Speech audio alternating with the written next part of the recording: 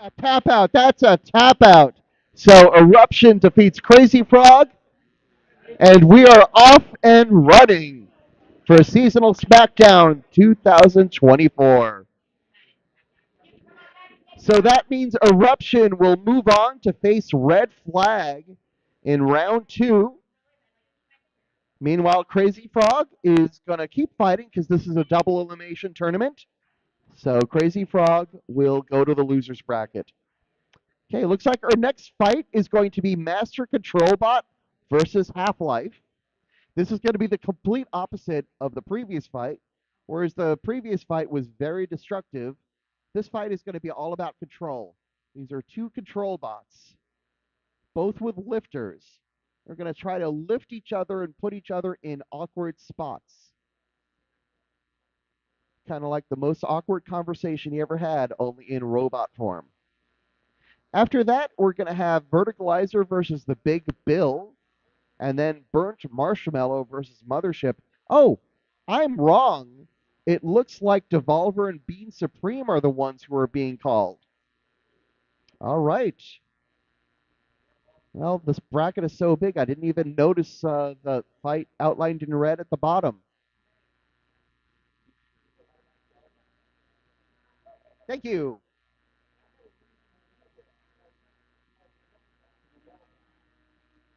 All right, we're still getting ready. So, want to see what the next fight actually is.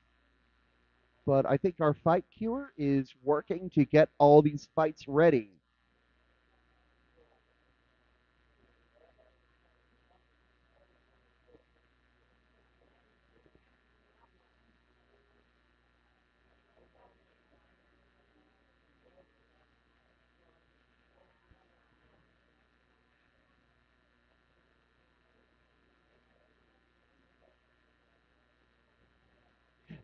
Neil and Jackie, Neil and Jackie, can we figure out who the next fight is?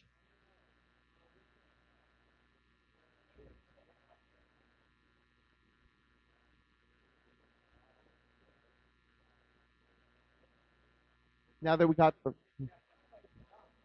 Yeah, I saw her just before. I don't know where she went, but I think she went into the pits. Possibly, yeah.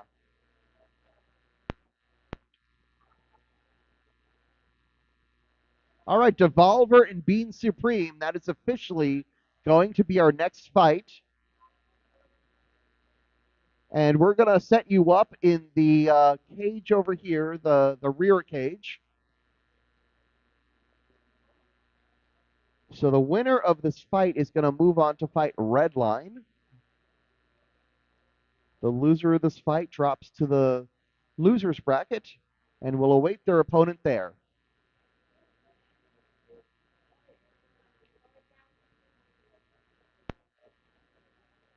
So both bots loading in.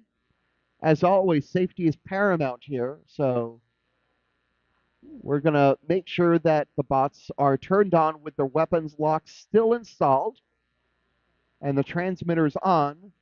That way the bots don't accidentally bind to a different transmitter when they turn on. That little song you hear is the happy song that an ESC sings when it's turned on. And then once all the parts of the robot are turned on, we remove the weapon locks. That's the very last thing we do before we close the cage doors. And we do not drive the robots until the cage doors are closed. So a very important safety rule. All right, both bots are in. The doors are closing. And once the doors are closed, all right, I just need a line of sight here. Yeah. Yeah, physically walk to the other side because you're on the right side. Yeah. Got it. Okay. All right, so we have Devolver in the red corner and Bean Supreme in the blue corner. Okay, judges, are you ready? Judges are ready. Red corner, are you ready? Red corner's ready. Blue corner is ready. Stream, are you ready? Stream, are you ready? Can I get a... Yep, Stream is ready. All right, Cassie, take it away.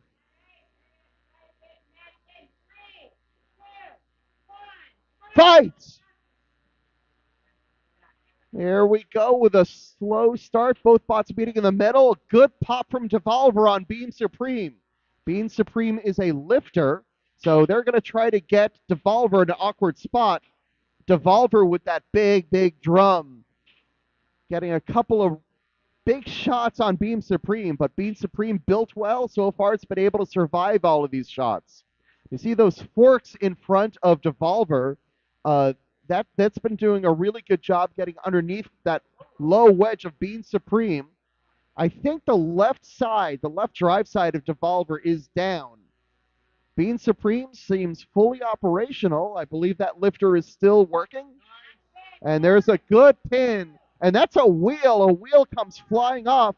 That was, I believe, Devolver's non-functional left wheel. So that's probably why it stopped working, because it was getting all loosey-goosey.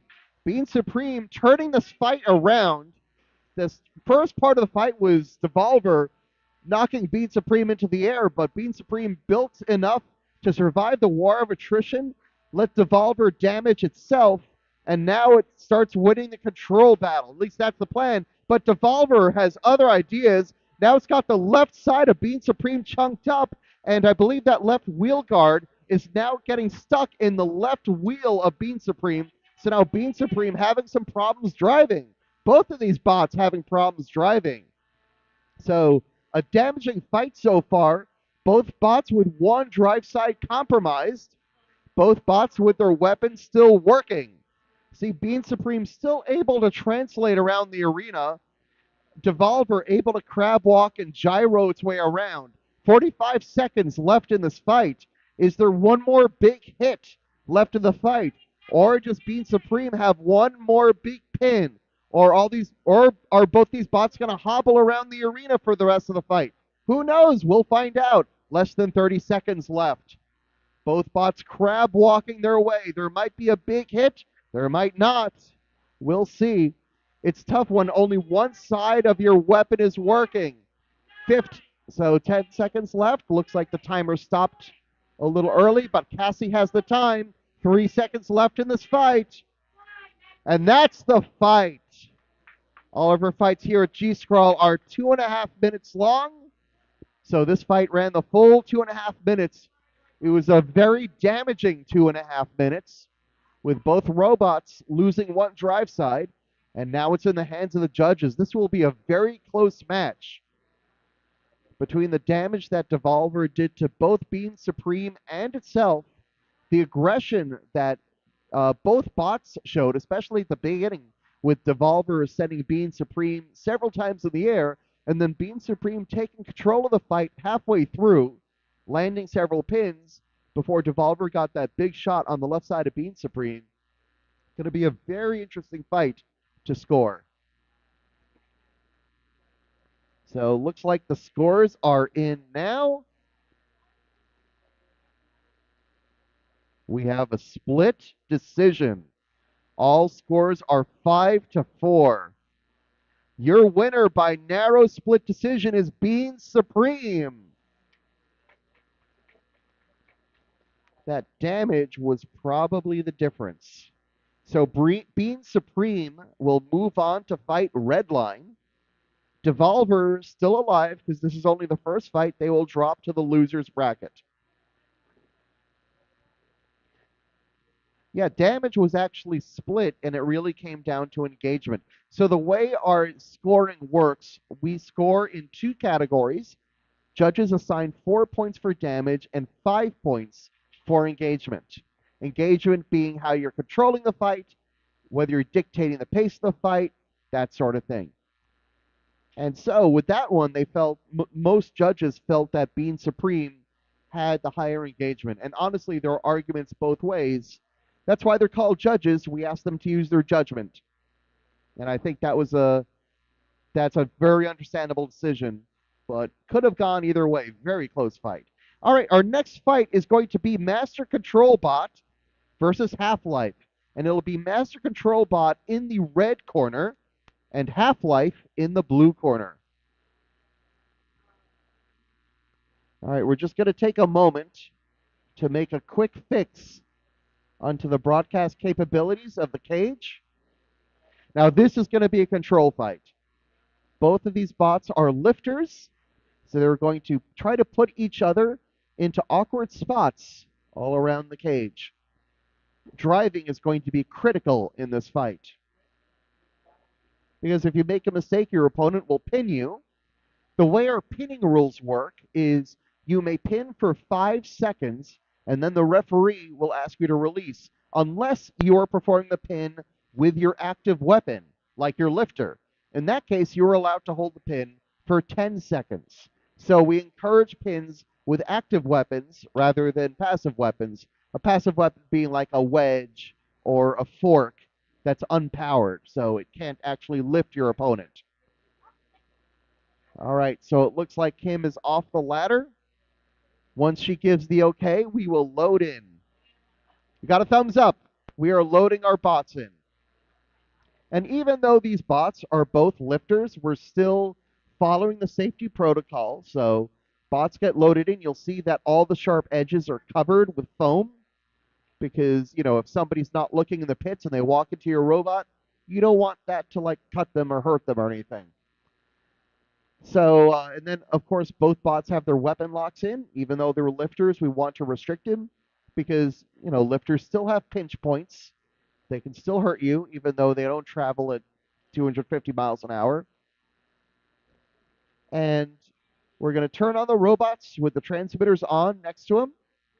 And the last thing we do is remove the weapon locks, close the doors, and off we go. All right. So once again, Master Control Bot in the red corner, Halflife in the blue corner. The winner of this fight will move on to fight Prince, a very destructive bot, not a control bot. All right, so Halflife in the blue corner, MCB in the red corner. So yes, the red bot's in the blue corner, blue bot's in the red corner. We'll get used to it. All right, Stream, how you doing? Are you good, Stream? Kim and Jana, are you okay? Are you good? All right, Stream is good. Judges, are you good? Judges are good. Red corner, are you ready? Blue corner is ready. Take it away, Ref Cass.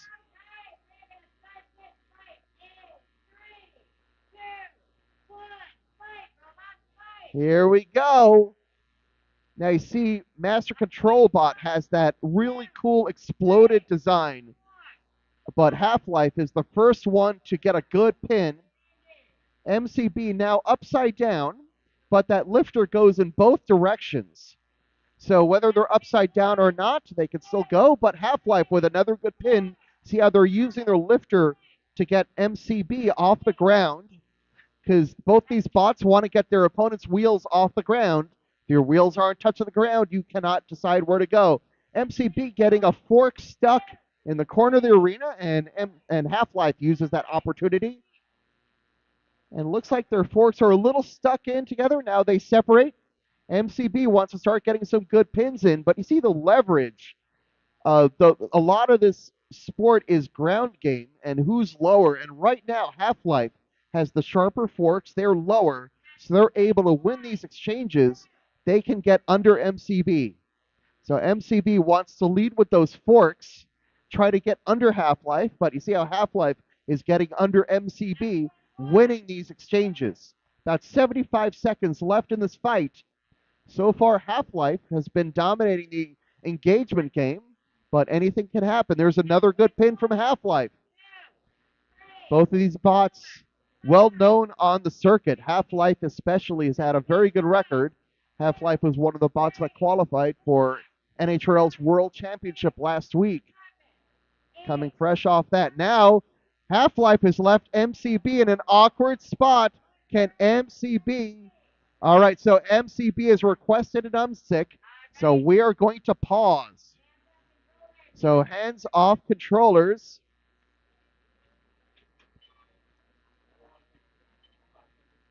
Matt, I hope you're proud of what you've done. He's a terrible person, he says.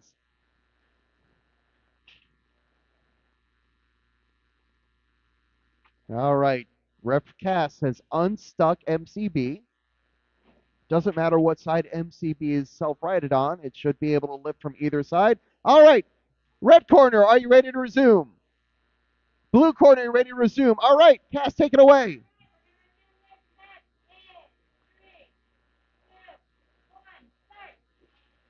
All right, so we're resuming with 38 seconds left in this fight, and Halflife gets right back to it. Another good lift.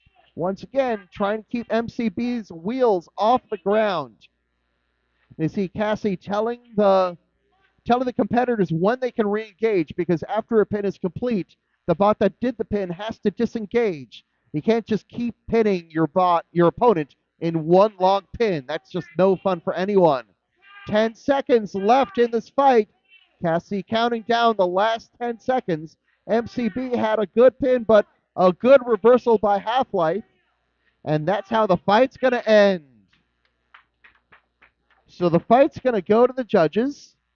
I have this thing where I do not speculate on who the judges will vote for, but I will say that most of those pins seem to go Halflife's way. MCB, certainly one of the coolest looking bots in the competition. All right. The decision is in, and it is a unanimous decision for Halflife. So Halflife will continue in the winner's bracket. They proceed to fight Prince. MCB will continue fighting in the loser's bracket. They will await their opponent. All right, so next we have Verticalizer and the Big Bill, and we are actually going to move to the other cage. We are moving off over to, I'm sorry, just going to need this part. All right, so we have we have Verticalizer in the red corner, and we have the Big Bill in the blue corner. Stream, are you ready? Stream, give me a thumb. Okay, Stream is ready. Referees are ready. Judges, are you ready? Judges are ready. Red corner, are you ready? Blue corner, are you ready? All right, let's get this fight started in 3, 2, 1, fight! So Verticalizer normally has 2 beater bars on its back. Unfortunately, it only has 1 today because they were one of the bots that competed in Cambridge, Massachusetts yesterday. Yes, they drove all the way from Cambridge down to New Jersey to fight 2 events in 1 weekend. So Verticalizer has only that 1 weapon motor left, so that's why they only have the 1 beater bar. But still, Verticalizer able to use it. The Big Bill, a lifting bot, or actually I should just say a wedge. I don't even think they have a lifter. And now it looks like Verticalizer may have taken out the Big Bill's left drive side. So Verticalizer is what we call a Thagomizer style robot, in that it's got a big armored front wedge and a tail with a weapon. Oh, that's a good reversal from the Big Bill. So Big Bill had a good pin there, getting itself back in the fight. Verticalizer turning around. What Verticalizer wants to do is aim its wedge towards opponent. Referee asking for a motion. And here's an unstick. So we're going to pause. We are pausing the fight for an unstick. We're paused at 74 seconds left. We are going to open the cage door, and we're going to unstick the Big Bill. That is their 1 unstick. If they got stuck again, then we're just going to do a count out. They're stuck in there pretty well. Ref Alex getting that crowbar in. Now they're unstuck. Looks like we got another fight starting up in the other cage. I will update you with that one as soon as I can. All right. Red corner, are you ready to resume? Blue corner, are you ready to resume? Let's get this fight resumed in 3, 2, 1, fight! So we have 75 seconds left on the clock. Verticalizer spinning around, and it's going full melty now. Big Bill's drive problems seem to have been resolved. It can now drive forward without an issue. See, it's Sports getting stuck a little bit in the cage floor. That's a steel cage floor. Some good hits from Verticalizer using that one beater bar. Like I said, normally has 2. That's a good pin from Big Bill. They can hold that pin for 5 seconds, and then they must release. Verticalizer moving backwards, trying to line up another hit. They're getting glancing blows off of Big Bill, but they haven't sent Big Bill into the air. That's a good hit, turning Big Bill. Well, Big Bill was upside down. Now Big Bill's right side up. But Big Bill doesn't really care which side it's up. That's another good hit from Verticalizer. 22 seconds left in this fight. Both these bots want to leave a good impression to the judges. Verticalizer going full spinny mode, and a good pin from Big Bill. Again, they can hold that pin 5 seconds. And the referee orders a release.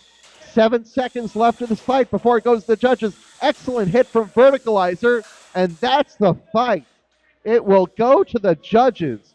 In the meantime, we're going to switch over to Burnt Marshmallow versus Mothership.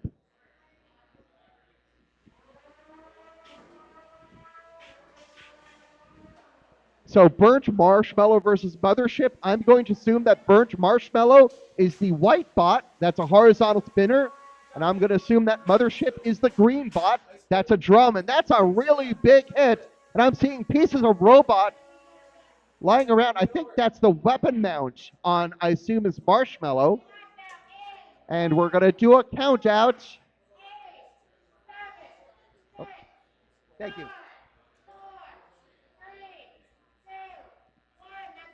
And that's a knockout. In the meantime, we have a judge's result for the Big Bill versus Verticalizer, which we just saw. It is a split judge's decision. Your winner is Verticalizer.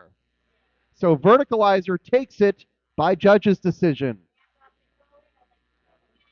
In the meantime, I can confirm that it was Mothership who got that knockout. So Mothership knocks out Burnt Marshmallow. All right, so what that means is Verticalizer will move on to fight Sir Slicey. Sir Slicey is an evolution on Sir Spinny, who is a bit of a feared bot around here. It has a very good driver. Burnt Marshmallow will move on to fight Anubis. In the meantime, their opponents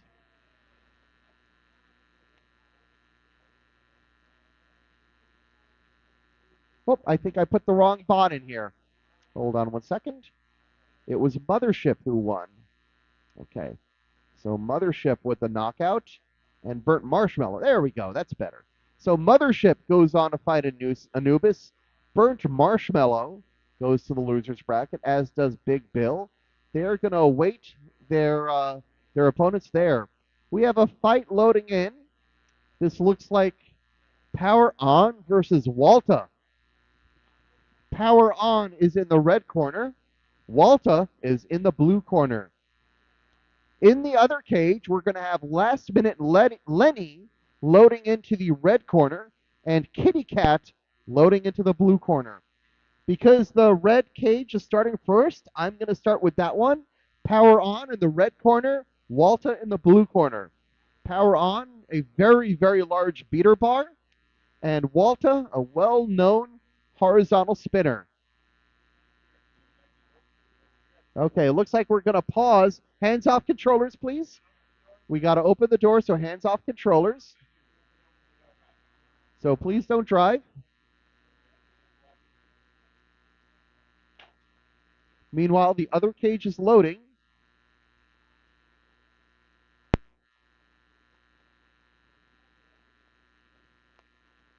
All right, so while they work on their bots in the red cage, I'm going to switch over to the blue cage. for Last Minute Lenny versus Kitty Cat. I can hear the AC going. Oh. So it looks like power on. Whatever gremlins they had are resolved. There we go. Here, heard a loud yes. So power on has its power on. Okay, so the red cage should be power on versus Walta. Power on in the red corner, Walta in the blue corner. There we go. All right, stream, are you ready for the red cage? They say hold on one moment. So once they set up once they set up the fight properly and get everything ready, give me the thumbs up. I will let you know.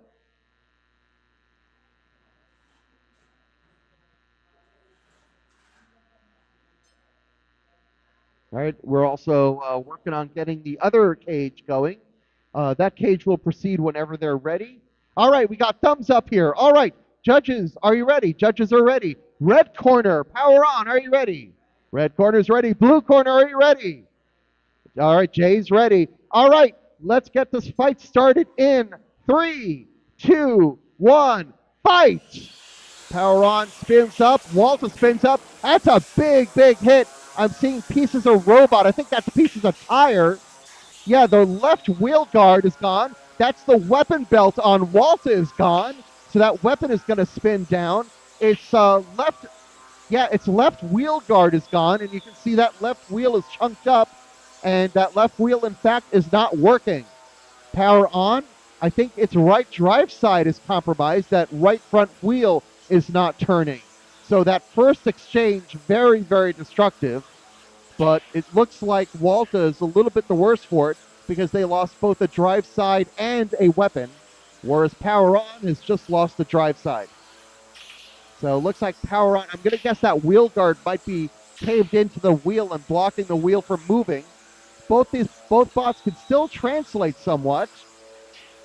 Walta going in circles, but can go into its direction. That's a big hit. Walter is being sent in the air. Walter is stuck in the corner. They may have to get an unstick or ask to be counted out. What do you think, Ref Alex? Jay, do you want an unstick or do you want to get counted out? All right. It sounds like there was a tap out in the other arena. And we have a knockout here. Power on. Knocks out Walta. All right. So, very eventful few seconds.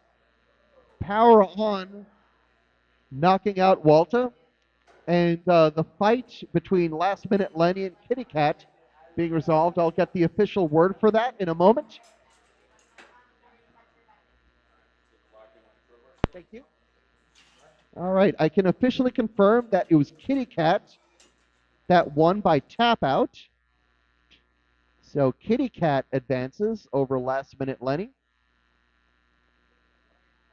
And both these bots advance. Power On is going to fight either Red Flag or Eruption. Kitty Cat is going to fight either Drumder Child or Melon Baller. Speaking of Drumder Child versus Melon Baller, that's going to be one of our next fights. I believe that will be our next fight, will be Drumder Child and Melon Baller. And whoever wins that fight will face Kitty Cat. The loser of that fight will face Devolver. We also have Toucan versus Wild Magic being summoned. They're going to be in the red cage.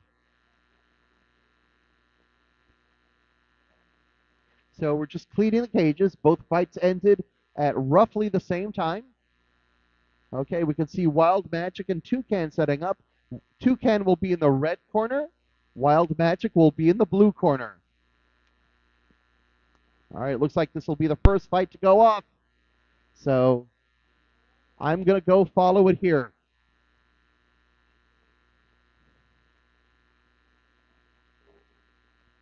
Toucan and Wild Magic. And there's Drumder Child and Melon Baller loading into the other cage. Got to try to keep an eye on that match as well. Both of those bots are really fun. Very good. It's a new version of Melon Baller. And Nate, of course, always making incremental changes and improving Drumder Child. Very promising bot to watch in 2025. All right, we're loading in and powering on the bots in the red cage. The other cage, the rear cage, is loaded in.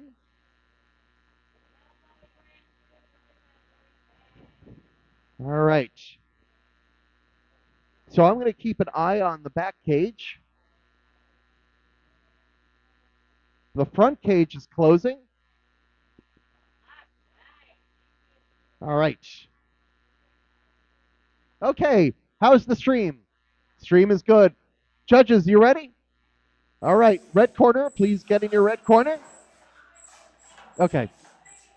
Gonna wait for Cassie to start her fight. All right, are we ready, Alex? Wow. Okay, red corner, are you ready? Red corner's ready. Blue corner, are you ready? Blue corner's ready. Let's get this fight started in 3, 2, 1, fight! Both weapons spun up and going for that first big hit. Now Toucan with a hit, Wild Magic inverted and briefly doing the thing. It's a big, big beater bar on Wild Magic, but I believe that's a wheel that Wild Magic just lost. Big exchange, parts going everywhere. Toucan temporarily was off. Wild Magic trying to violently self-right. Excellent hit from Toucan, and that's a tap out. Toucan wins by tap out. So while I set that up, I'm going to jump over to the other fight. We have Melon Baller versus Wild Magic. 90 seconds remaining in this fight. And it looks like we have a fully functional Drumder Child. And it looks like Melon Baller's weapon is down. And it looks like Melon Baller's, no, both his wheels are good. Okay, Melon Baller has, pause. Midnight, pause.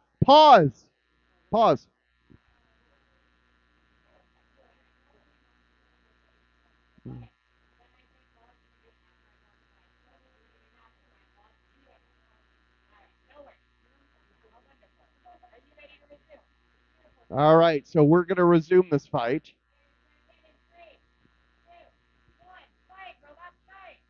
All right, we're resuming this fight over here. And looks like that weapon on Melon Baller is still down. 1 minute left in this fight. Drumder Child with Nate Franklin's suffocating driving style. Doesn't allow Melon Baller an inch to recover. Melon Baller's drive looks really good. They're going to try to figure out a way to control this fight, but it's hard with Drumder Child's weapon still going 100%. 30 seconds left in this fight. You hear Drumder Child's weapon is making occasional contact with the floor. That's those clicky-clack sounds.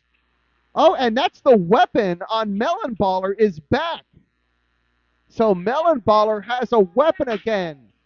Can they make a difference in 10 seconds? Drumder Child continuing to engage. That's a good hit from Drumder Child, winning that exchange, and that is the fight.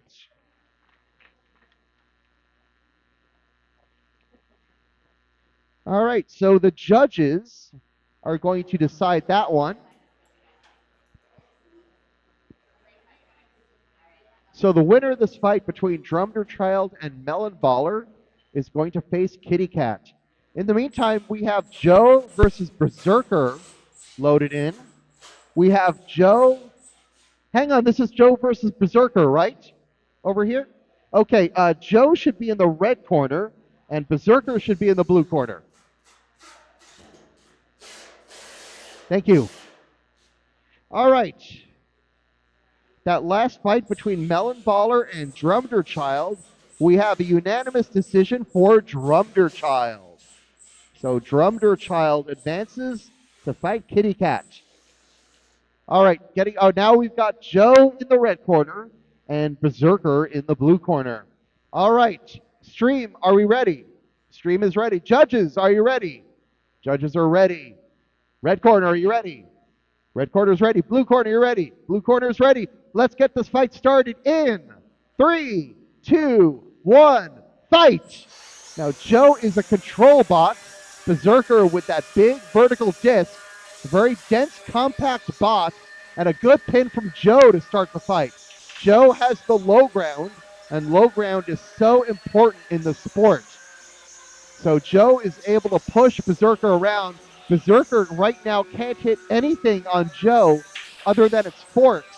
So Berserker has to need to figure out a way to get to the back of Joe, which is the one spot I think it can affect the fight in. Or Joe's sides might do as well. But so far, Joe is controlling the fight. Berserker upside down, trying to self-right using gyro forces, or the wall, that works also. Does the self-right. Now that's it. That's exactly what Berserker wants to do. Getting underneath the corner of Joe. You see, Berserker has a pretty zippy drive. They can use that to their advantage. They might actually be a little faster than Joe. Now Joe wearing Berserker as a hat. Berserker upside down. Berserker, very aptly named. It is in Berserk mode right now. They're trying to do a full frontal assault on Joe, but it's tough with those long forks. Just going to get stuck up on those forks. But one way Joe might be able to impact this fight is if it can get to the top. I'm sorry, one way Berserker might impact this fight is if it gets to the top of Joe and flips itself over with those gyro forces. It could get a front attack. There's a good hit, both on the forks and to the bottom of Joe. See a little bit of damage to Joe's bottom plate. Let's see if it affects Joe's driving. I see a wheel. That might be one of Joe's wheel. The fight is starting to turn a little bit in Berserker's favor, but now I see a drive belt. I don't know if that's off of Joe Berserker. That is off of Joe. That is Joe's left drive belt. So Joe's left drive is going to be compromised, most likely. All right, getting back. You see Joe's weapon over here. That's another good hit from Berserker. And match is ending in 5 seconds. And that's the fight. That's how it ends. Sorry, what did you say about the belt? I didn't hear what you said. Yeah. All right, so that belt came off of Berserker, it looked like. I'm thinking it was a drive belt that came off. All right, now we have, in the other cage, Arc Flash versus Beira. Arc Flash was starting in the red corner. Beira starting in the blue corner. There's a big hit right there.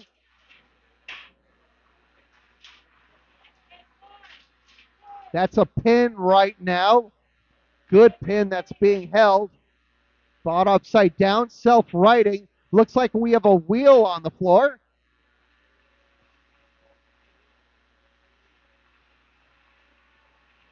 Both bots looking to line up a hit. That's a good hit.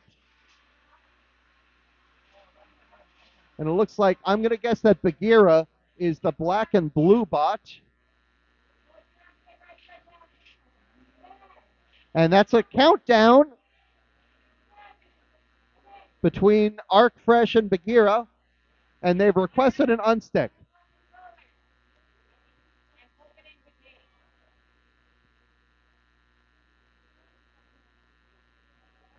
You're fine. Which bot is yours? Beira, is that the purple bot? Okay, purple bot is Beira. Okay, thank you. Okay, so the purple bot is Beira. The black bot is Arcflash. So Beira getting unstuck there. That is their one unstick. Beira and Arcflash. All right, Cassie about to restart the fight.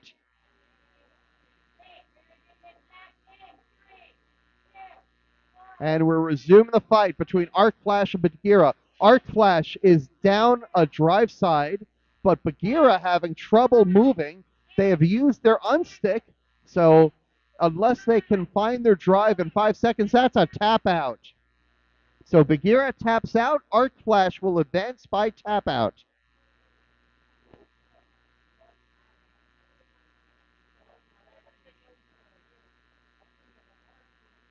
Thank you.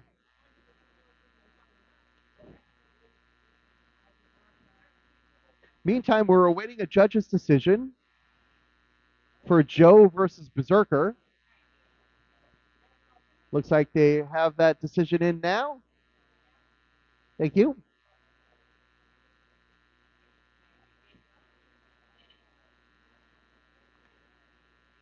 We have a split judge's decision.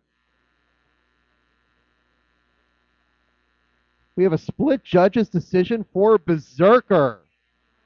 So Berserker defeating Joe. That was a back and forth fight. Very, very close.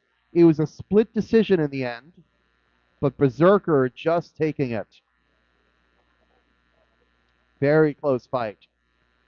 All right, now we've got Marvin versus Kilco loading in, and Sting Operation versus Meter Beater. So Marvin versus Kilco will be in the front cage. Sting Operation versus Meter Beater will be in the back cage.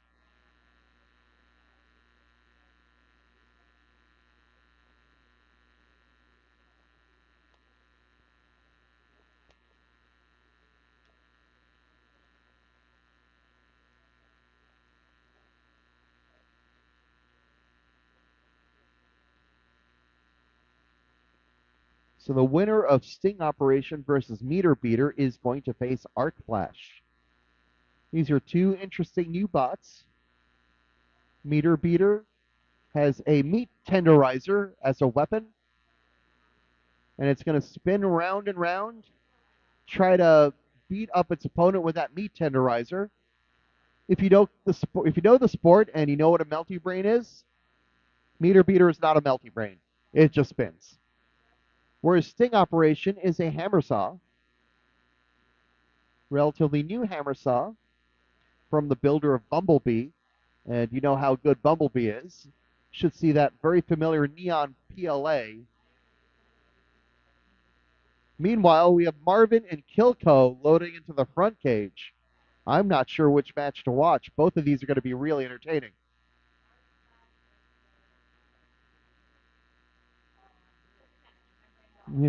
All right, so in the front cage, it's Marvin in the red corner and Kilco in the blue corner. In the rear cage, it is Sting Operation in the red corner and Meter Beater in the blue corner. All right, I think the front cage is a little further ahead, and they're going to need me to start the fight. Sorry, I'm just going to need to get this. Thank you.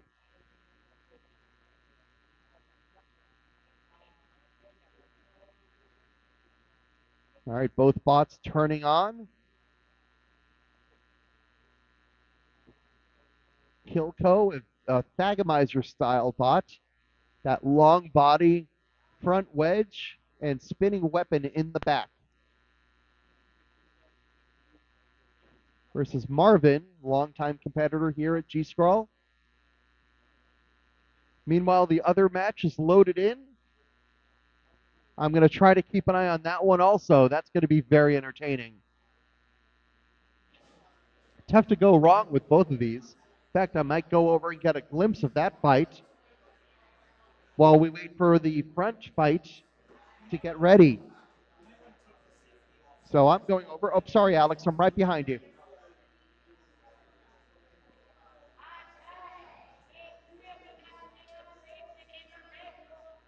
Yep, Sting Operation right corner.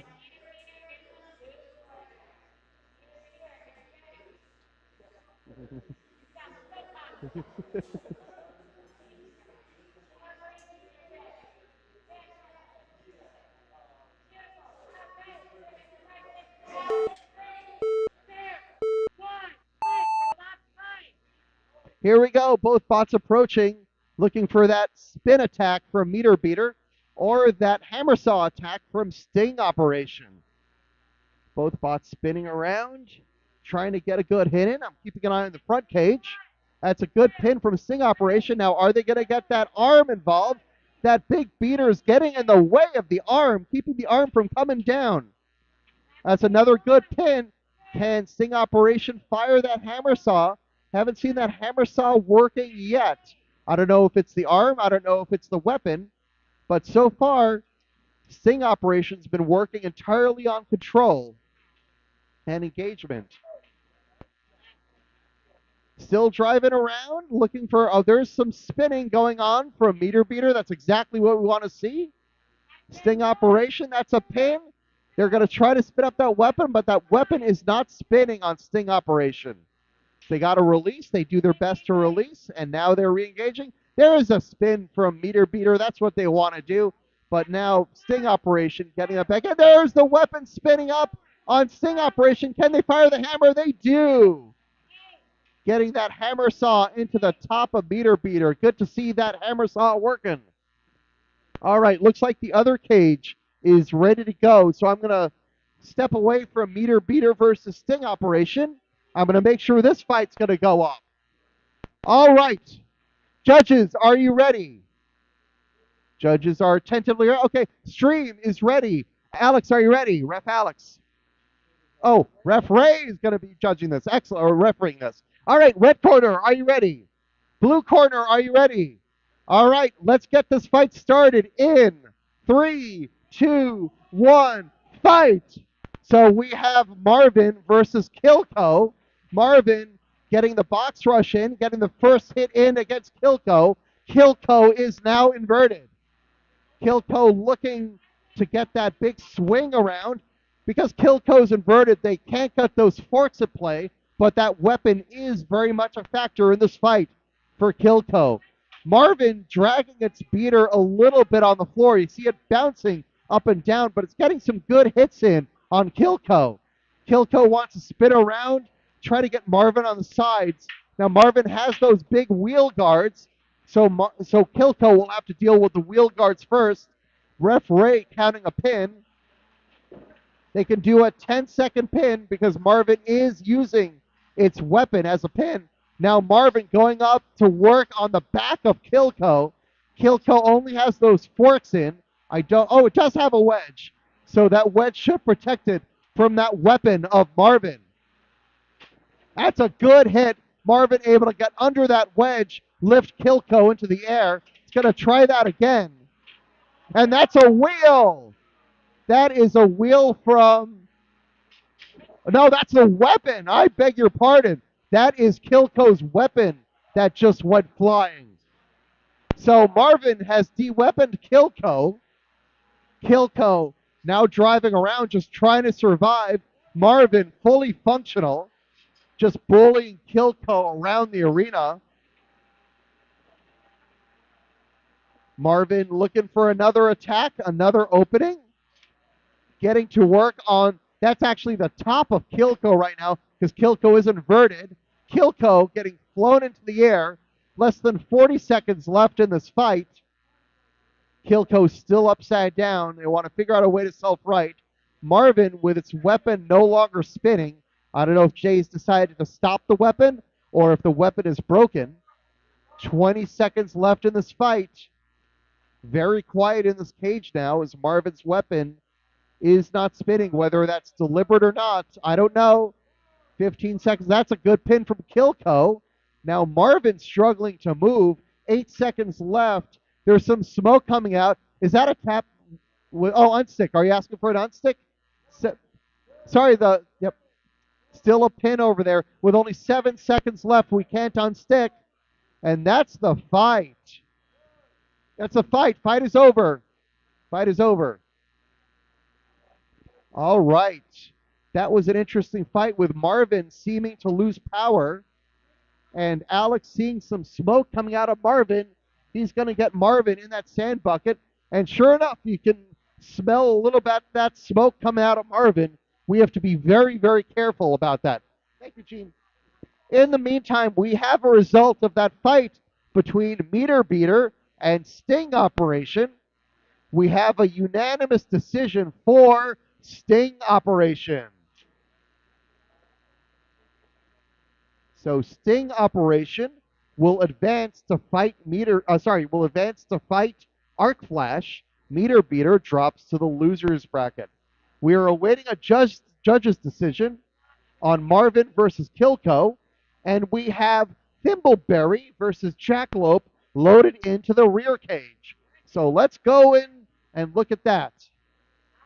Thimbleberry in the red corner, Jackalope in the blue corner. Oh, we have lost a judge. We need to get our judges back, so we cannot start this fight. No, Jaron, you may not judge. All right, we're still unloading the other fight. We're calling judges to the rear cage. Can we please have all three of our judges in the rear cage? No, I think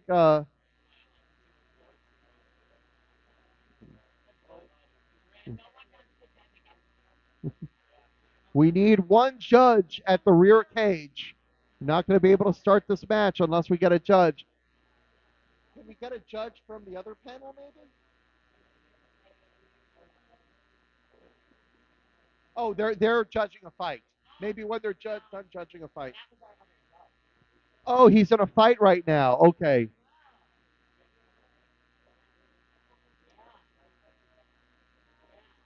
It's because there's two cages and there's not enough judges, so that's why they're doing it.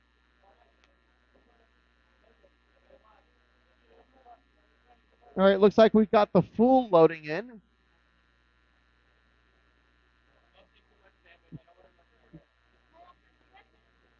Oh, you mean Rick? Okay. So we're going to see if we can borrow a judge to get this fight going.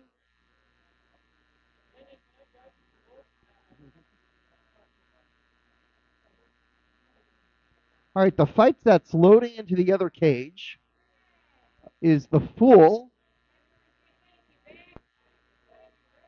That's the Fool versus Cheese Style. In the meantime, we have a judge's decision on the fight between Kilco and Marvin. That is a unanimous judge's decision for Marvin. So Marvin will advance despite the fact that it's on fire right now. All right.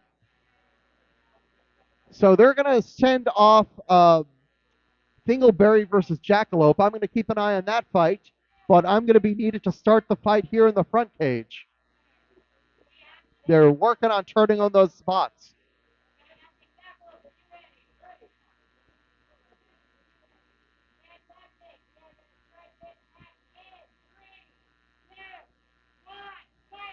And here we go. Thimbleberry versus Jackalope is away, but I'm keeping an eye on the front cage. I'll jump to that fight once we're ready. We have a good pin over here.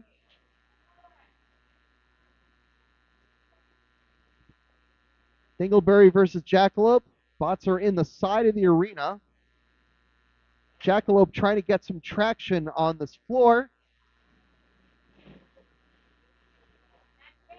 Some drilling work being done on the front cage. Jackalope still on the side. There, now they're turning around. Ready to fight. They drive into the wall. And that's a good pin from Jackalope. Jackalope with a good pin. Thimbleberry with its weapon still, well, I don't know if Thimbleberry's weapon is still going. There it goes. Thimbleberry's weapon spinning, but Jackalope starting to take control of this fight.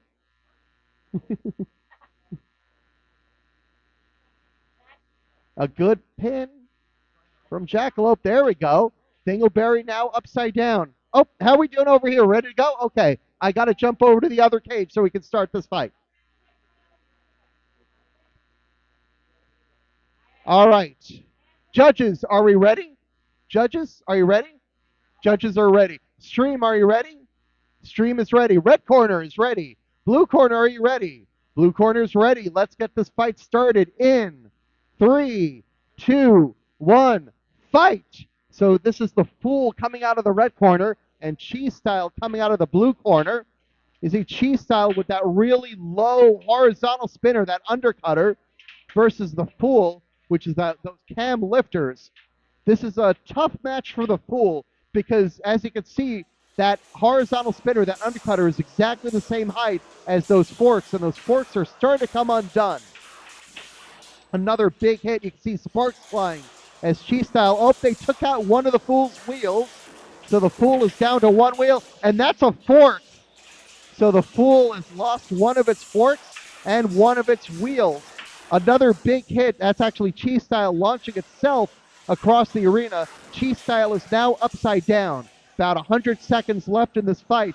The Fool is stuck in the corner, asking for the corner. There we go.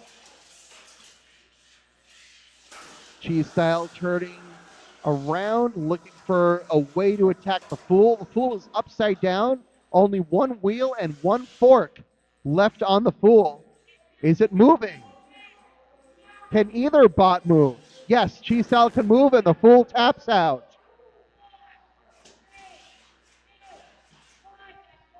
And meanwhile, Thimbleberry and Jackalope has gone to the judges. So Cheese Style advances via tap out. Thimbleberry versus Jackalope, we're going to await a judge's decision. Thank you. And that was brutal. The screw's still in the servo. So they're doing a function test on Thimbleberry versus Jackalope so they could get a sense of what the judges scored, of what the damage scores will be. So we're going to have some fights in the losers bracket. We know what some of the matches are going to be. We know, and we're not calling these fights, I'm just saying that these are the matchups. Meter Beater will be facing Master Control Bot. Kilco will be facing the Big Bill.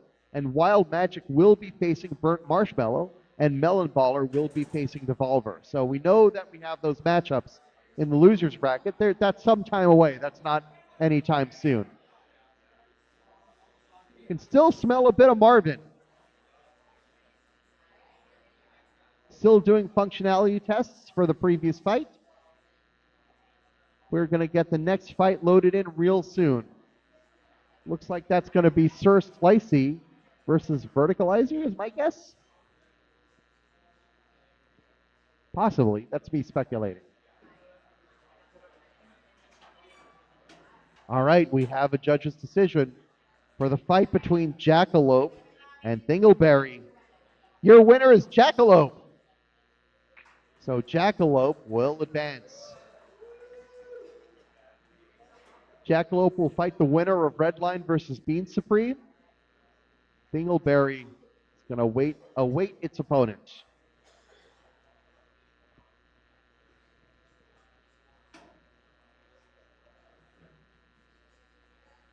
All right, we're awaiting our next fight.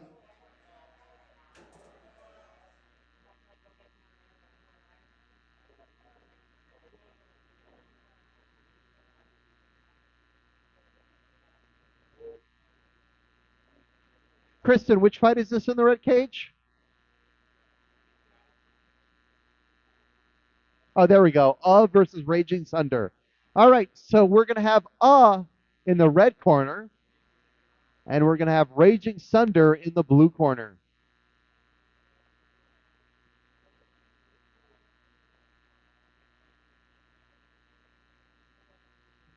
Meanwhile, in the rear cage, we are going to have Sir Slicey in the red corner and Verticalizer in the blue corner. ESC is turning on in the front cage. And that's where I'm going to be. I'm going to be in the front cage.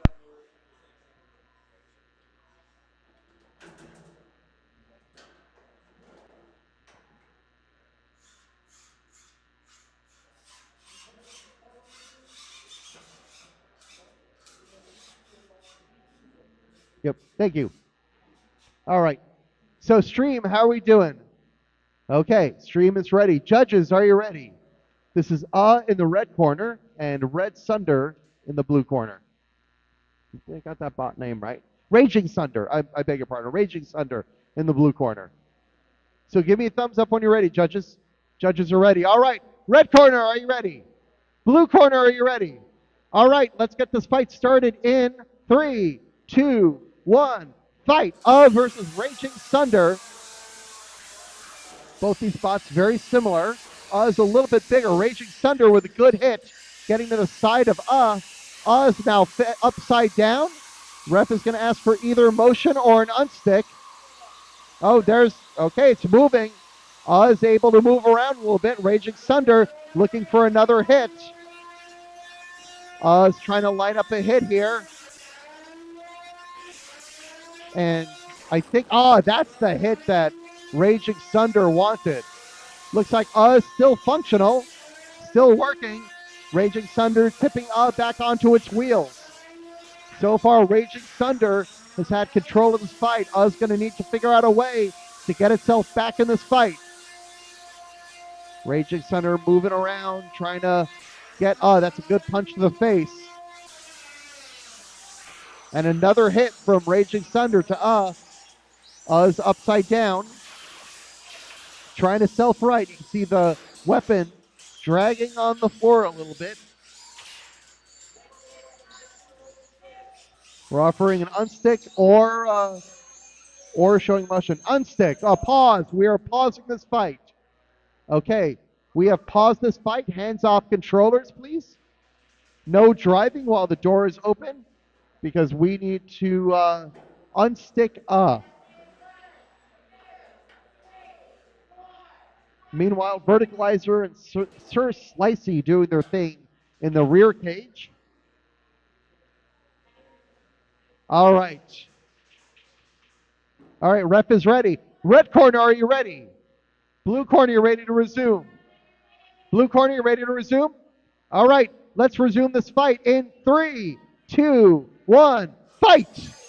73 seconds remaining. Is still trying to navigate itself upside down. Raging Sunder with a couple of hits with it in the corner. Just over a minute left in this fight. Is now back on its feet. We see that frame of is a little bit twisted. Some more big hits. Its right bunny ear is twisted as well. Some big damage for Now we have to see motion. It's already used its unstick. Can unstick itself? Or will it get counted out? That's a count out. So Raging Sunder knocks out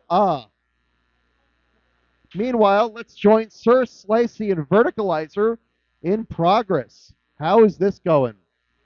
Well, I don't see the weapon spinning on Sir Slicey. Verticalizer is doing its own spinning thing.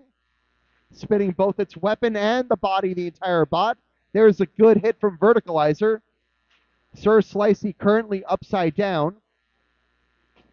And another hit. Sir Slicey is driving into that spinning body of Verticalizer. 10 seconds left in this fight. Another good hit from Verticalizer, self-righting, or I should say, just plain righting Sir Slicey. And that is the fight. So that one's going to the judges. Meanwhile, we had the previous fight, Raging Sunder versus that was a knockout for Raging Sunder. So Raging Sunder is going to advance to fight Cheese Style. Will go to the losers bracket and they will face Crazy Frog. We are making good progress in this Beetle weight bracket.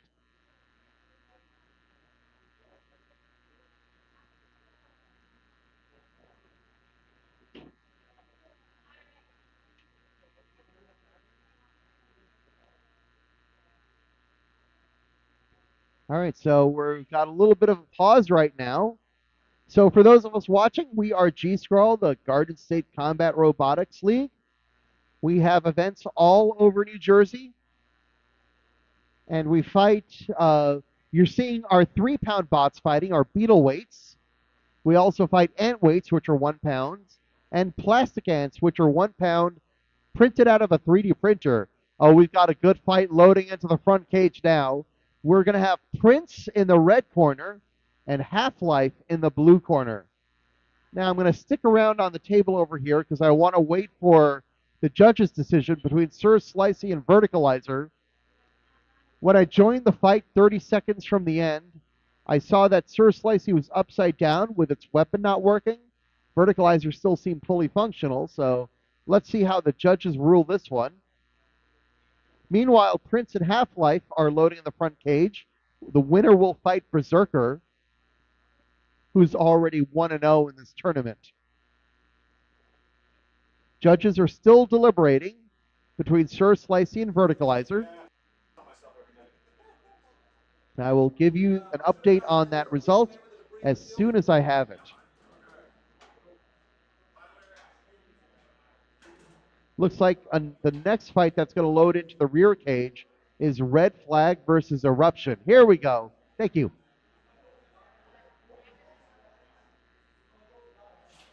All right, your winner by a split judge's decision between Verticalizer and Sir Slicey is Sir Slicey.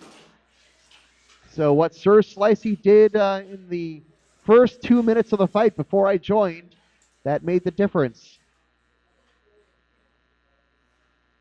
Hope to see a full fight from Sir Slicey soon. They are going to face Toucan in their next fight. Meanwhile, Verticalizer is going to fight the winner of Wild Magic versus Burnt Marshmallow. All right, looks like we're just about ready to start over here. Stream, are you ready? Stream's ready. Judges are ready. Red corner is ready. Blue corner, are you ready? Blue corner is ready. Let's get this fight started in 3. All right, wait. All right, let's get this fight started in 3, 2, 1, fight. Prince coming out of the red corner. Halflife coming out of the blue corner. Prince is the vertical spinner. Halflife is the red lifter. Prince is known to be a very destructive bot. Halflife is known to be a very durable control bot. So who's going to win here? Is it going to be destruction or is it going to be control? Halflife having some problems moving. Prince wants to say, we're going to pause. We are pausing this fight. We are going to unstick Halflife. So hands-off controllers. We are not allowed to move the bots. We cannot drive the bots while the box is open. This is for safety because these bots can be very dangerous, especially a bot like Prince. All right. Halflife has now been unstuck. All right, getting the crowbar back. Thank you, referees. All right, red corner, you're ready to resume. Blue corner, you're ready to resume. Let's get this fight resumed in 3, 2, 1, fight. So we have just under 2 minutes remaining in this fight. See both bots' forks able to keep each other from each other, but Halflife now with a good lift. Prince spinning its weapon to try to get out of that lift. Halflife moving around, trying to get another good pin, and it does so. Prince knocking its weapon against the steel floor. Prince trying to get some good traction against the steel floor. Another big hit from Halflife, getting itself pinning Prince against the side of the arena. Now both bots dancing around. And Prince with a good hit. Prince is the kind of bot that can turn this fight around in a blink of an eye. 90 seconds left in this fight. Halflife getting a good pin on the right side of Prince, that right fork. Prince is able to free itself, but its gyring is making drive difficult, and that means Halflife is able to push the fight around. Halflife able to control Prince. Sounds like we had a tap out in the other fight. Another good drive from Halflife, pinning Prince against the side of the arena. That weapon from Prince just not quite able to reach the body of Halflife, and that's been the whole difference. Awesome, thank you. So that's, I can confirm that Red Flag tapped out and Eruption won the previous fight, so Eruption will continue its journey in the winner's bracket. Meanwhile, Halflife continuing to control Prince, keeping Prince against the side of the arena. Less than 30 seconds left in this fight. Prince can turn this fight around with one quick hit, but Halflife has not been letting them do that. Another good pin and lift from Halflife. See that lifter keeping Prince from driving. And now they've got a release. 8 seconds left in this fight. That's the last countdown. And that's the fight. This one's going to the judges. So Prince and Halflife will go to the judges. Let me update Eruption and Red Flag over here. So Eruption is going to move on.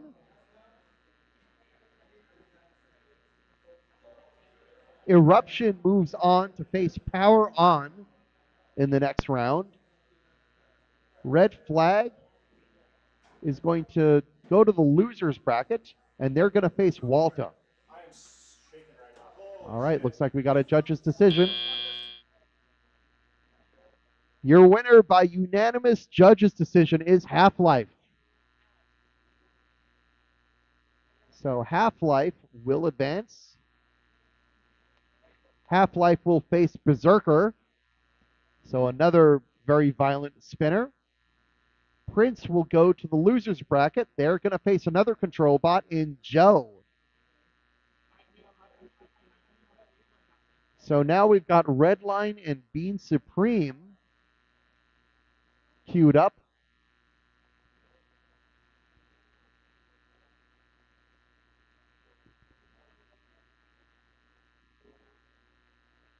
Yep, Redline and Bean Supreme looks like they're going to go into the front cage.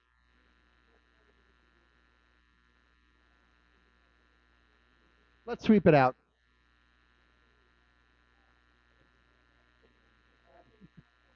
All right, so we're going to put them in the black cage because we need to sweep out the debris from the front cage.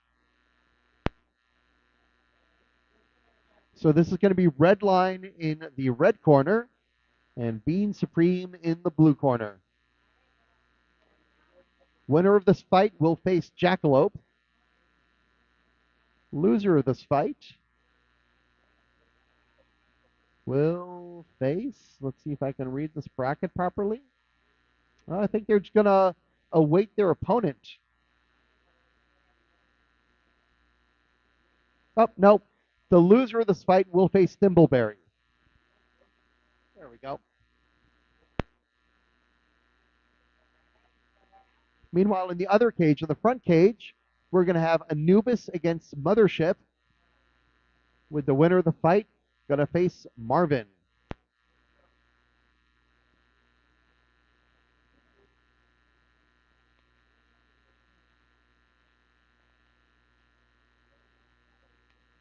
All right, looks like that front cage has been fully swept out. Yep, almost fully swept out. We got a little bit more to sweep out in the blue corner.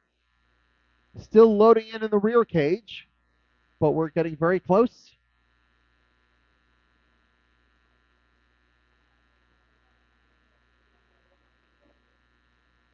All right, the doors are closing, and the bots are going to their corners.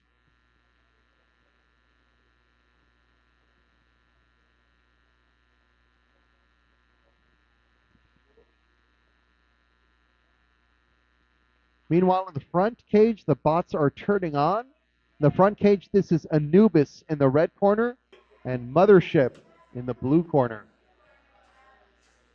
All right, I'm going to follow the front cage because they need me to start the fight. Anubis and Mothership. Also, the rear cage is going to be entertaining as well. Take your pick which cage to fight, which cage to watch, which fight to watch. I've been doing this all weekend, folks. I only have 3 brain cells left. All right, Anubis is in its corner. Mothership is in its corner. Making sure it's exactly right. All right, stream, how you doing? Ready to start the stream? Good, excellent. Judges, how you doing? Judges are good. Red corner, are you ready? Blue corner, are you ready? All right, let's get this fight started in 3, 2, 1, fight. Here we go, bots meeting in the middle. Big hit. That's a roof shot And another one. Mothership roofing Anubis a couple of times. Anubis still functional, and they got a nice hit. Another even exchange between the two bots. And now Anubis starting to get some hits in on Mothership. I can see something is that a belt coming off of Mothership?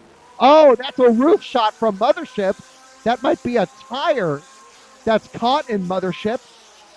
But Mothership starting to have problems. That's another roof shot. It seems, I think that's the left tire on Mothership that's coming to stress. Another big hit from Anubis to Mothership.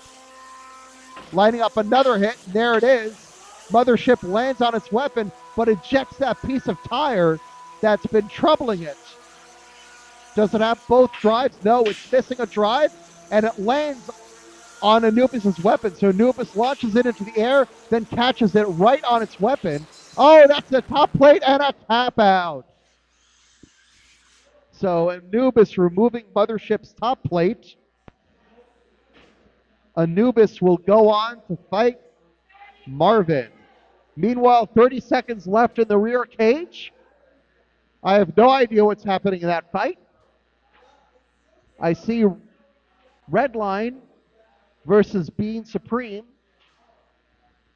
This looks like I'm going to speculate that this was an even fight because both bots are still fully functional. 10 seconds left in that fight. Looks like it's going to go to the judges. And this is going to go to the judges.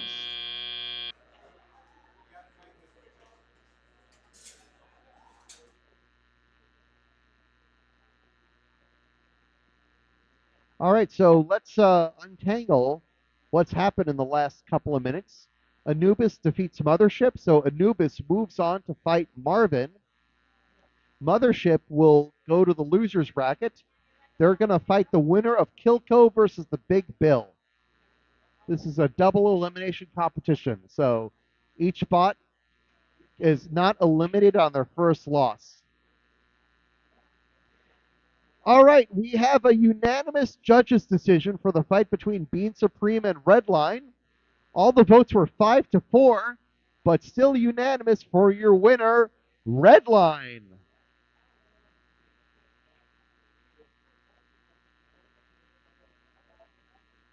So Redline will advance by a judge's decision.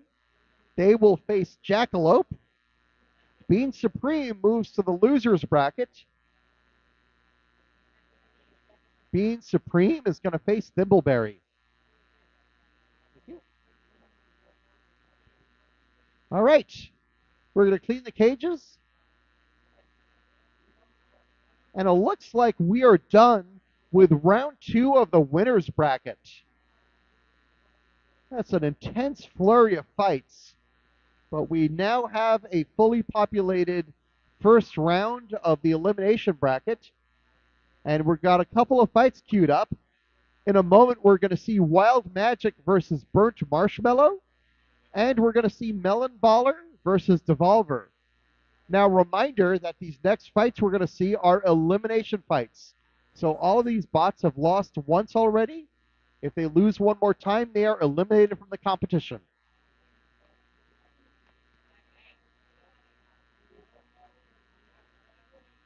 All right, Melon Baller and Devolver. Melon Baller will be in the red corner. Devolver will be in the blue corner. That's in the rear cage. Cleaning up the front cage, we're about to, it looks like we have to do a little bit of work on the front cage. We had a couple of roof shots, so we want to make sure that the lighting and the ceiling are still intact. That's okay. Anubis hit there. Some really vicious roof shots from both bots in that Anubis Mothership fight. Mothership had a lot of bite in that very first match, in that very beginning of that match, I should say, saying Anubis into the ceiling, but then Anubis turned around, took control, and eventually removed Mothership's top plate, which immediately stops the fight because that revealed Mothership's battery. Okay, we have Wild Magic and Burnt Marshmallow loading in. Wild Magic is in the red corner, and Burnt Marshmallow is in the blue corner. All right, I'm going to set myself up here because they need me to start this fight.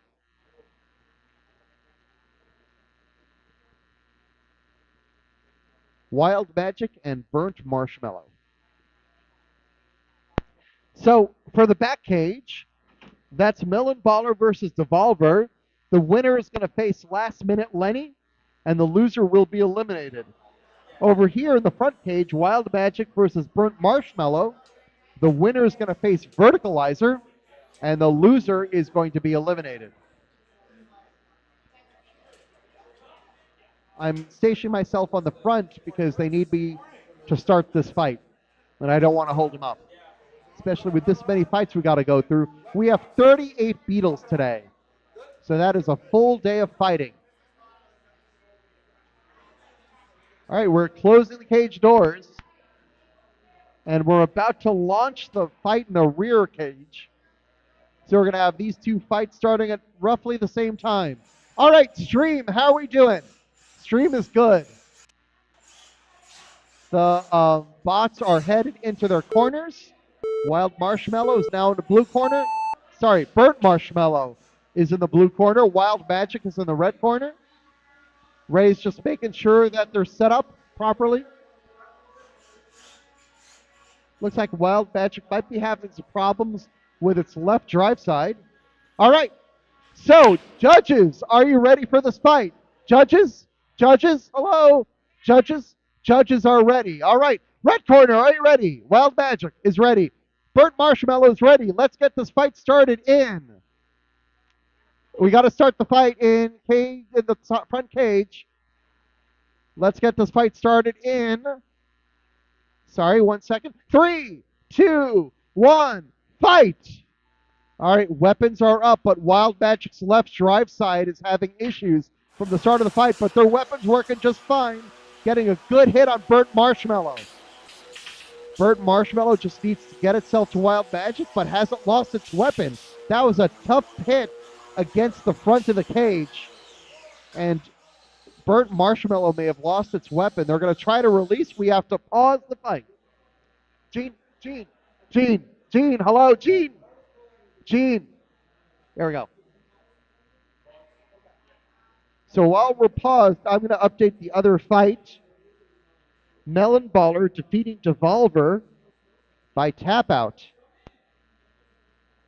So Melon Baller advances. Melon Baller advances to fight Last Minute Lenny. Devolver is eliminated. Too bad, that looked like a really destructive bot. Meanwhile, a conversation about what's happening over here. This is the Wild Magic versus Burnt Marshmallow fight. The referee's having a discussion right now.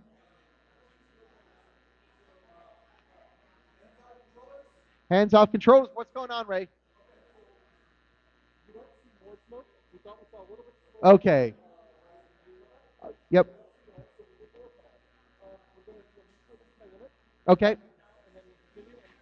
All right, so what happened is first there were two things.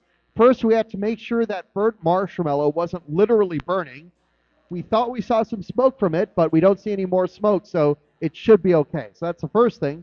Second thing is these robots cannot disentangle from each other, so we have to do a manual disentanglement. That means both of these bots both drivers have to have their hands off their controllers, because we cannot operate these bots while the cage is open.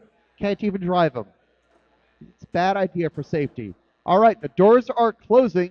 We have just over 2 minutes remaining in this fight. All right, red corner, are you ready to resume? Blue corner, are you ready to resume? Kim, are you ready to resume the timer? All right, let's get this fight resumed in 3, 2, 1, fight! All right, that's Wild Magic spinning up, but Burnt Marshmallow is not moving. So we're gonna pause. So now this is a different unstick. Before we had a mutual entanglement, which is not an unstick.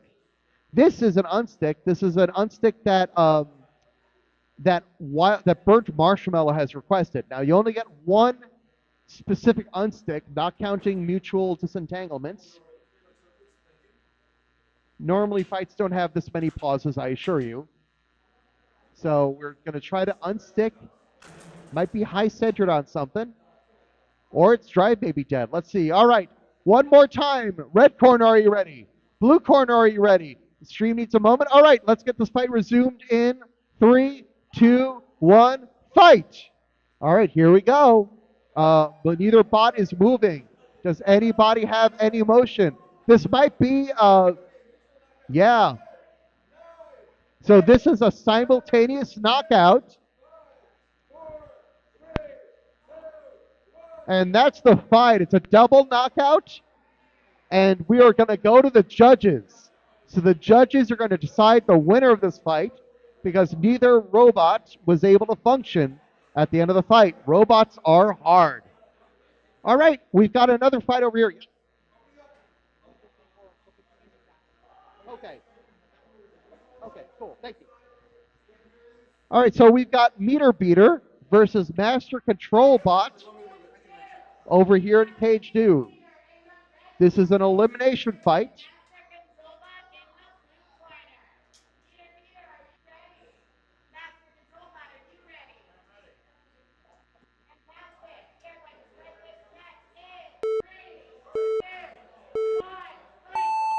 Here we go. Meter Beater coming out of the red corner. Master Control Bot coming out of the blue corner. This is an elimination fight. So the loser is eliminated. You can see the weapons on these bots. MCB has a lifter, and Meter Beater has a meat tenderizer. So Meter Beater is going to try to tenderize MCB. MCB is going to try to de-res Meter Beater.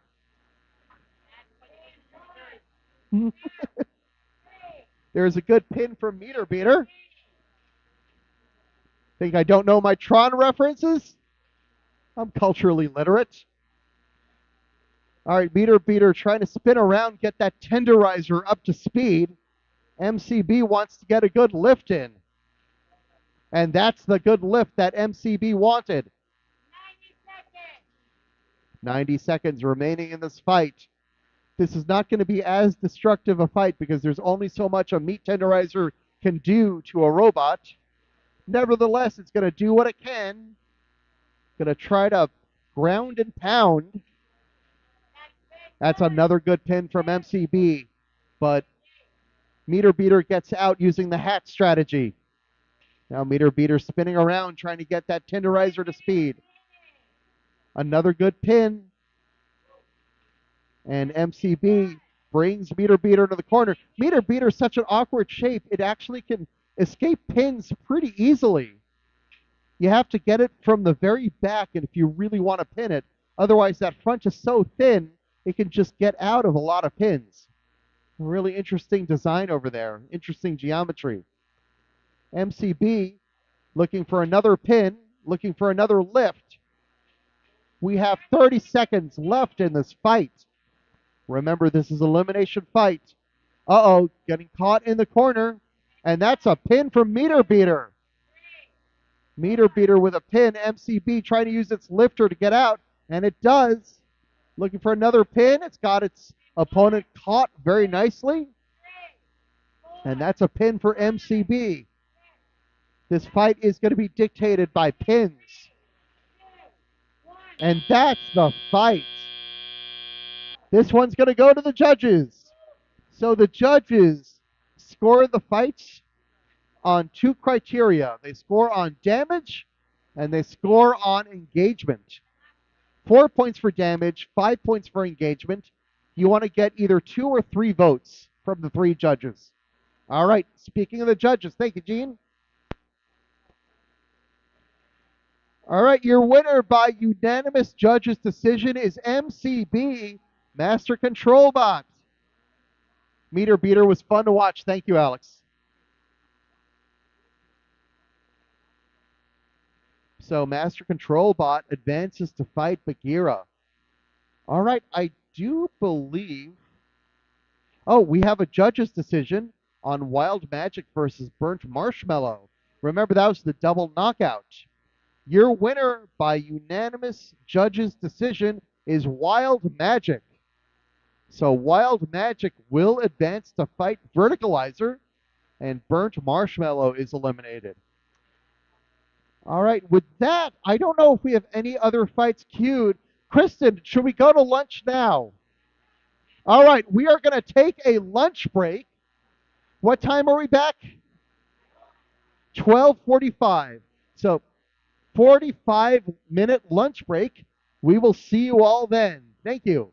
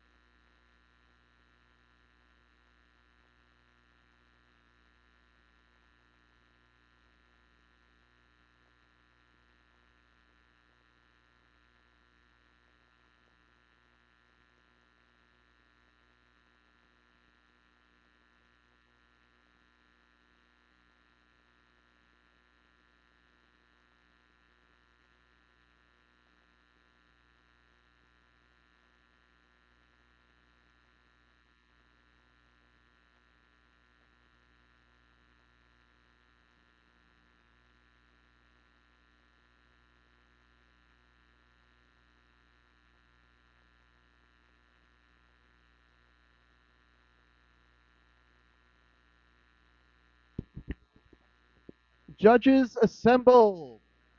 Both cages. We are going to resume fighting very shortly.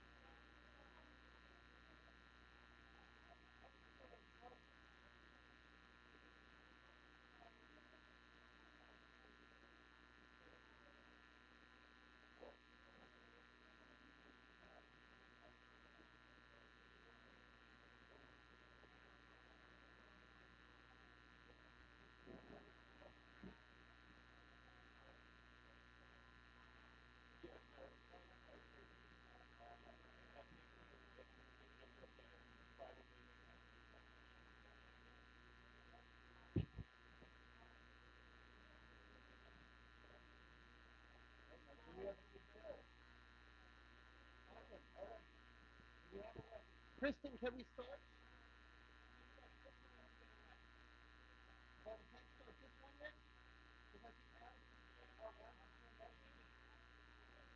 Okay. Yep, yep. Kristen, do you mind if I take it from here instead? Okay. Go ahead and close it from that way. Oh, are you there? Okay. All right, we are loading in our first fight after the lunch break. Welcome back, everyone. So we have Kilco in the red corner and the Big Bill in the blue corner. The winner of this fight will fight Mothership. The loser of this fight is eliminated. So, just to reset for everyone, we are GSCRL. We are the Garden State Combat Robot League. We do robot fights roughly every month or so, all around the beautiful state of New Jersey. We fight beetle weights. You're seeing the beetle weights today. That's 3 pounds. We also fight ant weights. Those are 1 pound. And we fight plastic ants, which are 1 pound, made almost entirely out of 3D printed plastic. Looks like we got a fight loading into the red cage as well. That is Eruption versus Power On. Eruption in the red corner and Power On in the blue corner. That fight is not an elimination match. Whoever loses the fight will drop to the loser's bracket, but their day continues. Whereas the fight in the rear cage is an elimination match.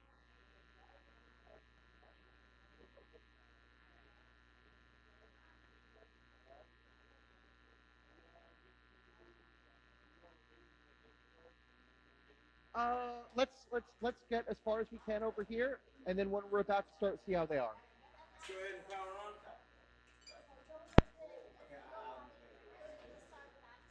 Well, the thing about it is somebody has to click the button to actually start the timer. Okay.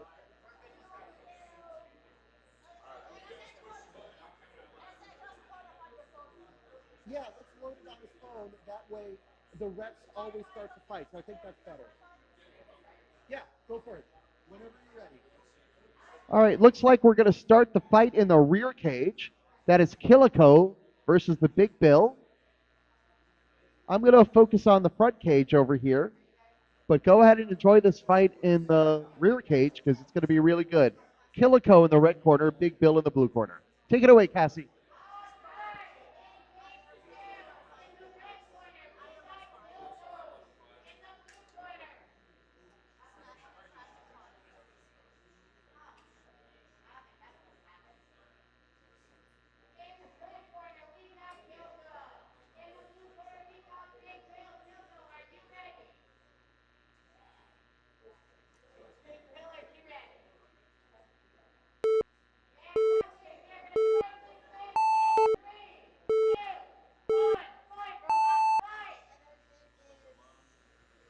Now, Kilco is the long orange and white robot. The Big Bill is the small yellow and green robot. Kilco has a spinning weapon on its rear. It's going to try to spin around and hit the Big Bill on its side where it's vulnerable, where its wheels are. The Big Bill, I don't believe, has an active weapon. It's a wedge, so it's going to do just what it's doing now, try to wedge Kilco. And we're going to pause for an unstick. So during this pause, nobody can drive their bot because we're opening the cage.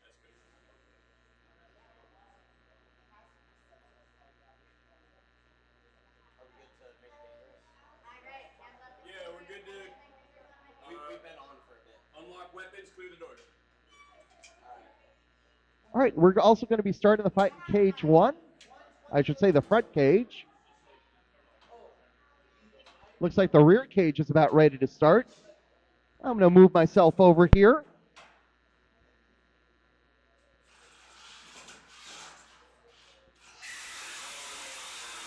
You see the weapons testing over here. Eruption in the red corner, Power On in the blue corner. This is going to be a destructive fight. Yep. Okay. So why don't you lead because you're going to start the fight. So you can start the fight, right, Alex? Okay. So go ahead and lead. Check if everybody's ready. You do what I usually do.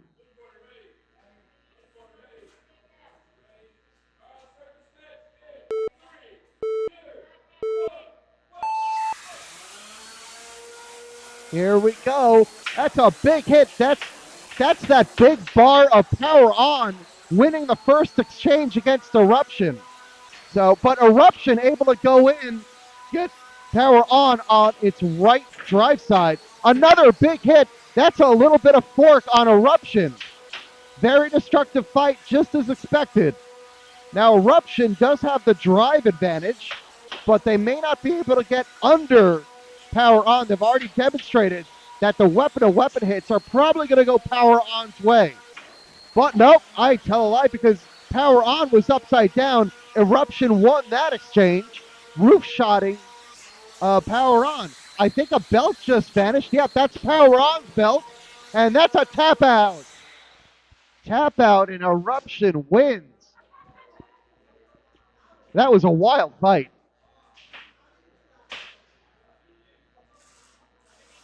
So Eruption wins by a tap out. They advance in the winner's bracket. They're going to face either Kitty Cat or Drumder Child. Power on, in the meantime, will fight on. In the loser's bracket, they await their opponent. I'm going to check in on Kilco versus the Big Dill.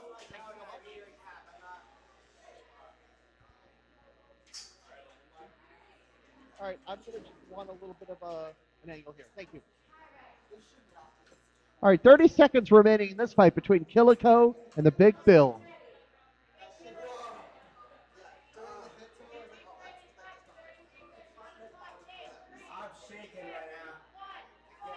Here we go. We're post unstick, and there is a pin from Big Bill.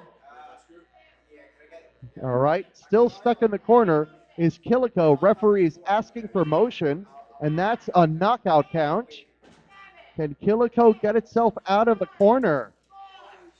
It can move, and that might be enough translational motion to stop the count. But referee says 4 seconds left, so Kilco escapes the knockout, and their fate is now with the judges. So Kilco versus the Big Bill is going to go to a judge's decision. The winner of that fight is going to face Mothership, and the loser is eliminated. All right, what else do we have? Loading into the rear cage next is going to be Halflife versus Berserker. Loading into, sorry, that's the front cage, is Halflife versus Berserker. Loading into the back cage, the rear cage, is going to be Kitty Cat versus Drumder Child. Both of these fights should be bangers.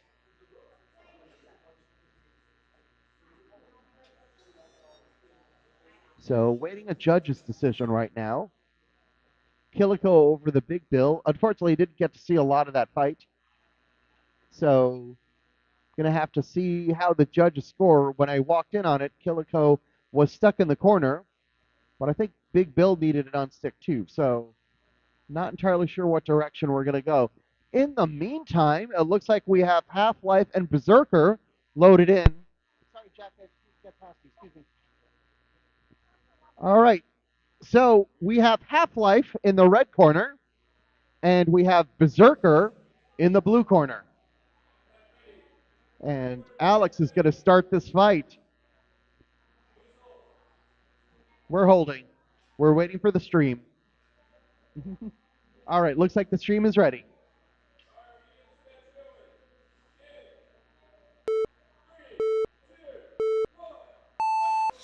All right, here we go. Halflife is the lifter bot, and Berserker is the bot with the big vertical spinner. Halflife known for really controlling the fight, having a very durable build. Berserker is sending Halflife into the ceiling and then catching Halflife on the way down on that weapon. That double shot is really popular with those vert drivers. Halflife looking to continue to control the fight. That's a pin that the announcer, that the referee is calling. Berserker has when it goes too fast forward, it does wheelie. And I think that's something the driver is trying to deal with right now. Is the weapon working on Berserker? The cage has gotten very quiet, and if that weapon is down, that's a big advantage for Halflife. Halflife, oh, that's Berserker with a pin. Berserker with a really good pin. Berserker has an amazing drive, very, very good drive. But you see that drive is so strong that when it stops, it also wheelies. So that's going to be a question of how Berserker can figure out to drive without wheeling.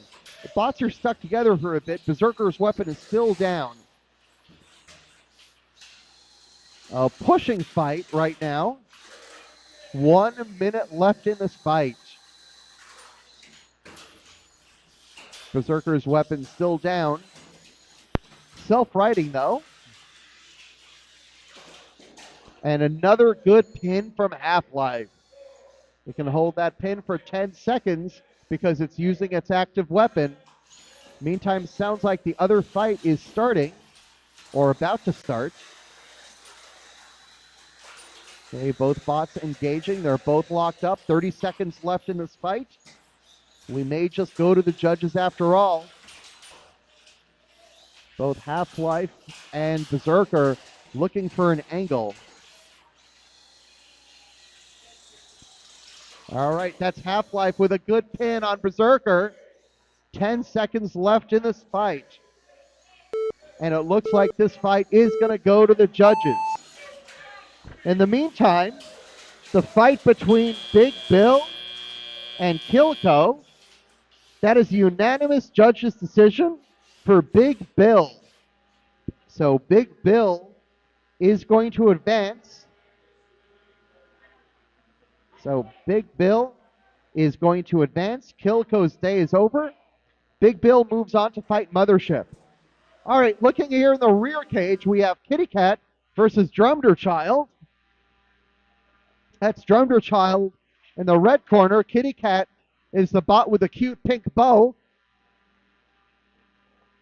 Looks like Drumder Child might be having some problems, and it taps. So Kitty Cat advances.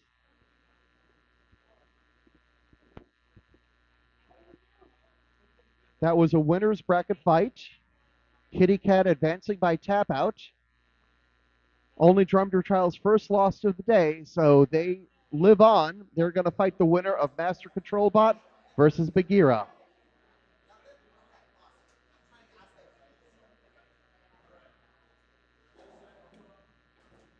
All right, looks like we got Sir Slicey versus Toucan loading into the front cage. Thank you. All right, Halflife versus Berserker. We have a judge's decision for Halflife. So Halflife will move on in the winner's bracket. Berserker will fight on in the loser's bracket. Berserker will fight the winner of Thimbleberry versus Bean Supreme. All right, we're good to unlock, clear the Sir door. Slicey versus Toucan is the fight that's loading into the front cage now. The winner of this fight will face Halflife. The loser fights on in the loser's bracket. Both of these bots with vertically spinning weapons. Sir Slicey has an interesting configuration for its weapon, even though it's technically a vertical spinner. They plan for it effectively to work like a drum, because it's got a lot of different angles that it could hit you from that slanted front weapon. Very interesting design. Toucan has that bar, that asymmetrical bar. And referee Alex about to start the fight. Sir Slicey out of the red corner. Toucan out of the blue corner. And here we go. And it's Toucan meeting Sir Slicey in the corner. And a big hit. I think Toucan won that exchange. Sir Slicey, once again, losing another exchange. Getting knocked upside down, but back up on its feet. And that's Toucan once again winning those exchanges. Now, good punch back from Sir Slicey and able to get to the back of Toucan. That's one of Toucan's forks. Toucan's on its back. Does it need an unstick? Does it need do you want to unstick? Is that a tap out? All right, tap out. Your winner is Sir Slicey. Toucan winning those exchanges early in the fight, but ultimately Sir Slicey getting them up on their back, and Toucan going for the back for the tap out. So that means Sir Slicey advances to fight Halflife. Toucan lives on in the losers bracket. They will fight the winner of versus the Fool.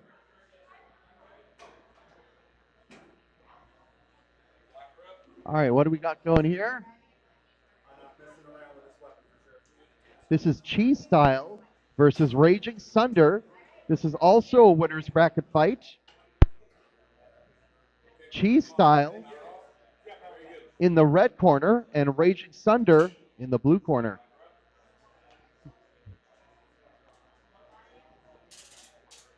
Raging Sunder.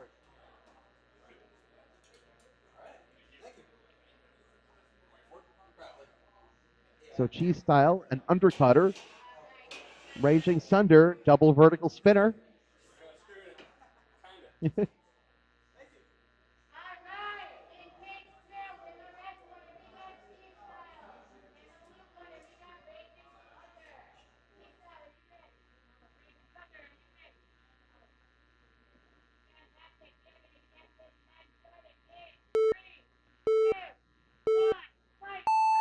Here we go. Sounds like someone's weapon is dragging on the floor. I think that's Raging Sunder. Might even be both bots. Sounds like might be Cheese Style, actually. Cheese Style with that low undercutter. It sounds like it's Cheese Style dragging on the floor. Raging Sunder, I think their weapon is dead. They are not spinning. Cheese Style might be dragging a bit on the floor, but its weapon is effective. Looks like they have disabled Raging Sunder's weapon. Now with a couple of good hits, but they have to be careful about hitting the side of the arena because that could disable their weapon. Another good hit from Cheese. Oh my gosh, I want to say Cheesequake, but no, that's not even pronounced correctly. That's a tap out. So that's Cheese Style, right? Cheese Style won, yes. Cheese Style wins by tap out. So that means Cheese Style will go on to fight the winner of Redline versus Jackalope. Raging Sunder will fight the winner of Wild Magic versus Verticalizer. Thank you.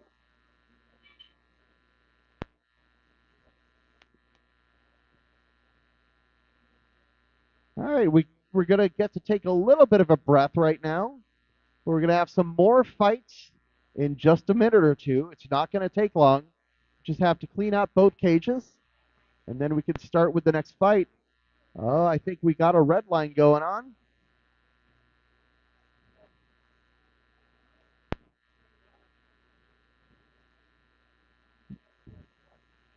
Nope, this is Arc Flash and Sting Operation, who are loading in right now. This is also a winner's bracket fight. It is not an elimination fight. Arc Flash is in the red corner. Sting Operation is in the blue corner. So winner's bracket fight.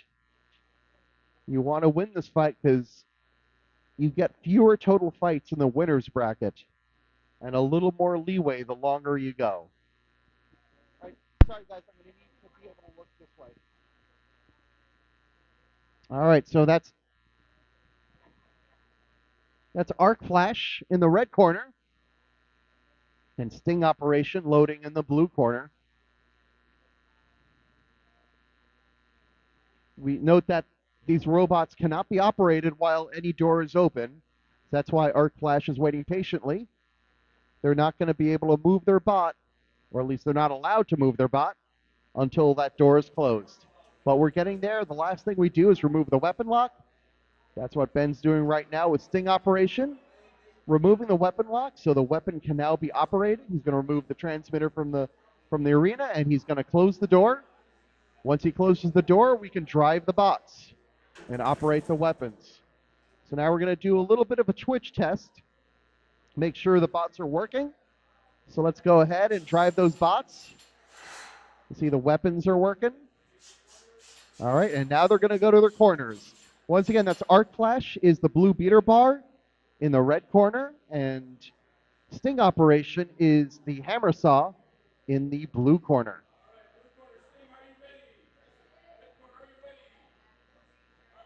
Referee Alex starting the fight. Here we go. Weapons are up. Sting Operation fakes a box rush and turns away at the last moment.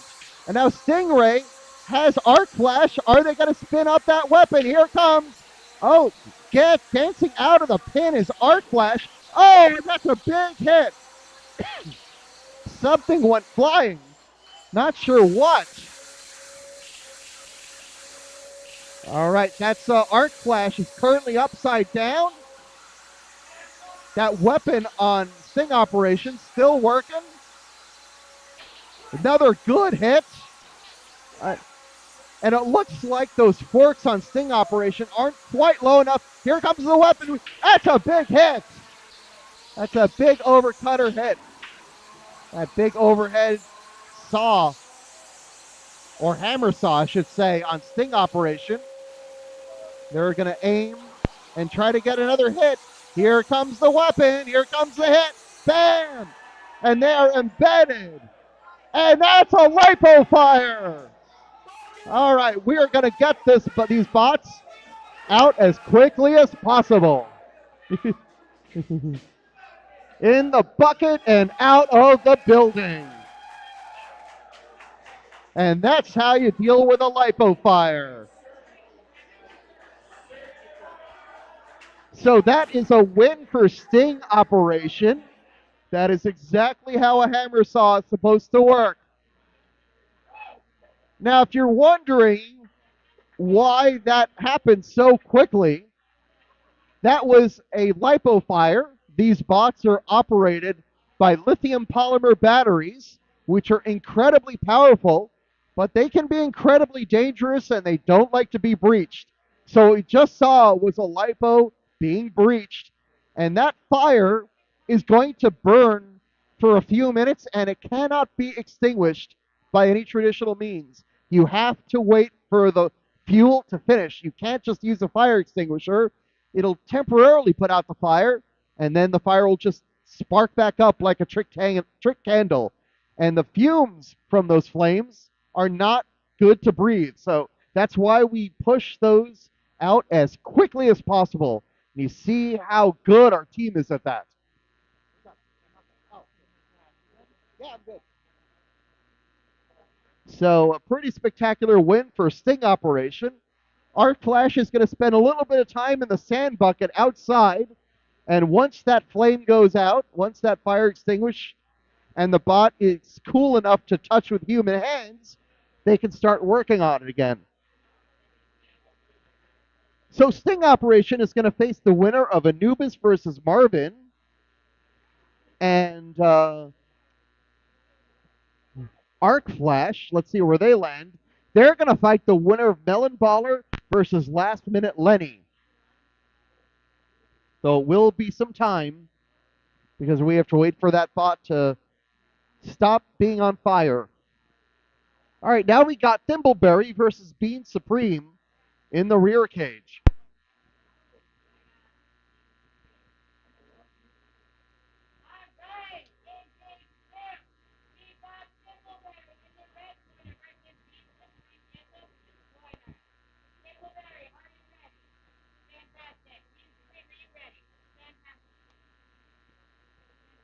All right, we're all ready to start this fight.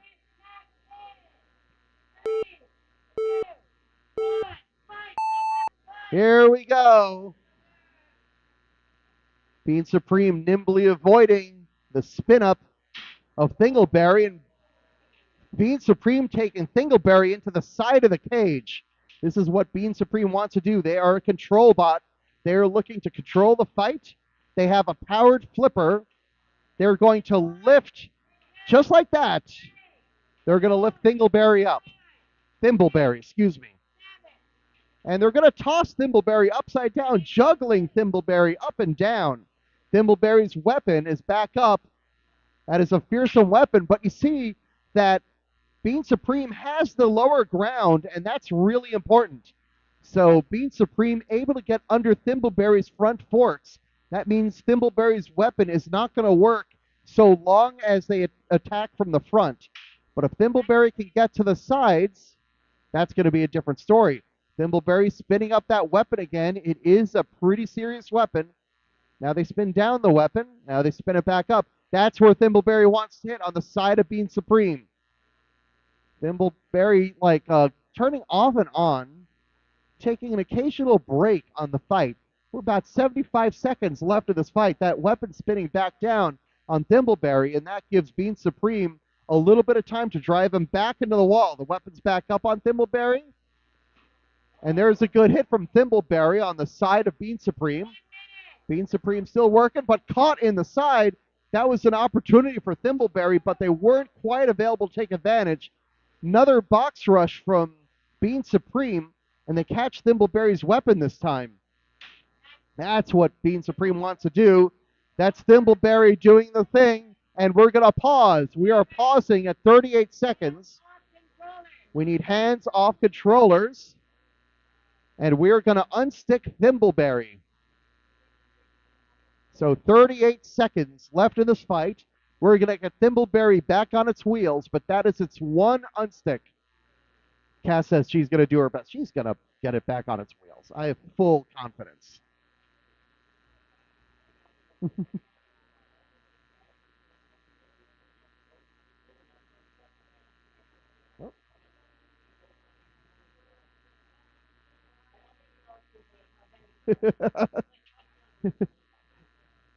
There we go. See? A big hand for a referee, Cass. Thank you.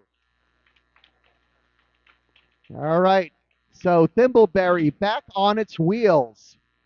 Being Supreme ready to resume the fight.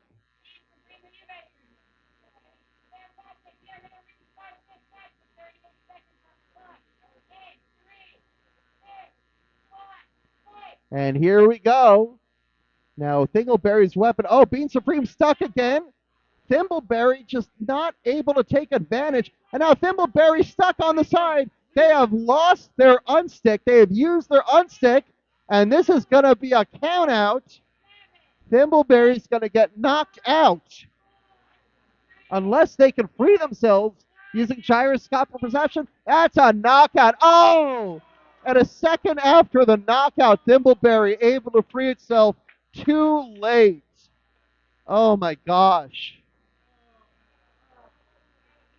Oh my gosh. So Being Supreme will advance to face Berserker. And Thimbleberry drops. I'm sorry, that was an elimination fight. So Thimbleberry's day is done.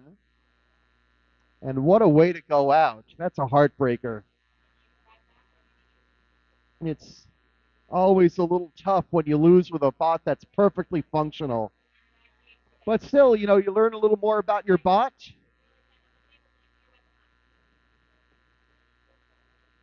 And they're going to lock up their weapons. In the meantime, we're going to get another fight loaded in momentarily. I think we got Anubis versus Marvin called to the front.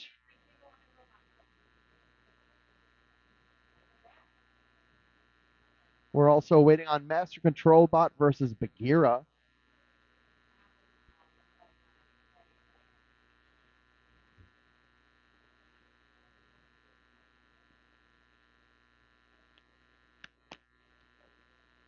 All right, we are going to resume fights momentarily. We just have to get the rear cage unloaded, the front cage cleaned. We have competitors queued up. So we're going to be ready to start this next fight. Yep, this is Master Control Bot versus Beira loading into the rear cage. This too is an elimination match. The winner will fight Drumder Child. The loser is eliminated. Loading into the front cage is a winner's bracket fight. That's Redline versus Jackalope. The winner will fight Cheese Style. The loser lives on in the elimination bracket. So bots turning on in the front cage right now. Back cage getting cleaned off. We want to clean out the debris. We don't want a bot losing by being high-centered on debris that was not from their fight. That's kind of unfair.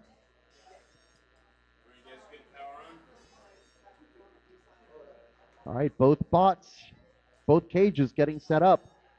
They're going to start at roughly the same time, so it's going to be your choice which cage to watch. In the front is the winner's bracket fight between Redline and Jackalope. In the rear cage is the elimination fight between Master Control Bot and Beira. All right, rear cage is closing up. Master Control Bot is in the red corner. Beira is in the blue corner. They're going to drive to their corners. Yes, Master Control Bot in the red corner.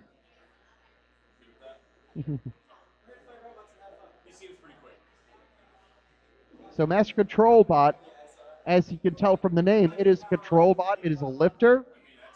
Beira, a vertical spinner.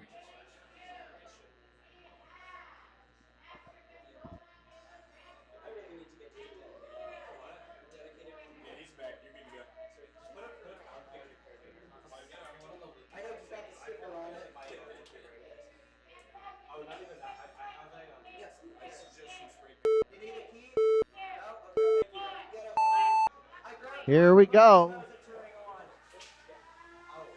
So right away, that's a good pin for Master Control Bot, and they're doing just what they want to. They want to upend their opponent, Beira.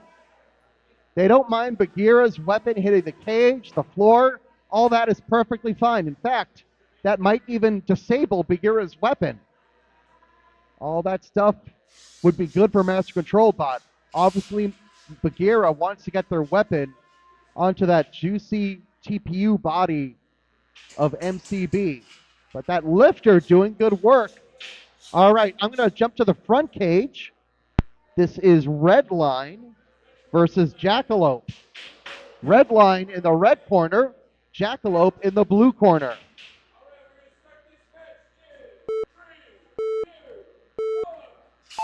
Here we go. Jackalope starting out with a good pin. Jackalope has the appearance of a spinner, but Gwen really drives it like a control bot. Oh, but there's some good hits from Redline. Jackalope quickly self-righting, but Redline getting some hits on the bottom, and I think that arm started to get askance, but hey, look, that's a pin from Jackalope. Jackalope hitting a Redline with that arm. That does have a function. It means Gwen can pin for 10 seconds instead of 5, but Jackalope is not moving. Can Jackalope move? Does Jackalope need an unstick? There's a good hit. Unstick. That's an unstick. Unstick. Unstick. All right, so we have a pause. We're going to try to unstick Jackalope. They may be high-centered. In the meantime, I'm hearing some pins, and that looks like it was actually Beira pinning Master Control Bot. I don't hear a weapon, so I'm not sure if the weapon on Beira is still going. It's down, Gil. Okay. So both bots are effectively control bots.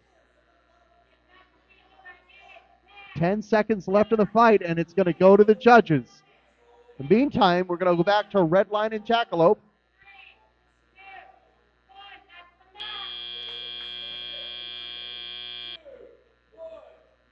And here we go, resuming the fight, and Jackalope continues to not move. Referee asking for a motion. And that's a tap out. Redline taking out Jackalope. So Redline advances to fight cheese style. Jackalope lives on. In the loser's bracket, they will face the winner of Joe versus Prince. All right, we've got some more fights coming up. I think this is no, that's the Jackalope record. Okay. We have the judges record the outcomes of all the fights, even the knockouts and tap outs, because we have 2 cages. Want to make sure we have a history, so if someone asks, hey, who won that fight, we've got a record of it. Always good to have redundancy in a tournament like this. Oh, I'm smelling some spice. I'm smelling some robot spice.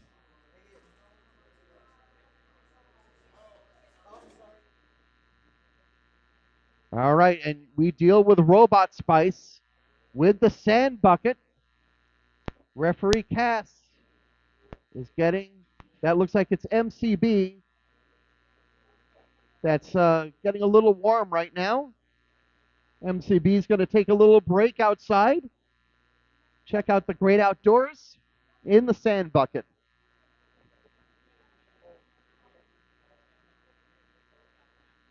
Oh.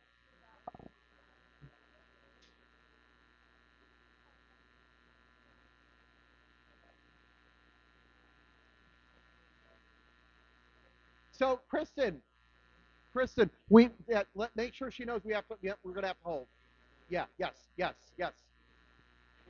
Okay, do not power on. We are gonna take a quick moment because right now we have two sand buckets and they are both outside. So we don't want to start a fight unless we have a sand bucket. Because if a bot catches fire, we want to have a place to put it in. Yes, we can load in, but we cannot start. All right, we have a result for the fight between Beira and Master Control Bot. All the judges scored it 5-4, unanimously for Beira.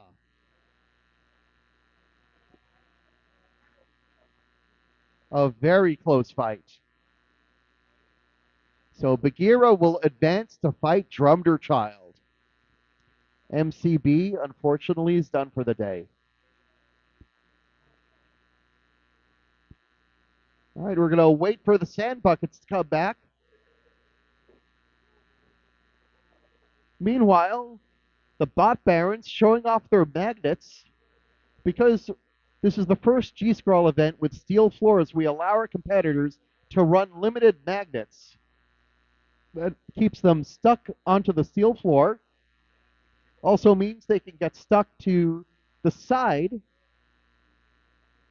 But you see that they cannot be stuck to the top, and that keeps them legal. Because the magnets can only be, yep, they have it tuned perfectly. So it's just not powerful enough to stick to the ceiling, which keeps the bots legal. If it could stick to the ceiling, then we would ask them to remove some of their magnets, because that's too much magnet for this event. There are some events that allow unlimited magnets, but this is not one of them, at least not this particular event today. All right, we're still waiting on a sand bucket. Queued up, we're going to have Wild Magic and Verticalizer. And loaded in and waiting is Anubis and Marvin. So once the cage is clean, you can load in. You just don't want to turn on just yet because we want to wait for a sand bucket.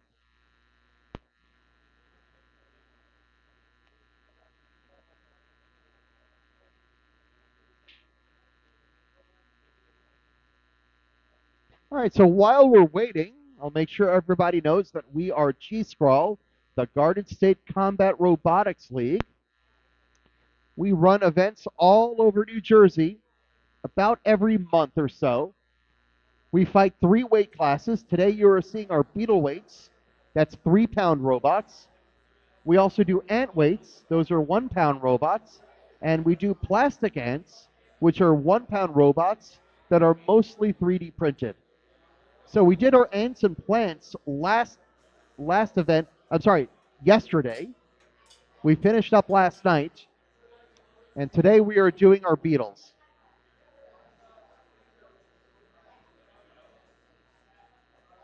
So very interesting that, oh, here's a sand bucket.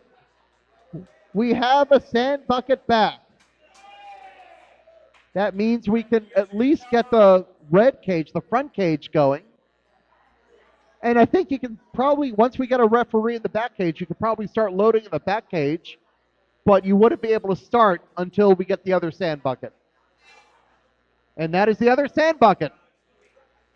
Both sand buckets are in the house. We are able to continue both fights. Alex, that was almost, I would say, roughly under 10 seconds that you got that flaming bot out. That is amazing. All right, we have Anubis and Marvin loaded in. The winner of this fight is going to face Sting Operation. The loser fights on in the loser's bracket, the elimination bracket. All right. Referee Alex is going to start this fight. Marvin just has to get to the corner, get to the blue corner. All right, Anubis in the red corner, Marvin in the blue corner.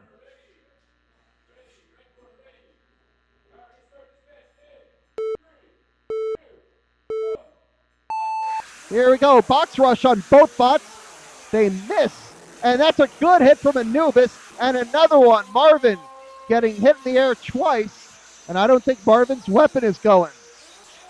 Another good hit from Anubis. Marvin in the corner of the arena. Marvin's wheels are spinning. Now it's able to move. Anubis with another nice hit. I think the left wheel guard of Marvin is out, and that's a tap out. I think that whine is coming from Marvin. So Marvin tapping out. That means Anubis moves on to fight Sting Operation.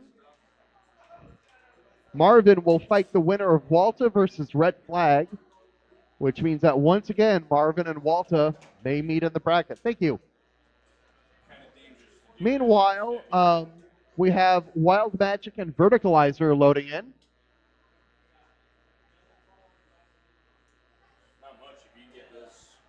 This is an elimination fight. The winner will fight Raging Sunder. The loser is eliminated.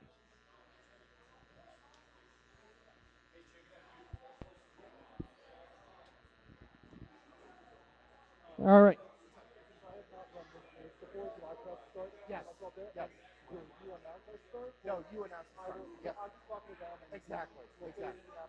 Yes. All right, we have Wild Magic in the red corner, and we have Verticalizer in the blue corner. Referee, take it away. We are missing a judge. Can we get an extra judge to the rear cage, please? We are down a judge. All right, here comes a judge. Excellent.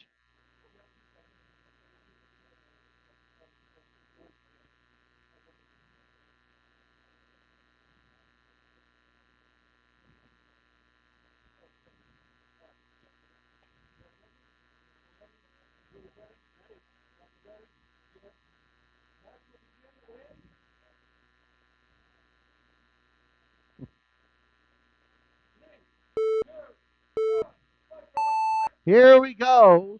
Both bots spun up. Verticalizer spinning around. And now Wild Magic is upside down. They can still move while they're upside down. You see that big weapons going. Verticalizer is going to try to get that hit. Spin and hit. Let's see if they do it. They're going to do a pin first. They can hold that pin for 5 seconds. They back away, not doing that spin weapon attack. But Wild Magic is not moving. Will Wild Magic request an unstick? Wild Magic may request an unstick. You can request an unstick if you want. No, he's shaking his head. That's the fight. Verticalizer wins by knockout.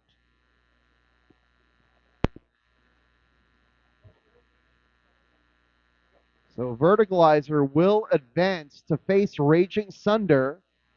Wild Magic's day is done. Thank you.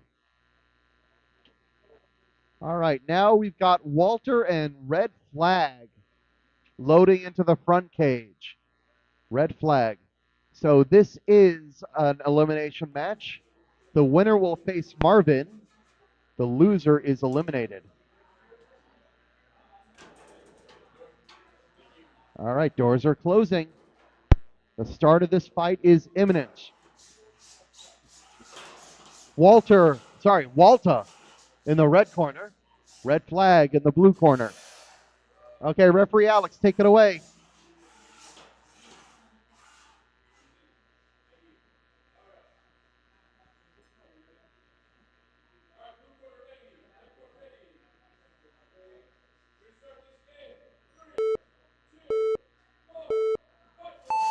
Here we go. Looks like Walta started the fight without a right drive side. Red flag immediately gets a hit in. Is Walta's weapon working? So will Walta ask for an unstick? Getting counted out. They may ask for an unstick. All right, we are pausing. So hands off controllers, please. We are not allowed to operate the robots while a door is open. These robots can be very, very dangerous. We only operate them when the door is closed because safety is very important. Okay.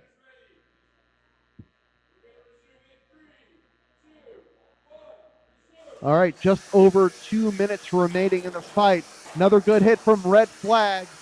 Couple of good exchanges there. Walta's weapon is down, and its left drive side is down. Actually, its right drive side is down, and it's upside down currently. It's able to crab walk. Not much more. Some more good hits from Red Flag. You'll notice Red Flag, its weapon is only bonking on the floor when it crosses the seam.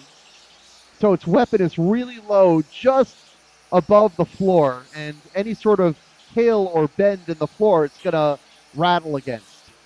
Saw a little bit of Walta come off, and now it looks like the left drive side of Red Flag is down.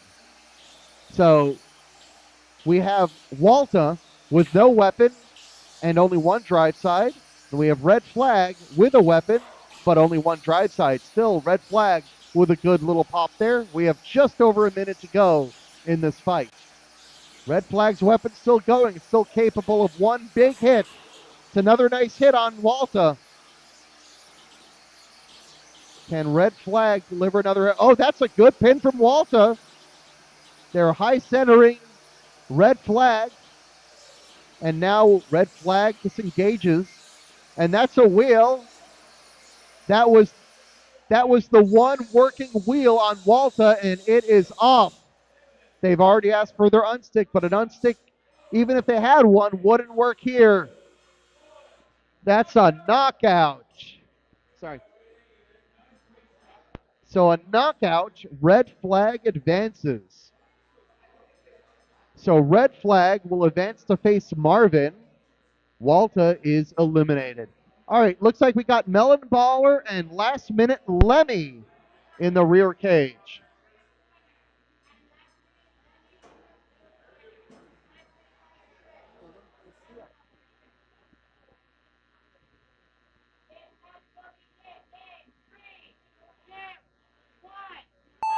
Here we go. This is Melon Baller advancing cautiously out of the red corner. And Last Minute Lemmy advancing cautiously out of the blue corner. I think that's a bit of tire that just flew away. Both bots now at full speed. Weapons are up and running. That's a big hit, and the left tire off of Last Minute Lemmy is now gone. They can still translate somewhat with their right tire and their wheel, but it's a little chaotic. Another hit from Melon Baller. They're going to aim for the other wheel. That's a good chunk of the other wheel that's gone. Last Minute Lemmy going around in circles, buffing our floor here. Some more hits. That's the tail of Last Minute Lemmy that's taken a ton of damage. That wheel is looking really rough, and that's the wheel that's gone. Last Minute Lemmy. I don't know if an unstick's going to help here. And there's the count out. And that'll be a knockout for Melon Baller. So Melon Baller advances. They will face Arc Flash. Last Minute Lemmy is done for the day. All right, going back to the front cage, we now have Joe versus Prince. This too is an elimination match. The winner will face Jackalope. The loser is done for the day. So it's going to be Joe in the red corner and Prince in the blue corner. So Joe is a control bot. It's going to try to get under Prince. It's got a lifter. It's going to try to lift Prince in the air.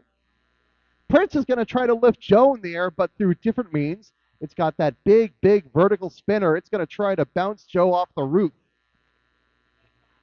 A big question is which bot is going to be lower. you'll see the multiple forks in the front of Joe and what we call the piano keys on the front of Prince in between those forks at either end of the bot. Both these bots are pretty wide. All right, these bots doing the twitch test, making sure the drive works, making sure the weapon works. Now they'll back up into their corners. All right, I'll hand it off to Ref Alex. Ref Alex making sure everybody's ready.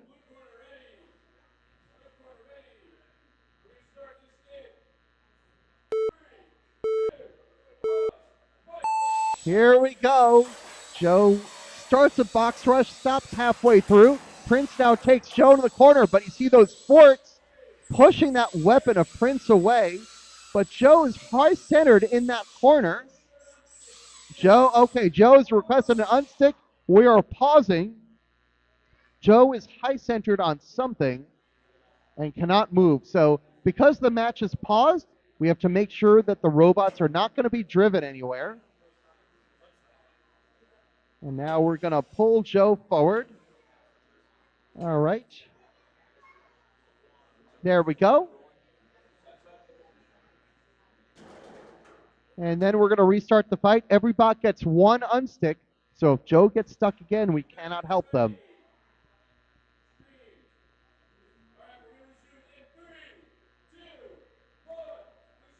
Here we go. Joe with full mobility again. And you see those forks are keeping that weapon away from the body of Joe. And that's just what Joe wants. And now a good pin from Joe. They can hold that pin for 10 seconds because they are using active weapon in that pin. Joe has a stick in the middle of its body. We might get an unstick. All right, we are pausing once more because now Prince is requesting their unstick. That means both bots have each requested their unstick. We are not going to stop unless there's a mutual entanglement from here on in. All right, the cage is closing. And we're going to restart one more time. Still under 2 minutes to go. 108 seconds. There we go. And some more good control from Joe. Flipping Prince with that flipper. Good use of the active weapon. That's another good pin for Joe. Prince's weapon is spinning. But it can't. Oh, now Prince's weapon able to do something. And look at Joe's weapon able to self-right it, getting out of a tricky position. Because that bot would have been stuck otherwise. Another good pin from Joe. You see they're using their active weapon. And that means they can hold that pin for 10 seconds. See, they're holding their pin for as long as they can. Prince is looking for just some surface other than the forks to hit, and they find it. In Joe's back, another good hit. Prince starting to turn the match around. Joe stuck in the corner. 1 minute left in this fight. It can go either way at this point. Both bots full functionality. Great hit from Prince. Sending Joe to the ceiling. Prince is stuck. Can Prince unstick? Remember, Prince has used their unstick, and they do it.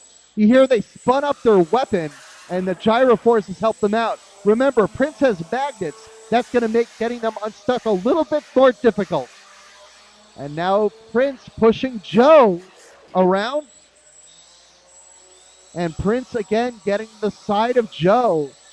Oh, this is such an even match. Another good hit. Joe upside down, self-rights. 10 seconds left in this fight. Back and forth, another hit from Prince. And that's the fight. The fight ends with Joe taking Prince into the corner. All right, this was a close fight.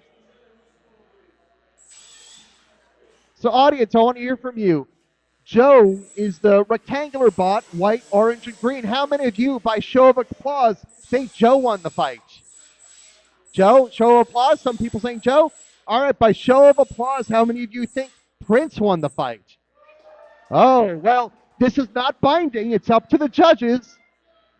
We're looking for the driver for Mothership. We are looking for the driver of Mothership. We need you. Oh, he's right here. See, I got it done. All right, so that your vote is informative but not binding. It is up to the judges to decide the winner of this fight. And we're going to get it.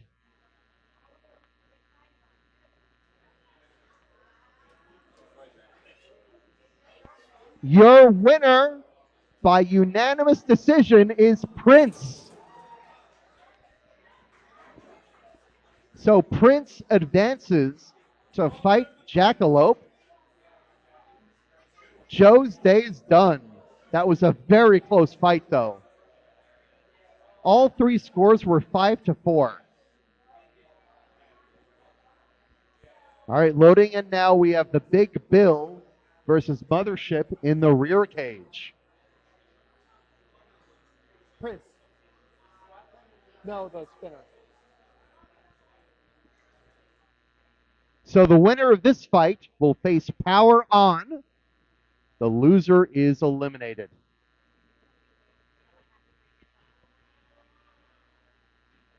All right, both bots getting their Twitch test in. Sorry, just need a view in here. There we go. All right, so Mothership is the drum spinner in the blue corner. The Big Bill is the wedge bot in the red corner. I think we need Big Bill in the red corner.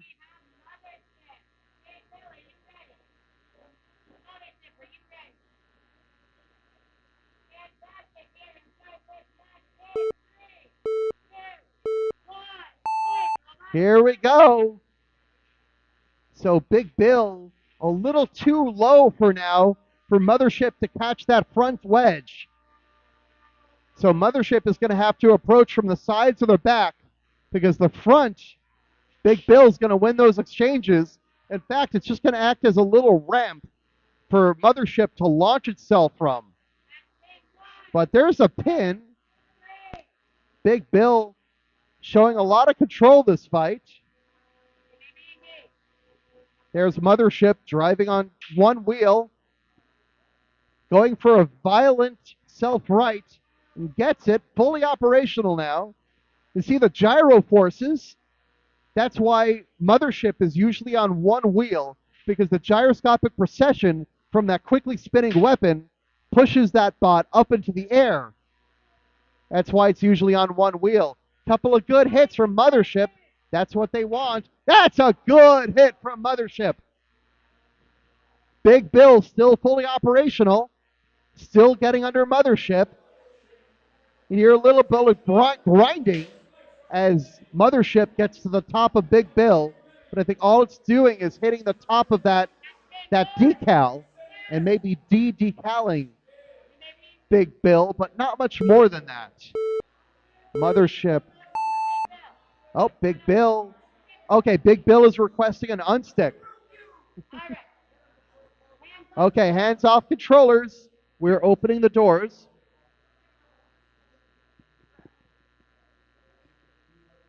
Meanwhile, in the other cage, we have a fight loaded in. We have Halflife versus Sir Slicey.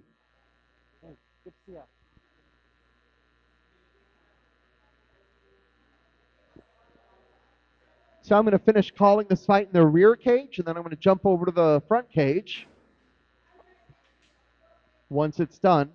But Ref Alex is going to start that fight whenever they're ready. And we'll have both cages going at the same time. All right. We have 58 seconds left in this fight.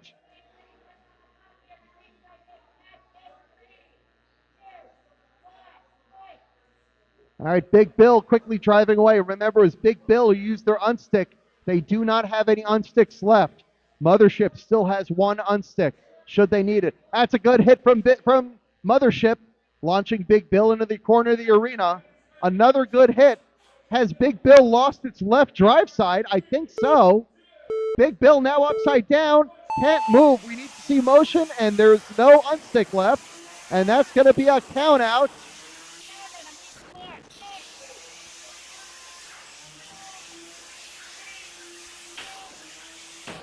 And that's the fight. Mothership wins by knockout. Mothership advances to fight power on. The Big Bill is eliminated. Now I'm going to jump over to the front cage where I'm seeing a lot of dancing from Sir Slicey, not Sir Spinning. But now Sir Slicey getting Halflife up on the corner. And again, Halflife a little on the defensive now, but this bot is built like a tank. You see a little bit of that back plate, the rear of the top plate is a little chunked up. But other than that, Halflife seems like it's functional. Very resilient bot, and it has to be facing this onslaught from Sir Slicey. Sir Slicey getting Halflife into the corner. A few more hits. Halflife has to reestablish control of this fight. Under 90 seconds to go. That's Sir Slicey sending itself into the air. The cage is starting to get quiet. Nope. Sir Slicey's weapon is just fine. They turned it off for a little bit. Now it's back on. Some more good hits. Halflife spending a lot of this fight in the air. And that arm is getting very vulnerable. If it gets hit, extended, it may lose its arm. So got to be very careful when getting hit by that arm. Nice self-right, but I think Halflife's right drive side might be compromised. Sir Slicey's weapon is currently not spinning, but that might be a driver decision. 40 seconds remaining. Halflife now starting to gain control of the fight. Have to wonder what's going on with Sir Slicey's weapon. Halflife, oh, that's a good pin from Sir Slicey. Remember, Sir Slicey is from one of the better drivers here in the league. So just because their weapon's not working doesn't mean they're out of the fight. Good lift from Halflife, flipping Sir Slicey upside down. Just over 10 seconds remaining in this fight. Sir Slicey might end this fight upside down. 5 seconds left. And that's the fight. Oh, back and forth fight. The judges have their work cut out for them.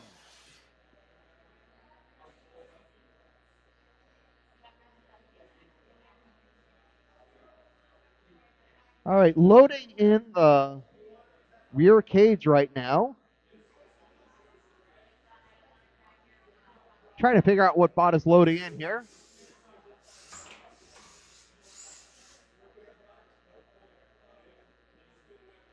But meanwhile, the judges are going to decide on the fate of Sir Slicey and Halflife. Right now, they're talking about functionality. They might request a functionality demonstration from the bots. Okay, it looks like it's versus the Fool in the rear cage. Right? Excellent. Go for it. Go for it.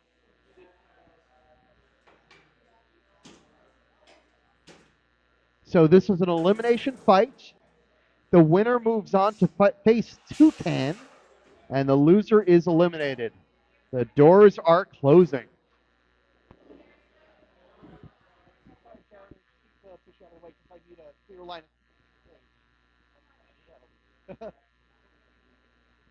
There we go. This works for me. All right.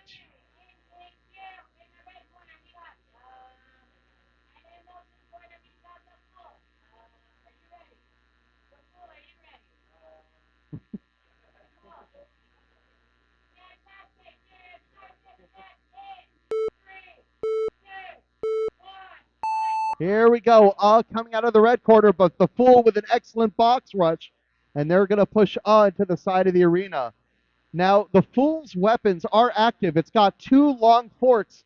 These are cam lifters, so they twist. So the idea is they're going to get under and they're going to rotate their cam lifters just enough to lift them off the ground.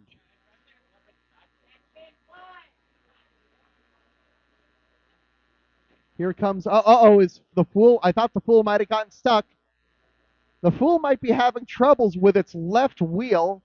Seems to be crab walking. Is Uz's weapon working? May have lost its weapon. Its weapon is twitching. That's not a good sign. I don't know if the Fool's weapon is working. Oh, there it goes. I see it. I think its left fork is locked up, but its right fork, yep, is working fine. Look at that unstick. The Fool able to unstick itself very dramatically. I think that's an active pin. Yep. The right fork is working. The left fork is stuck on the Fool. Oh, the Fool almost got stuck again.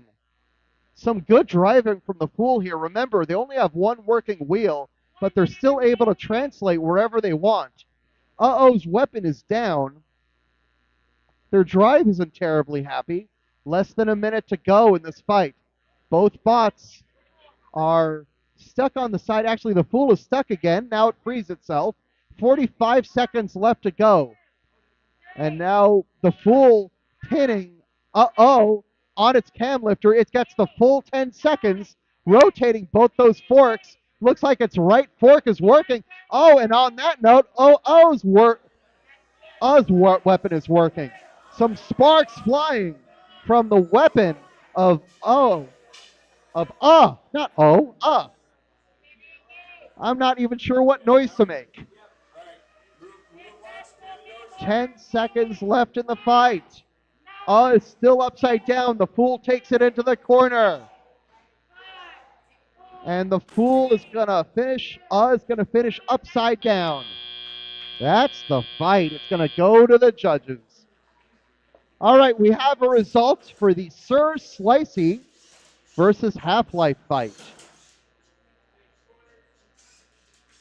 Your winner of the fight between Sir Slicey and Halflife, it is a unanimous decision for Sir Slicey.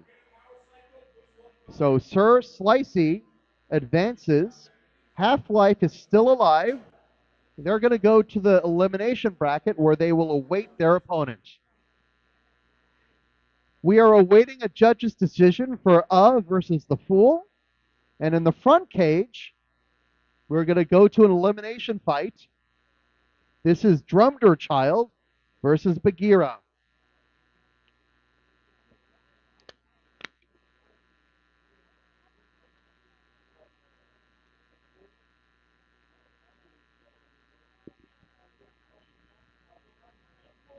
All right, looks like we're about ready to go with Drumder Child versus Beira.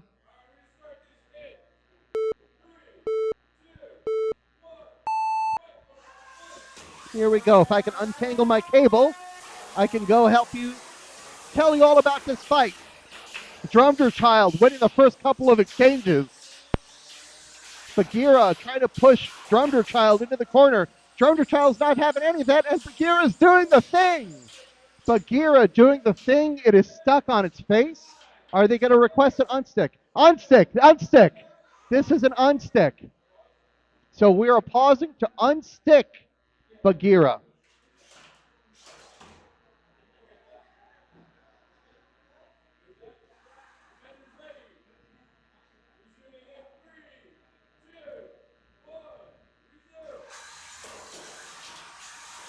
All right, resuming this fight. And some more good hits. This time we're getting Beira with some really good hits. Drumder Child taking a moment to recover, but the weapon-to-weapon exchanges briefly going to Beira. Now Thunder Child starting to establish some a little more control of the fight, winning that exchange, flipping Beira on its head. And one more time, Beira in the corner, self-rights. 90 seconds, just over 90 seconds remaining in this fight. Good hit from Drumder Child on the corner of Beira. Beira is inverted. It self-rights again. Both bots pushing each other. Is Beira's weapon working? Right now, Beira's weapon is stopped. Drumder Child's weapon still working. That might change the course of this fight. Another good hit. With Beira's weapon down, Drumder Child is going to win these exchanges. Beira is going to need to figure out a way to stop that weapon of Drumder Child. I mean, we have 60 seconds remaining. Just over a minute to go. Drumder Child continuing to pursue Beira. Beira self-rights again. That's another good hit from Drumder Child. Remember, Nate was a control driver for a long time. He can find his way around a controller. He can really drive a bot. And now that he's got an active weapon, is there any stopping him?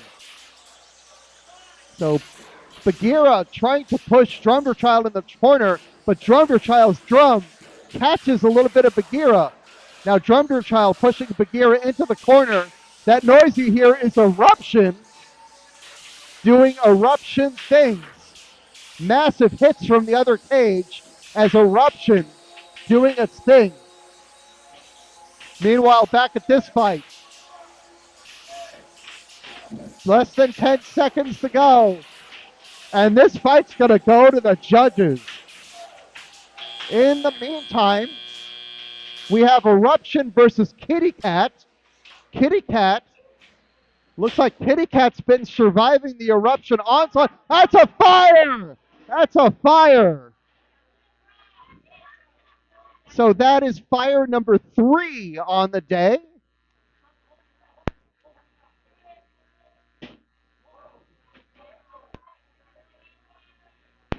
All right, the battery. It was just the battery that was on fire. That's all we need to get out of the cage. We are rolling the battery out. That lovely, lovely lipo smell. Yeah, big round of applause for our cage crew. So Eruption knocks out Kitty Cat.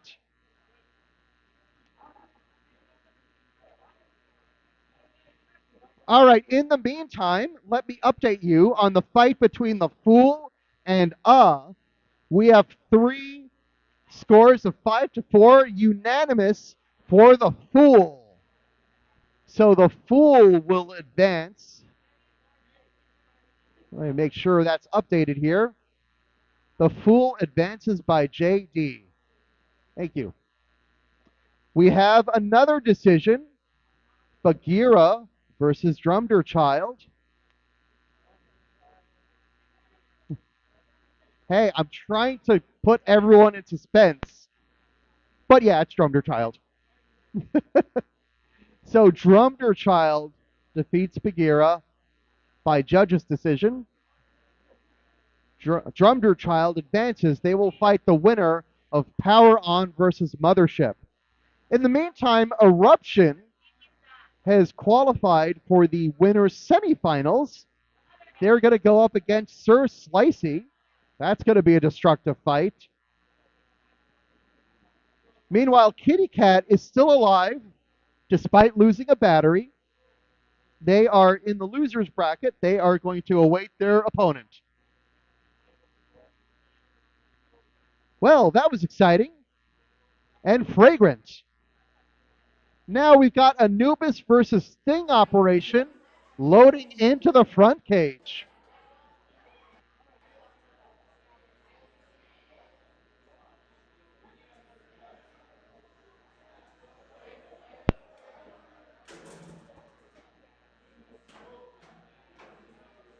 All right, the cage is closed. We have Anubis in the red corner, Sting Operation in the blue corner. This is a winner's bracket fight. So the winner moves on in the winner's bracket. The loser fights on in the elimination bracket. All right, Alex, take it away whenever you're ready. We still have 1 sand bucket. We can still keep doing this.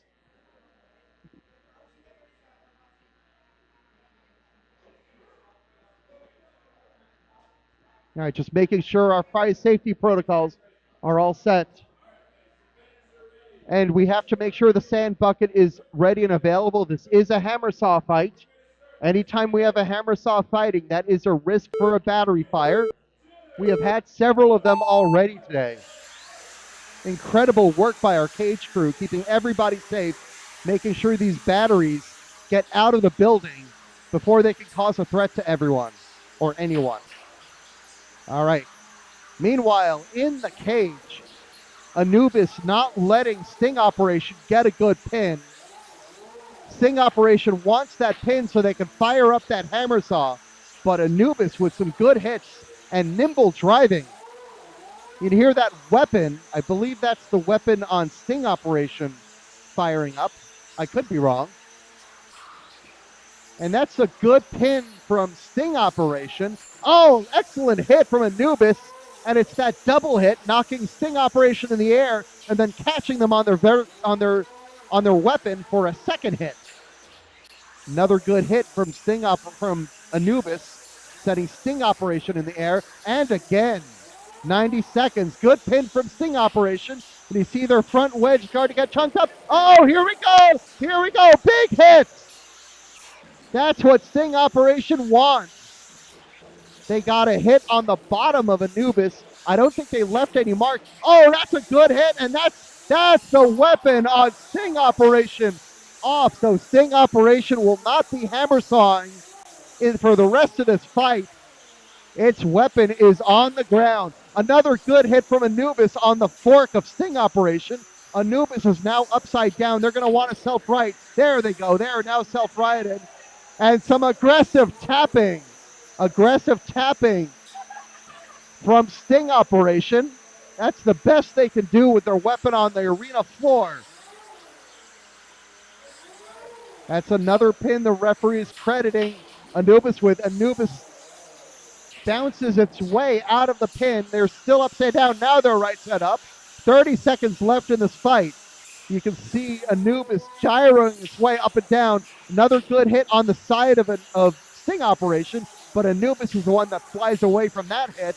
Oh, there's some good hits on the side of Sting Operation.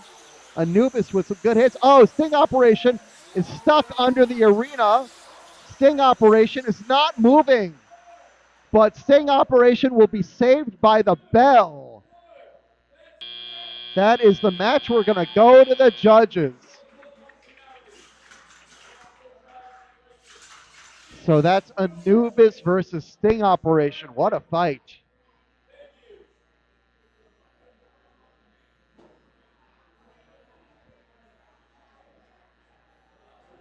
So if you're wondering about the count of battery fires so far today, we are at 3.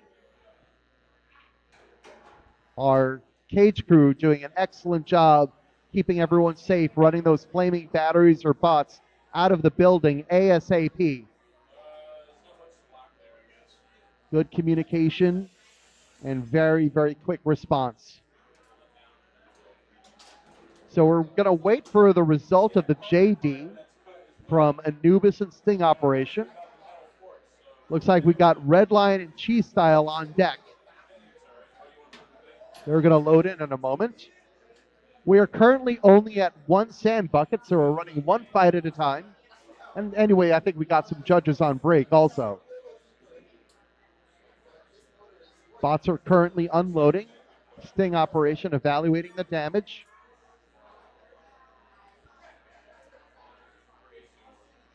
The judges looking at the damage.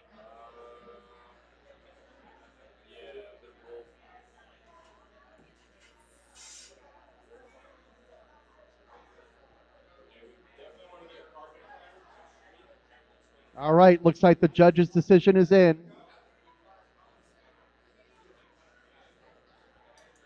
All right, we have a unanimous judge's decision for Anubis. So Anubis moves on in the winner's bracket. Sting Operation drops to the elimination bracket. They're still alive. They will await their opponent there. All right, we are now loading in. Redline in the red corner. Cheese Style in the blue corner. This is a winner's bracket fight. The winner will fight Anubis. The loser lives on in the elimination bracket. This is going to be a powerful fight. There's going to be some good driving and heavy hits. Just what we want in robot combat. Still only at 1 cage at a time because we have 1 sand bucket. We have a burning battery outside in our other sand bucket.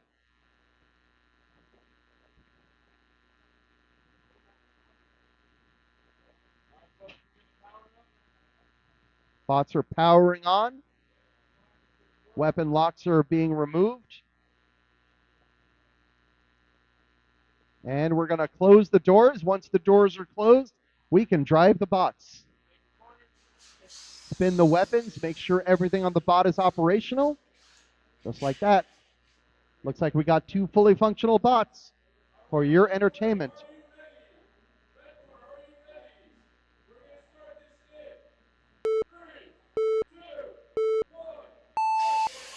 Here we go. A big first exchange. And I'd say Redline wins that first exchange, sending Cheese Style into the corner. Another hit. Cheese Style wants to rip off that wedge from the front of Redline. Redline now upside down. Self-rights against the corner. A good hit from Redline, setting Cheese Style into the air. Cheese Style wants to spend a little bit less time in the air. They want to rip off that front wedge. They want to get to Redline's juicy wheels. But Redline working to send Cheese Style into the air over and over again. Just a challenge of a horizontal fighting a vert. Horizontal will usually have a juicy surface that the vert can knock into the air. Some horizontals have started using forks to prevent that, but you can see now, good combo from Redline, repeatedly setting Cheese Style into the air. Good functionality from Cheese Style, still alive. Its weapon is still working. Good counter punch. And is the weapon from Cheese Style working? I don't know if it is. A little bit of a pushing match. Cheese Style's weapon seems to be down. Now Redline with a good pin. Now releasing the pin. That weapon from Cheese Style definitely down now.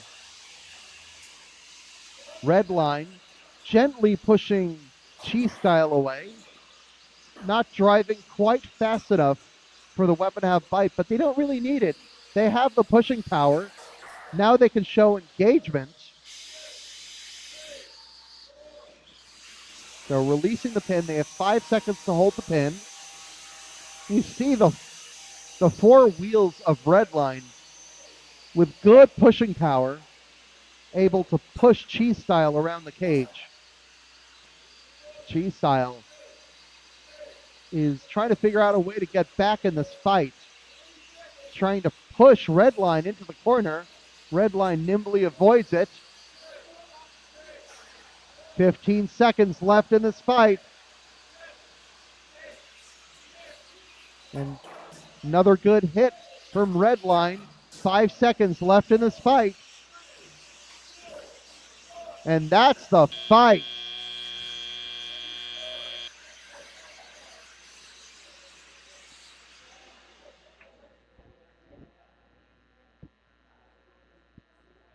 Okay, so the winner of Redline and Cheese Style will be decided by the judges. The winner will face Anubis. The loser lives on in the elimination bracket. Lock it up, power down.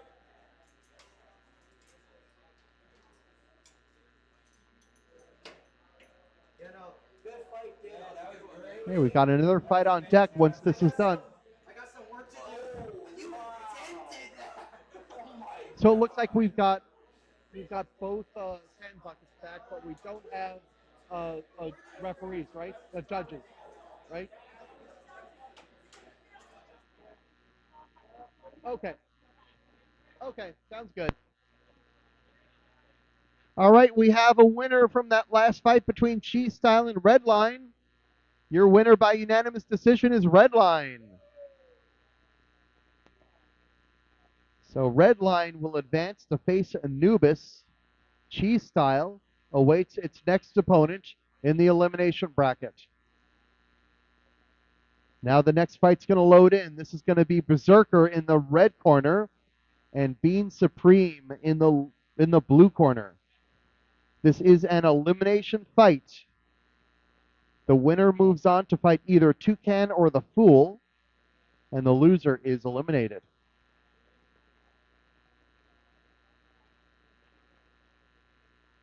Both of these bots are going to be very, very fast.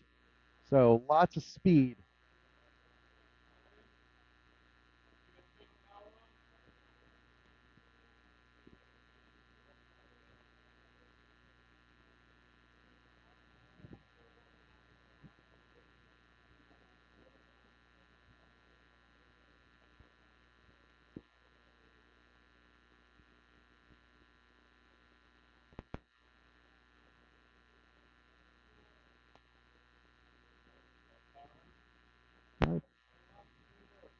All right, both bots are on. We're removing weapon locks. And we're going to close the doors, make sure these bots are operational, then we can start the fight. We have Berserker in the red corner, and we have Bean Supreme in the blue corner.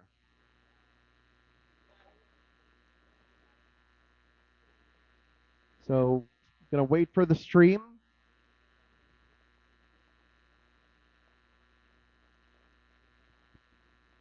Okay, thumbs up from the stream.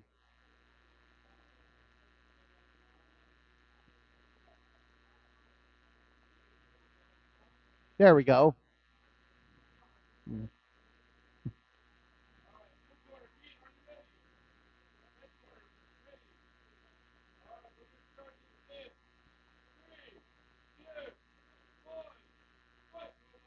So look for some really fast driving. And of course, as I say that, the bots advance tentatively. Bean Supreme getting stuck in the corner. They've been doing that a lot of the day. That's been one of their issues, is getting stuck. Good hit from Berserker. Berserker with that weapon. Berserker's very low to the ground. They're getting caught in that seam. Now you're getting to see the speed of Berserker and the speed of Bean Supreme. Oh, that's a good hit from Bean Supreme, knocking Berserker up onto its wheels. Berserker hitting the side of the arena as a result. Both bots reset. And Bean Supreme getting Berserker into the side of the arena. But Berserker able to get a couple of hits in. Berserker hitting the floor of the cage and getting oddly silent. Now it's able to move. Doesn't have a weapon. Yes, it does. Berserker fully functional again. Here's a good hit. Another good hit. 90 seconds left in this fight. I'm hearing some beeping. I wonder where that beeping's coming from. Not from the cage, thankfully. Oh, that's a good hit from Berserker. Setting Bean Supreme end over end. And again, Berserker finding good bite. Good purchase on Berserker. I'm sorry, Berserker finding good purchase on Bean Supreme. And I think one of Bean Supreme's drive sides is unhappy. Another good hit from Berserker. And again, another good hit. Berserker now getting to the back of Bean Supreme. That's exactly what they want to do. Oh, that's a big hit! And that's, I think, the top panel of Bean Supreme that just left its body. Bean Supreme still able to drive, but one of its drive wheels is really not functional. Another good pin from Berserker. And now Bean Supreme able to reverse it. Now Berserker getting to the back of Bean Supreme. 30 seconds left. Another fight. More of Bean Supreme goes flying. I think that was, its left wheel guard is gone. I think that's what left earlier just now was its wheel guard. So one of its wheels, its functional wheel is exposed. And that's a little challenging. 10 seconds left. Juicy target for Berserker. 5 seconds left. And that's the fight. Very entertaining fight between these two bots.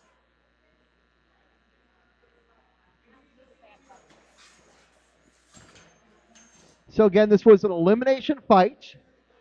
The winner is going to fight either Toucan or the Fool.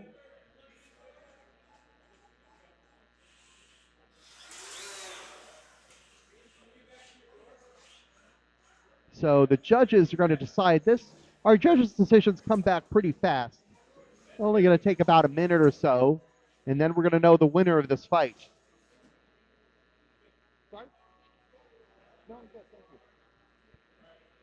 So the winner is going to face the winner of Toucan versus the Fool. The loser is eliminated. Doors are open. We're going to unload these competitors. We got another fight queued up, so once this cage empties, we're going to fill it up with another two bots. Looks like it's going to be Raging Sunder and Verticalizer on deck. And some entertaining fights so far, and more entertaining fights to come. Very good bots fighting today. The level of competition you're seeing is very, very high.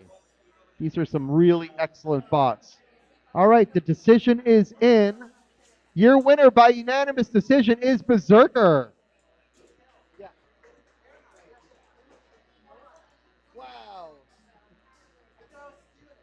Wow. All right, so in that last fight, we had a robot hit our camera. So do we need to take a break to fix the camera?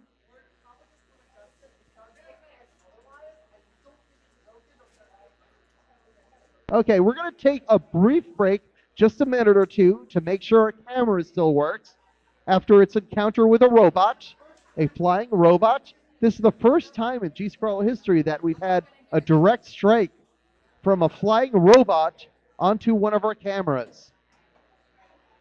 Jan is going to take a look, make sure that our camera is still functional. Once we're done with that, we can load in Raging Sunder versus Verticalizer.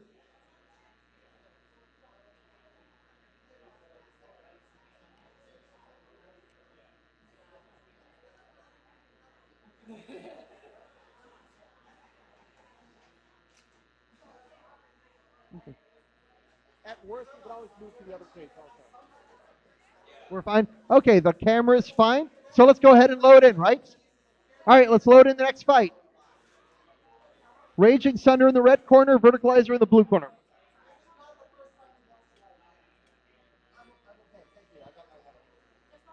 Thank you. Thanks for checking.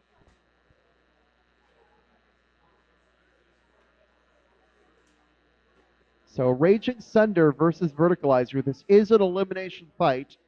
The winner is going to face the winner of Jackalope versus Prince. The loser will be eliminated. We're getting pretty far in our tournament. This is round 3 of the elimination bracket that we're currently in. Then we're probably going to bounce to our winners semifinals. So we're over halfway done with this competition. And we've got some really good bots still alive. We started the day with 38 Beetle weight bots.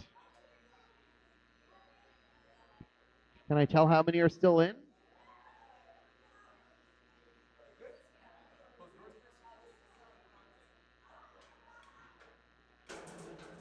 Oh, now I have to count.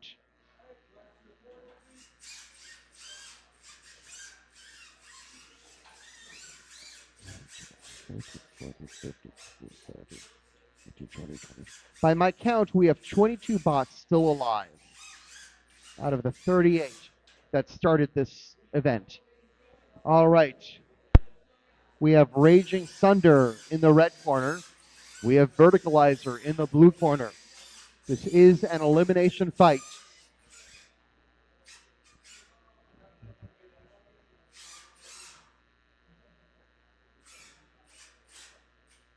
All right, we're getting Raging Sunder aligned properly in the corner. And Ref Ray is going to send us off.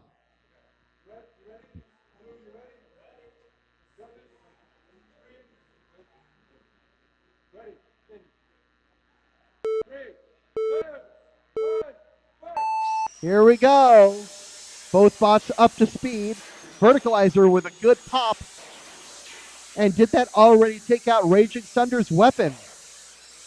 It may have. I don't see that weapon spinning on Raging Sunder.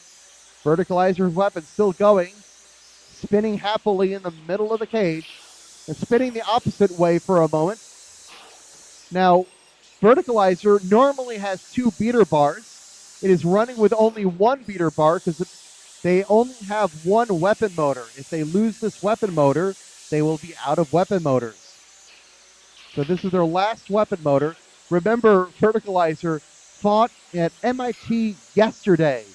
They drove down from Cambridge to New Jersey to fight 2 combat robot events in the space of 2 days, as did Prince and the Fool.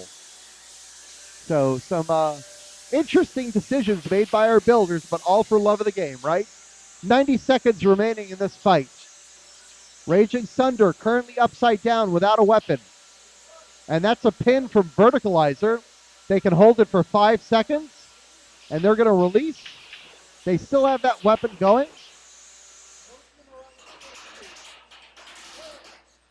I think he asked for an unstick. All right.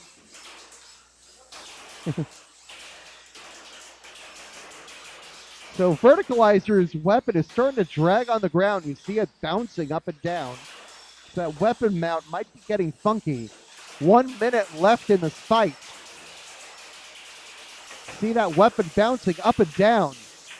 So it's probably a little too low. And it's hitting our steel floor, going boing, boing, boing on the floor. So Joey's elected to stop the weapon. Weapon motor is probably still working fine, but that weapon is dragging. Raging Sunder's weapon has not worked in a while. That's a pin. Now he's got to release the pin. Is Raging Sunder moving? Can it move? Raging Sunder can request an unstick. They may request an unstick. And that's a knockout.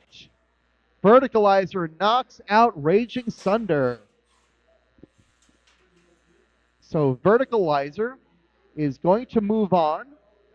They're going to face the winner of Jackalope versus Prince. Raging Sunder's day is done. Thank you.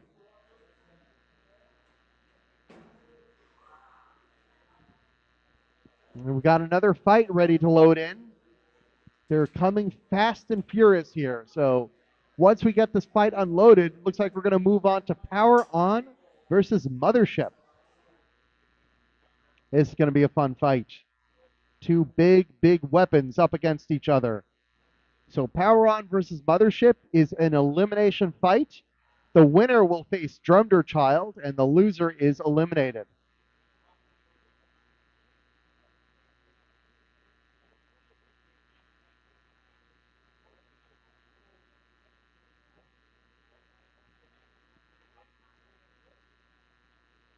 All right, looks like we're unloaded. Are we ready to load in the next fight? Referee Ray, can we load in the next fight? Yes, we can. Okay, let's get Power On and Mothership in.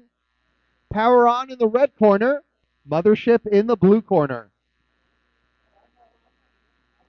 These are two very big weapons that are loading into this cage, and we've had all sorts of destruction today. Sorry, I'm just going to get over here. Excuse me.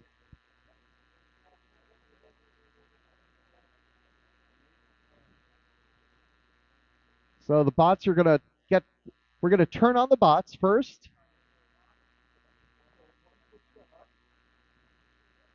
Yeah. All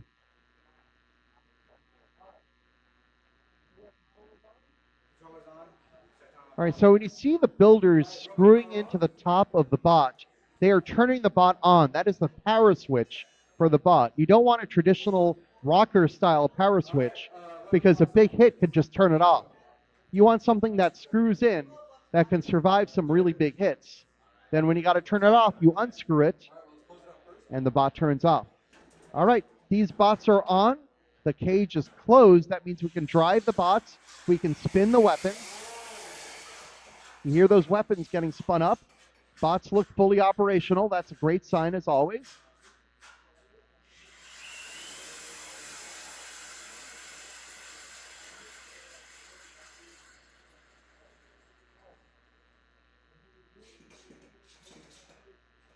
All right, we're looking good.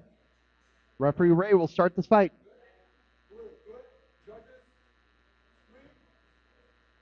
Kim, are we good to start? All right. What? Wait, 1 second. There we go. And a big hit from Power On wins that first exchange.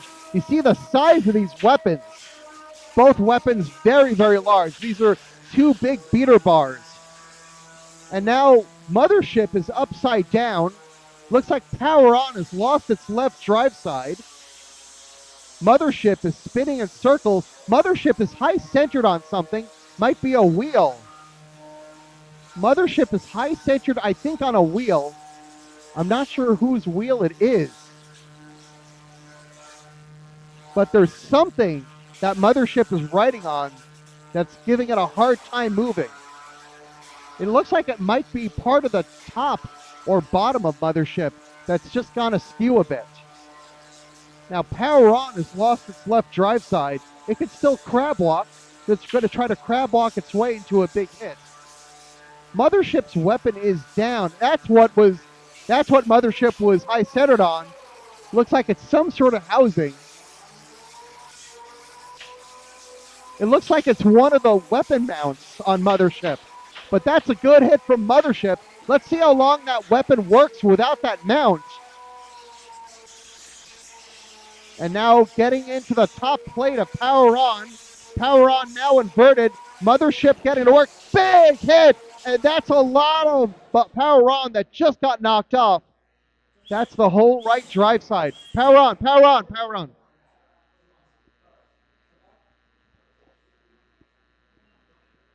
So big hit from Mothership, and they will advance. Mothership advances to fight Drumderchild in the next round. Power On is eliminated. Bit of a mess in the cage.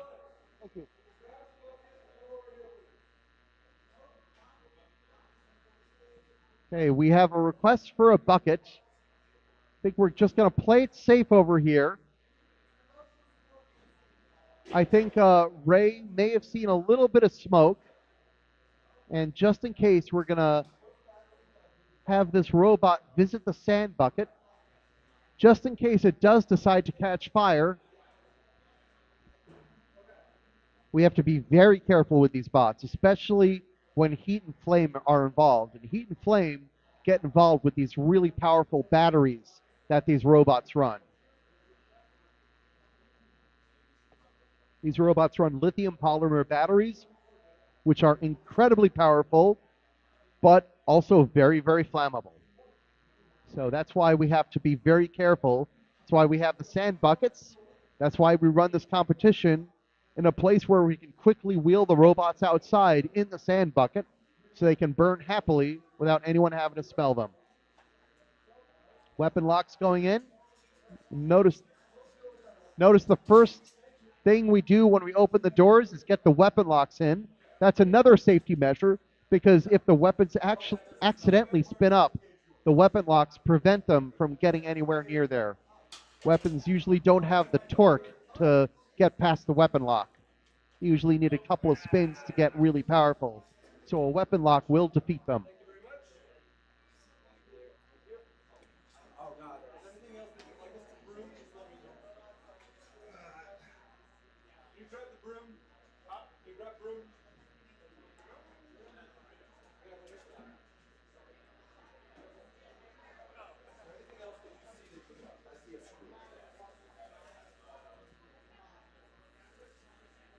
If anybody knows where the big broom is, we could use it cage side. It's down there? Okay, excellent. Thank you.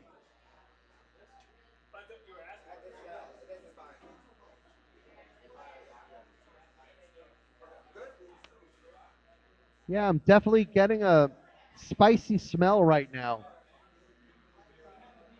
So it sounds like that caution we were using was definitely prudent.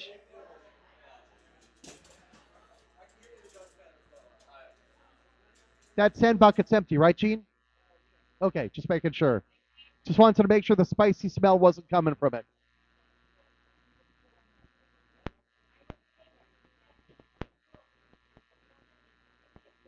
All right, we're cleaning out the cage. And then we're going to get Marvin versus Red Flag. This is another elimination fight. The winner of this fight will face Melon Baller. The loser of this fight is eliminated. Interestingly, Melon Baller advanced because Arc Flash forfeited. Arc Flash is one of the bots that caught fire. Sorry, Tim, I'm going to need to sit there in a moment. Sorry.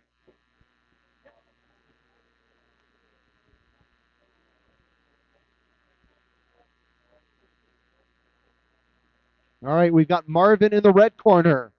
We've got Red Flag in the blue corner, confusingly enough. All right, weapon locks coming off. So one of the last things we do is remove the weapon locks before we close the doors.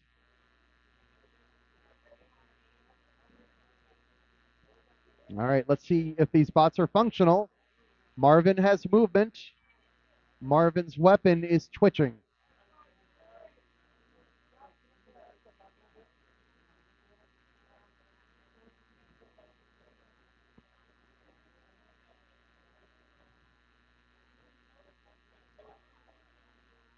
All right.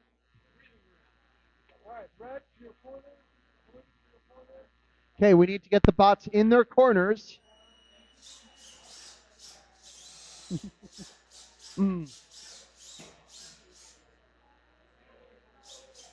So these bots are coming in a little bit worse for the wear. I don't believe Marvin's going to start with a functional weapon. And it looks like Power On's not starting on. Sorry, Red Flag's not starting on with a functional left side drive. So, going to be interesting.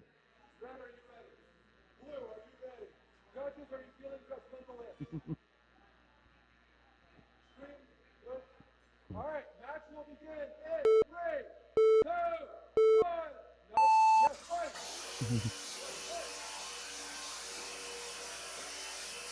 All right, so just as expected, we have Red Flag missing its left drive side. We have Marvin without a weapon, effectively a control bot. Oh, there's a hit. And that's the forks from Marvin gone. Marvin not moving. Now it's moving. Red Flag with that big first hit. Marvin going to try to break that weapon. Tries. Red Flag pushes him back. Marvin still has full drive. Red Flag, half drive, full weapon.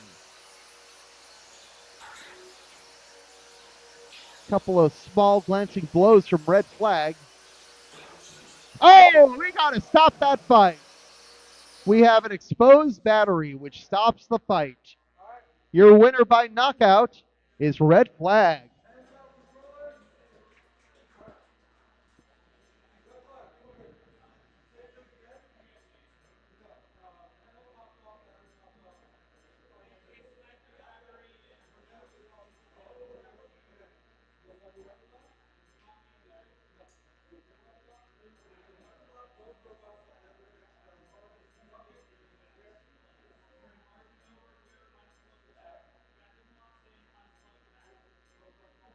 All right, so we're working on the safest way to unload these robots. We don't really want to trust this battery because the battery might be compromised. We don't want to get our hands in a spicy battery. So we're going to unplug the battery. Well, first we're going to get Red Flag out of the cage. We have the weapon lock in for Marvin, so in case it decides to spontaneously spin up, that prevents that from happening. We're now going to unplug the battery from Marvin. We're going to toss that in the sand bucket. If it catches fire, it's not going to hurt anyone once we roll it outside.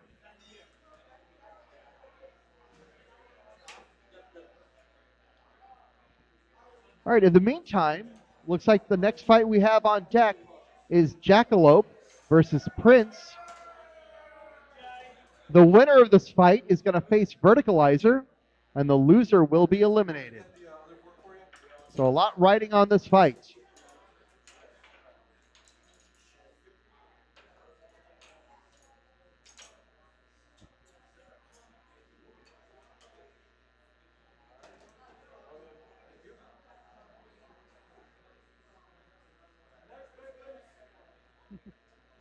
All right, so we got Jackalope in the red corner and Prince in the blue corner. Sounds like Jackalope has some fans here.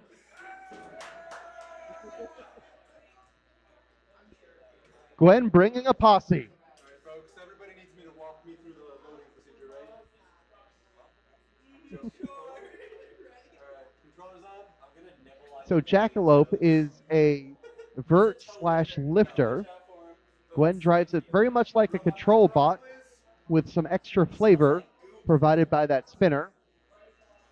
Prince is 100% violent spin. It's going to try to get its opponent embedded in the ceiling.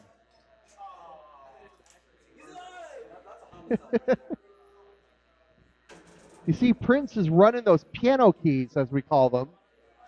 Usually a good defense against a low-running vertical spinner because it won't be able to get underneath those piano keys to pull the bot in the air, at least in theory, on paper. But to paraphrase Kenny Mayne, former Sports Center anchor, we know that we don't play these robot combat events on paper. We play them inside little YouTube streams.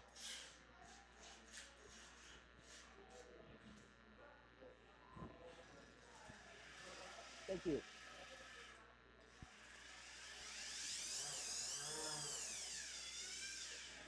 All right. Twitch tests are done. Everyone's loaded in. Referee Ray making sure everybody's ready. Here we go.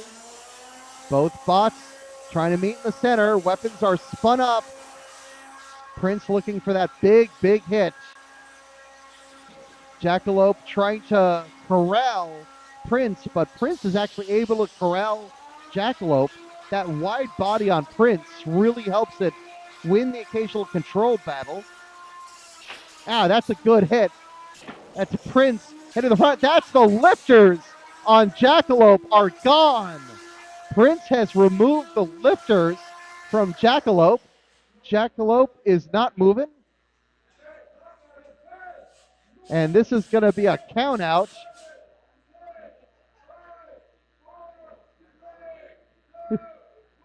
And that is a knockout.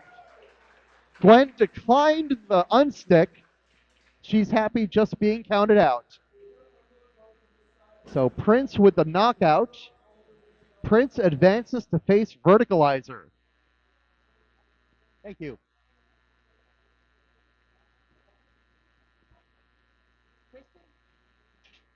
Do we have like 10 minutes or 5 minutes?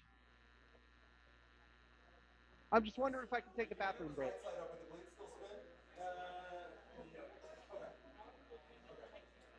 Sorry? Yeah. Okay, sure. Yeah.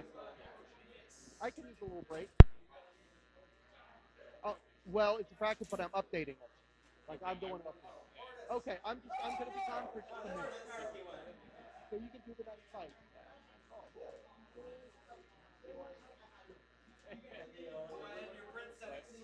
Cheers, mate.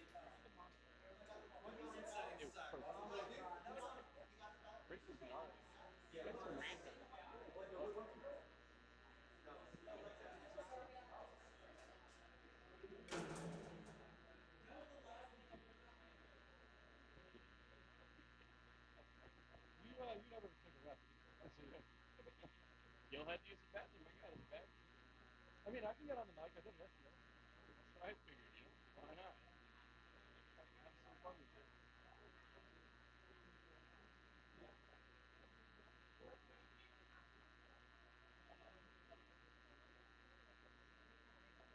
That's a good question. Yeah, battery leaks, so there's a little bit of juice in there. Yeah, the thing is, it'll trip the alarm. That could be that.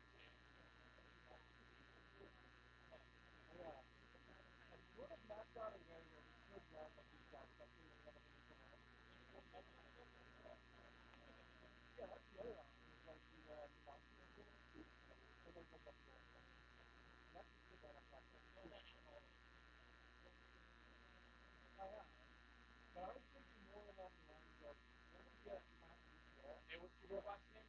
Toucan. What's their name?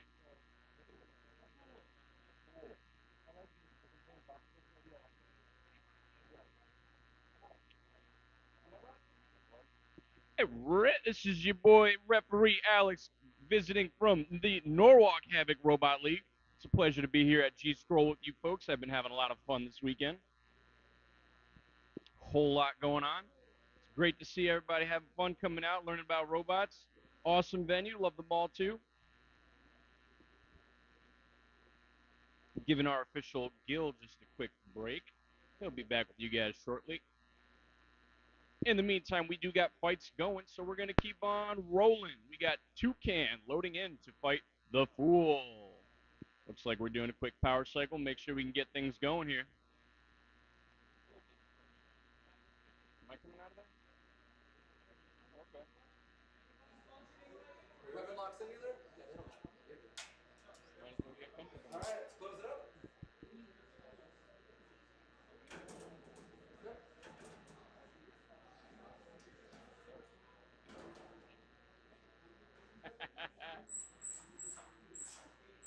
All right, we are loaded in. We got our robots taking their corners.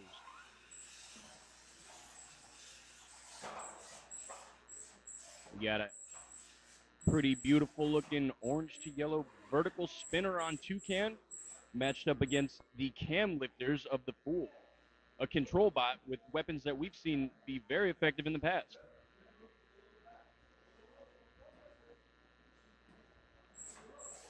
With those cam lifters, his bot also has a nice low profile design. Should be able to stay low and away from that vertical blade of Toucan. Red looks ready. Blue looks ready. Here we go.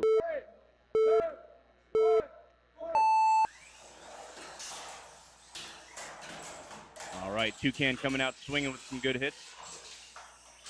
The Fool is inverted and pinned. Breaks loose. We got some sparks flying.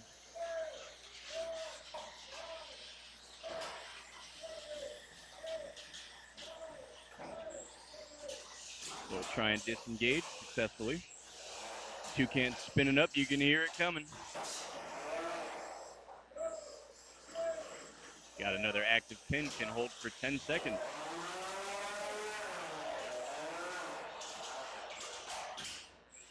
There we go. Some hits from Toucan. Quickly grappled again by the Fool.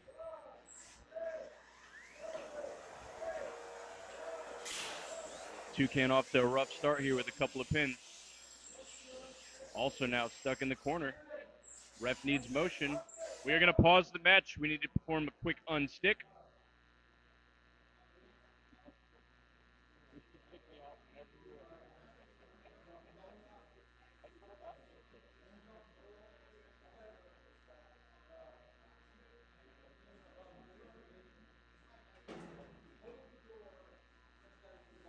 All right, airing safety to make sure this unstick is quick, clean, and safe.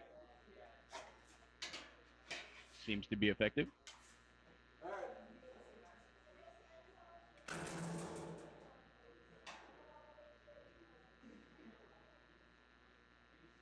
And our cage is closed again.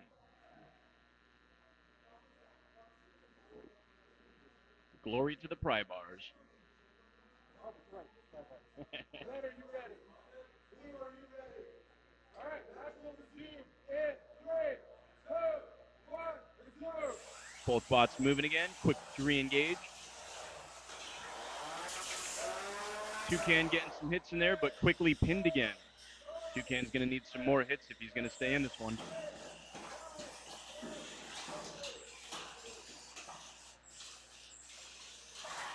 The Fool letting up no opportunity. Got him in another pin already.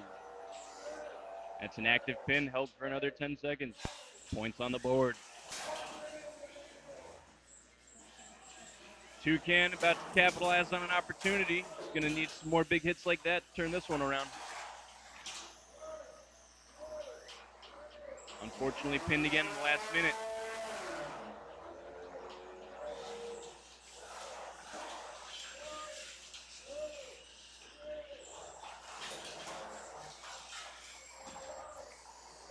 Toucan pinned again with only 30 seconds left. He needs some big hits.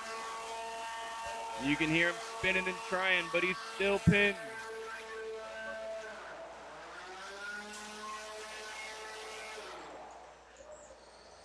Spun up, but unable to find purchase with that vertical spinner. He is pinned again.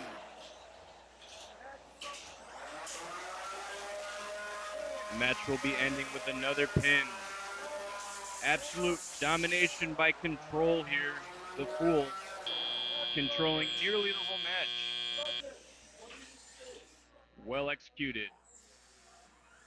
Both bots seem to still have full control, full drive, and full weapon.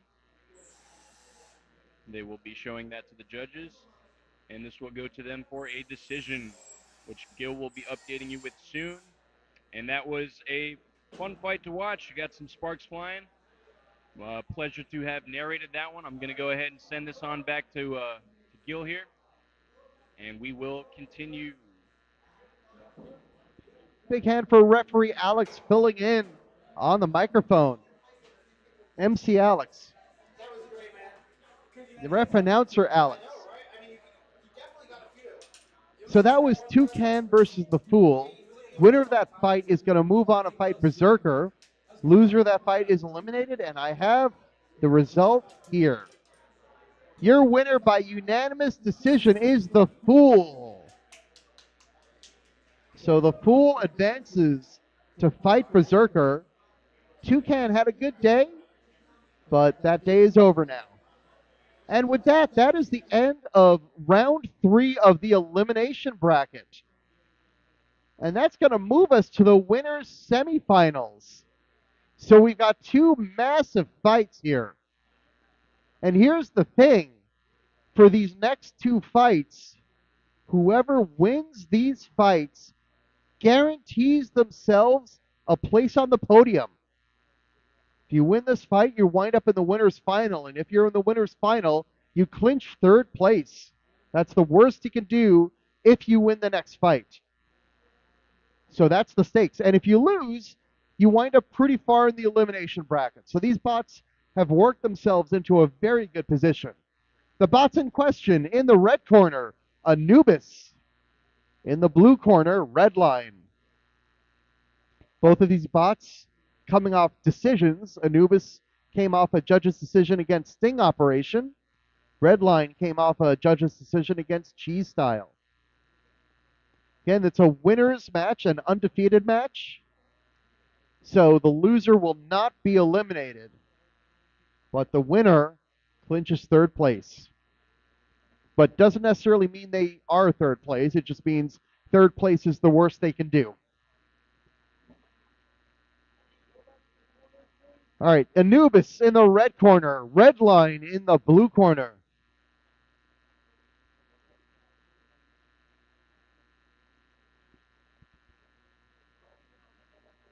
All right, the bots are in their corners. Ref Ray making sure everything's set.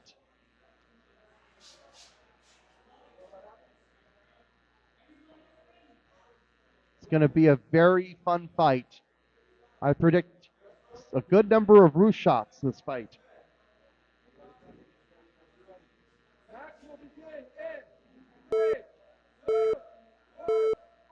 Here we go. Box rush from Redline.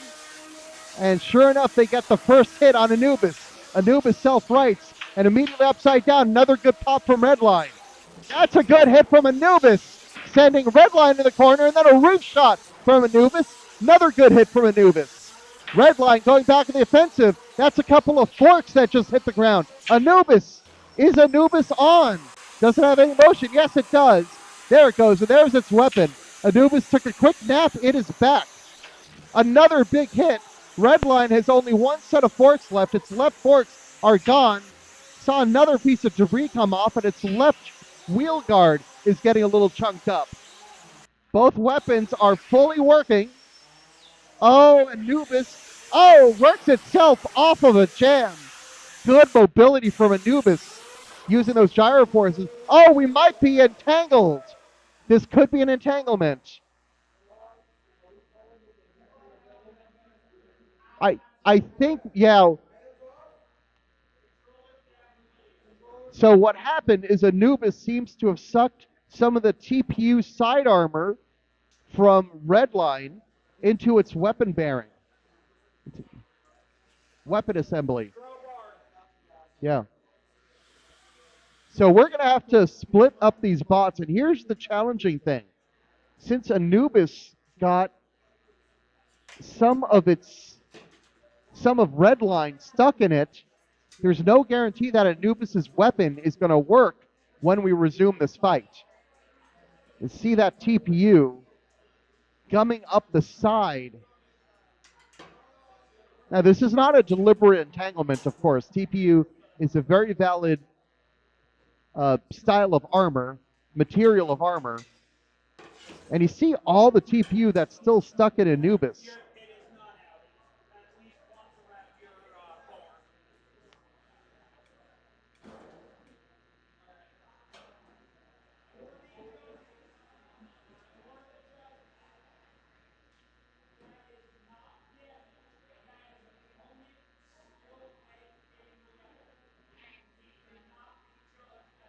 Okay, so an important clarification is if this fight goes to the judges, then the fact that Anubis's weapon is not spinning due to the plastic will not be factored as damage. And that's an important consideration.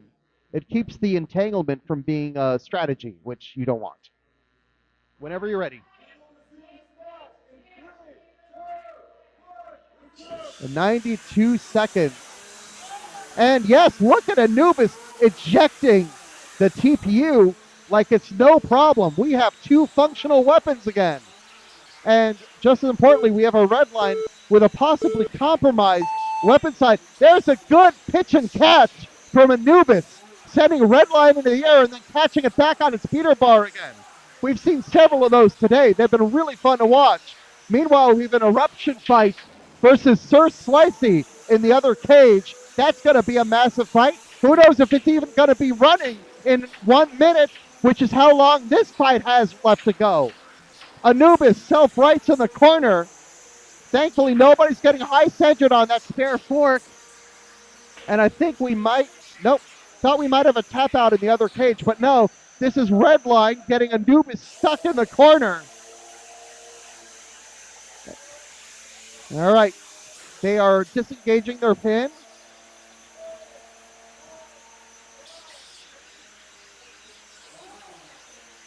All right, both bots moving apart. That's a good hit from an Anubis. Another good hit from Anubis. And they're stuck. They were almost stuck together. And now the bots are very quiet. 10 seconds left in this fight. I don't know if either bot has a functioning weapon. That last hit may have taken out both of those weapons. That is the match. Wild, up and down, back and forth match between Redline and Anubis. And it's going to go to the judges. Now, in the meantime, that ruckus you heard from the other cage was Sir Slicey defeating Eruption, looks like by a knockout. Oh. Eruption defeated Sir Slicey, excuse me. Yeah. Eruption defeats Sir Slicey. And that's a... Sorry, what?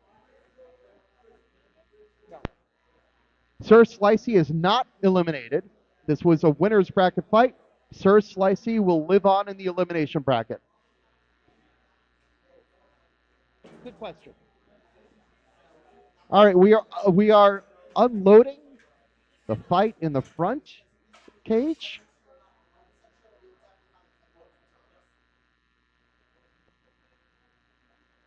Sir Slicey and Eruption. I'm a little bummed that I missed that Eruption and Sir Slicey fight. That sounded very destructive. But it's tough. We have 2 cages, and we want to use them as much as we can because we want to be done by the early evening. Judges are still deliberating. I think they're getting functionality from the bots. We want to test the functionality of the bots, see how much damage they have taken, so we can properly score the fight. All right, we got another fight that's loading into the back cage. This is going to be Drumder Child and Mothership. This is going to be an elimination fight. Drumder Child in the red corner, Mothership in the blue corner. The winner fights Cheese Style, and the loser is eliminated.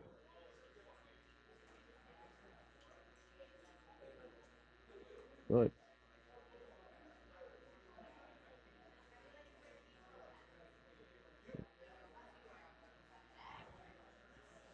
So Eruption has clinched 3rd place.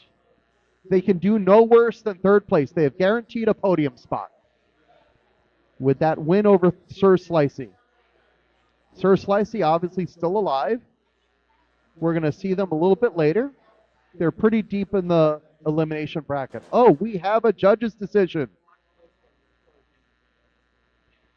between Redline and Anubis. This is a unanimous judge's decision for Anubis. So Anubis will fight Eruption in the winner's final. Redline is still alive. Redline fights on in the elimination bracket. The comment from a judge is it was a very close judge's decision.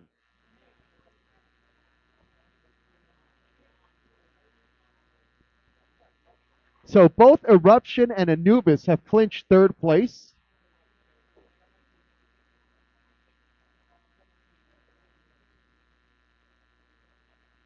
And we're going to be done with the winners bracket for a little while.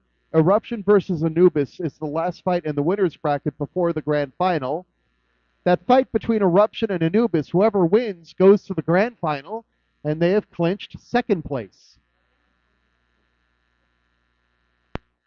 So now we're going to go to round 4 of the elimination bracket, starting with Drumder Child and Mothership.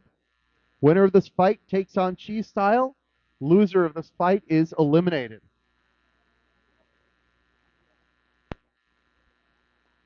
We've got a few really good fights here.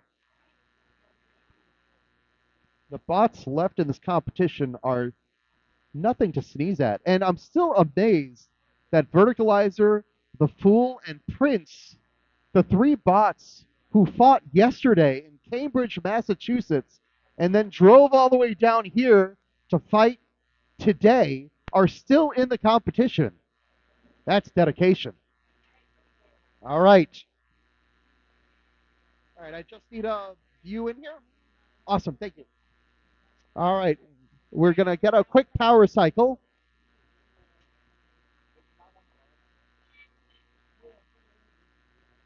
Okay, so the doors are open. Drumder Child just needs to power cycle really quick.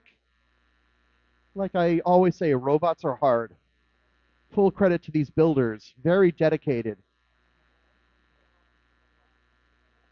And they bring us such an awesome event. There it goes. That looks like a functional Drumder Child to me. All right. So Drumder Child in the red corner, Mothership in the blue corner.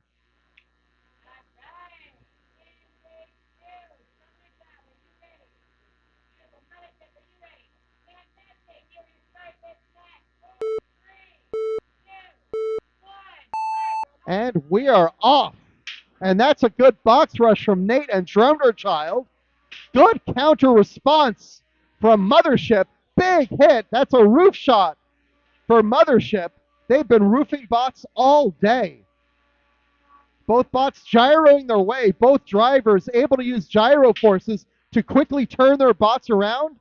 They want to make sure their weapon is always facing their opponent. You can hear Mothership's weapon was hitting the ground, so they powered down their weapon. I think they may have lost the drive side. Drumder Child trying to take advantage of this. Taking Mothership for a ride. That's a pin. And another hit. Now, does Mothership have a functional weapon? Their drive is working. That's good news. Another good hit from Drumder Child. And again, Drumder Child starting to control this match because Nate's very good at setting up these combos. He'll get one hit and then get in perfect position for the next hit. But you see, Drumder Child's weapon is starting to drag on the floor. There's another hit. And when it drags on the floor, on these steel floors, it bounces. There's a good hit from Drumder Child. Now the weapon on Mothership looks like it's back. That's good news for Mothership. Well, it's up and down. Another hit from Drumder Child. 1 minute left in this fight. Drumder Child taking Mothership into the side of the arena and then the corner. And, oh, Mothership is doing the thing. So Mothership saying, hit me. Now it's up to Nate whether he wants to hit him or not, and Nate provides the hit. Very sportsmanlike of Nate. He did not have to do that. He was not obligated. Mothership is back. It's got a spinning weapon, but all the momentum in this fight is with Drumder Child right now. Mothership, of course, has a weapon that can turn that around in one hit, but right now, winning all these exchanges is Drumder Child. Nate is in the zone. 15 seconds left in this fight. Cassie counting down the last seconds of the fight.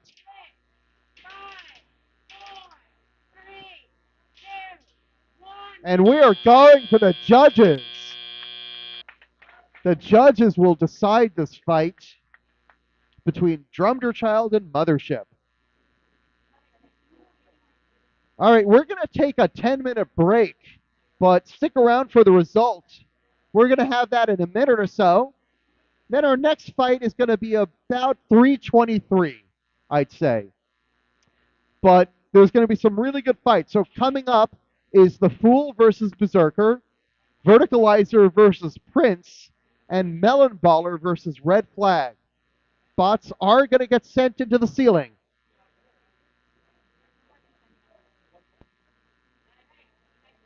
Still awaiting the judge's decision. That was a very entertaining fight between Drumderchild and Mothership. Two very, very good bots. Yep. All right. We have a judge's decision. The winner of that fight by unanimous decision is Drumderchild. So Drumderchild will advance to fight Cheese Style. Mothership is done for the day. I'll tell you, I was very impressed by Mothership. They had a ton of roof shots. Very good bot. All right, we have 540 seconds until the next fight. I'll be back then.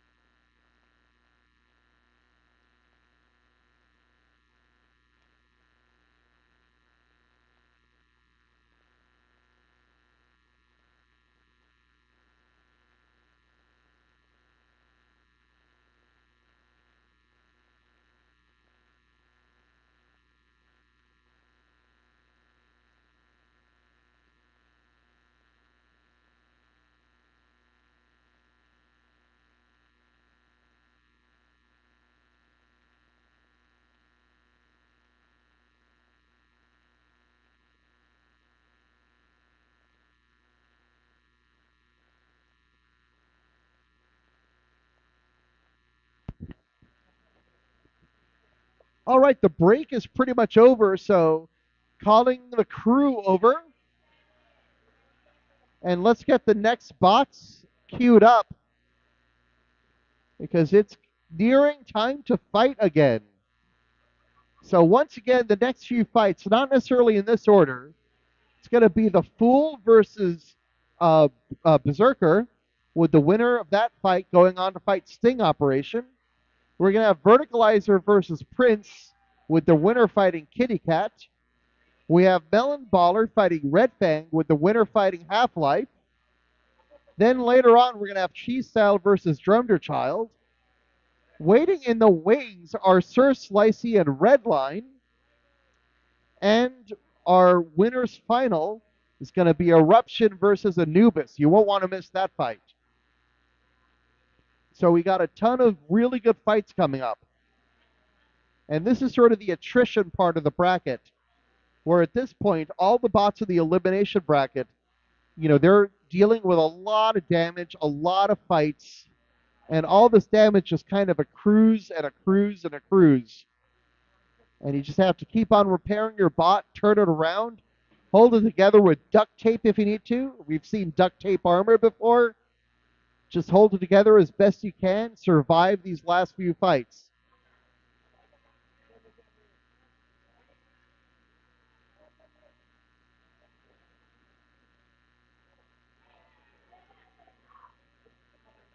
So this is a rumble that we have right now. Just a little silly grudge.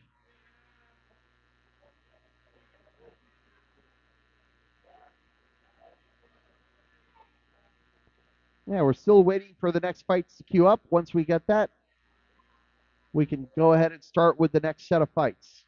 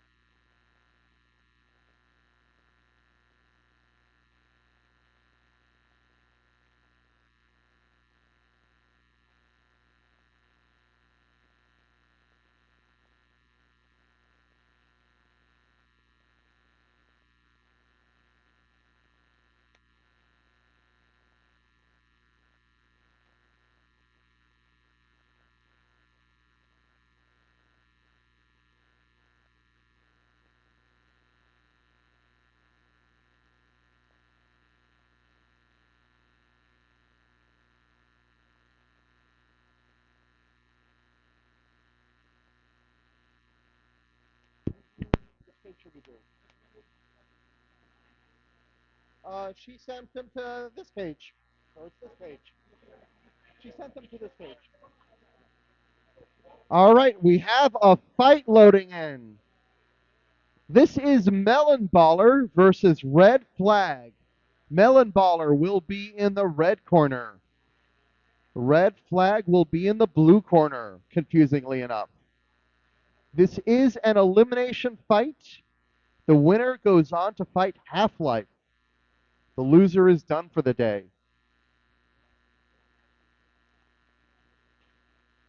So the bots are loading in, getting turned on right now. That's the screwing part, because I think I mentioned it before. You don't want to use a traditional rocker switch to turn these bots on, because it'll just turn off during a fight from all the kinetic energy. So you want something like a screw. There's a couple other ways to do it, but at least in the US, it's really popular to use a screw to turn the bot on. So the bots are on.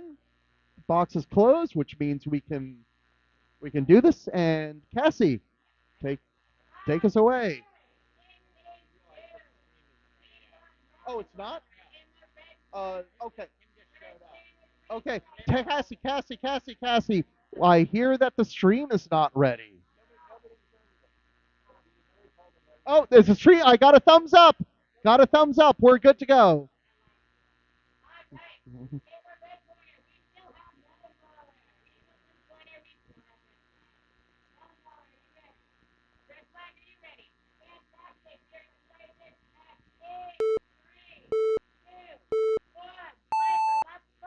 All right, Melon Baller coming out of the red corner. Red Flag coming out of the blue corner, and Red Flag winning the first few exchanges. There's another big hit, and a piece of robot goes flying. Curious what that was. I was hearing a horrible sound. I think that is a belt that has come off of Red. That's the other belt. Yeah, that is Melon Baller's belt that is currently entangled in Red Flag's weapon. All right, so the pin can only last 5 seconds. They have to release the pin. All right, now they can re-engage. So I don't think we have either weapon working. Oh, no, I lied. Red Flag has ejected the weapon belt that it ingested, and now it is ready to do some damage. It's going to fling Melon Baller up a little bit. 90 seconds. 90 seconds left in this fight. So early exchanges favored Red Flag, and then Red Flag removed the weapon belt. They have to be very careful. They don't want to suck in that weapon belt a second time. So they need to be very careful when they drive so they don't drive over the weapon belt, because they don't want to get high centered on it either. If they drive over it, get stuck on it, their wheels no longer touch the ground. That's not a good situation. We can unstick them, so it's not a fatal situation. But still, you don't want to show the judges that. You want to show that you have continued control over your bot. Another good hit from Red Flag. So difficult situation for Melon Baller to be in. The best they can do is tank these hits, lead with the weapon, which is going to be the strongest part of their bot, and hope that one of those hits breaks Red Flag's weapon. But you can see that Red Flag's weapon has been very reliable so far. And Melon Baller going full Melty Brain mode. It looks pretty good as a Melty, I gotta say. That LED back is pretty stunning. It's a great looking bot. But this is the countdown to the end of the fight. And that's the fight. Now, I don't like to judge fights before the decision comes in, but I will say that was a fairly one-sided fight, with Red Flag removing Melon Baller's weapon belt early on. Now the judges are going to write some numbers down on paper, hand those papers to me, and we're going to see who's going to move on to fight Halflife.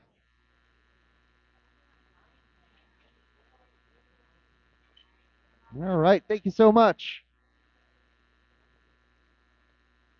All right, and it is a unanimous judge's decision for red flag. Red flag moves on to fight Halflife.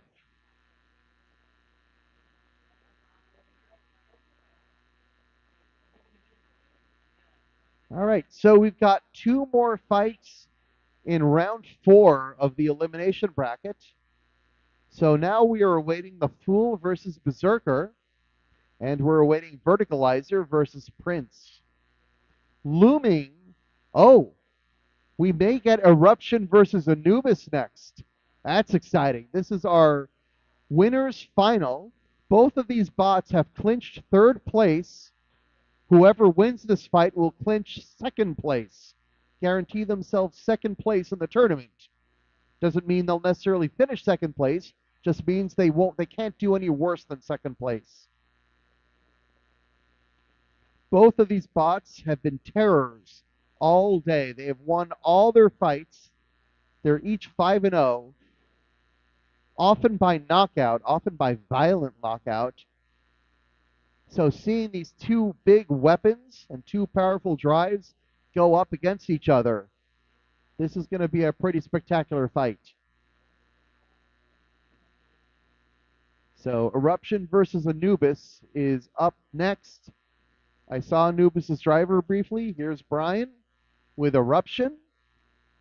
Great looking bot. Got a glow up a few months ago, and it looks really good.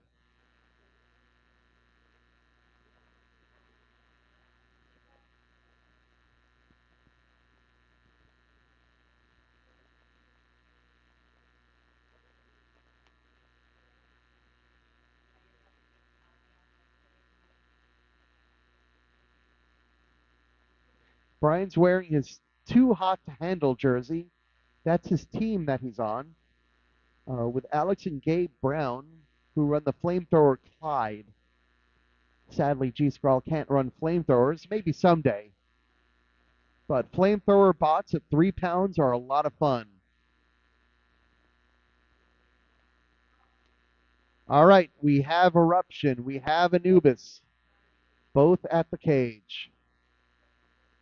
This is going to be a spectacular fight.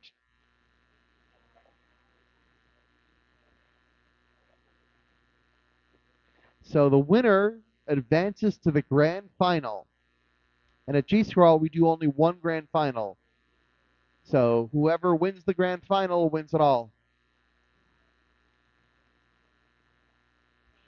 Whoever loses this fight is going to drop to the losers bracket in the losers final. And if they win that fight, they will be in the grand final. All right, doors are closing.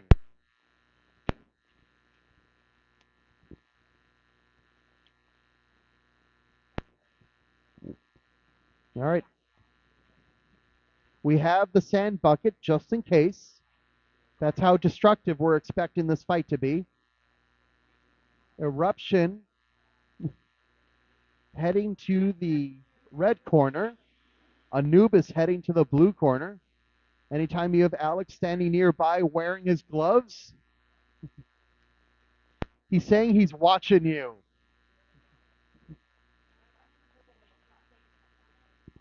Alex is giving you permission to destroy a battery.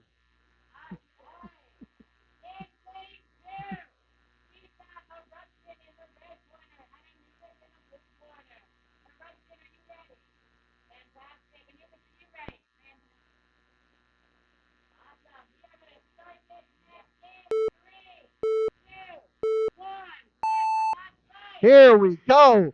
And a big early hit from Eruption, and that's a wheel from Anubis. No. Is that a wheel? No, that's a little bit of Anubis. And that's a match stop. We see a battery. That's an exposed battery. I think that was the left side panel of Anubis that got flung off. No, it's the back panel. We're taking a look to see if the battery is exposed.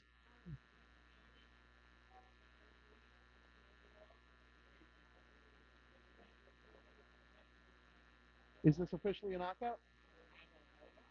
It's officially a knockout. Okay, Eruption exposes Anubis' battery.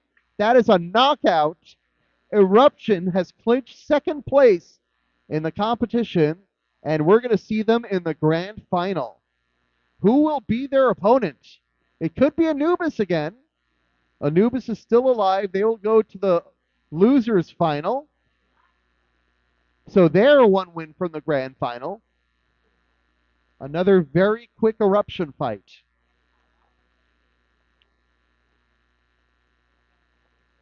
See how quick that took. Anubis took a right turn. Eruption was right there for it.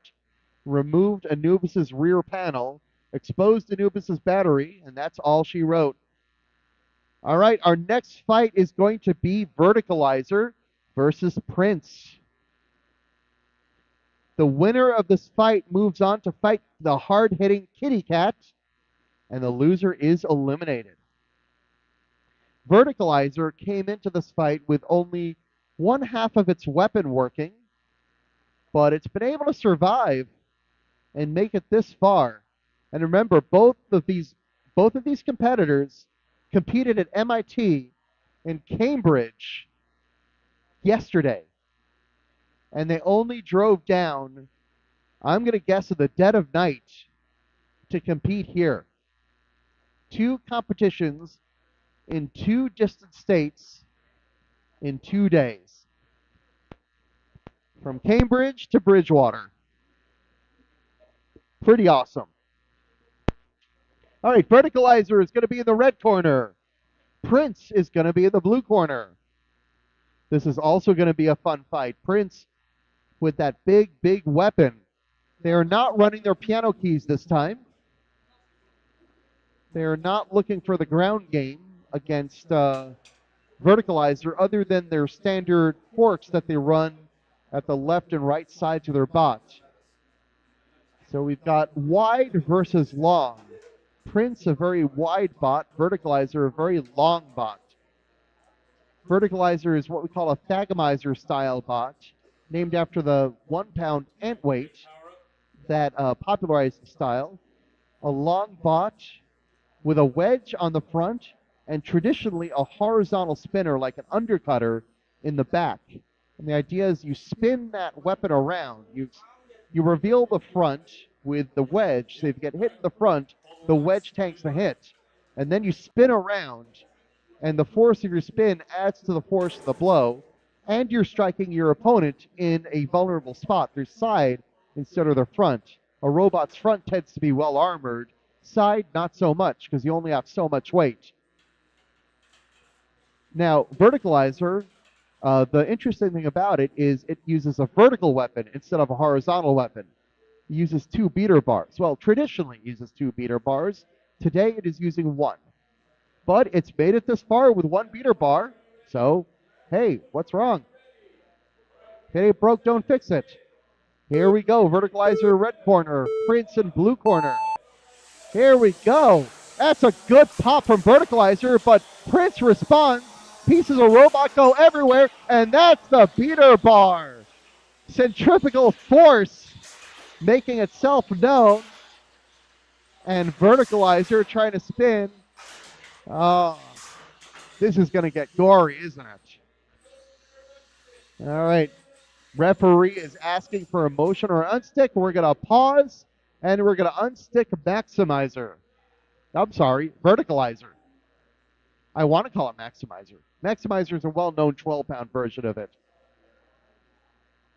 By the way, I've been doing this for 2 days, so give me a little break. All right. We have unstuck Verticalizer. You can see the top of that bot is just angled, so you can see why it ejected its weapon. That bot is starting to unravel. Here we go. 2 minutes left, just under 2 minutes. Prince continuing to hit Verticalizer, yes. And now we're going to count Verticalizer out. We've given them their unstick. Prince already waiting by the door to be unloaded. And that's the fight. Prince wins by a knockout. So Prince will advance to fight Kitty Cat, and Verticalizer is eliminated.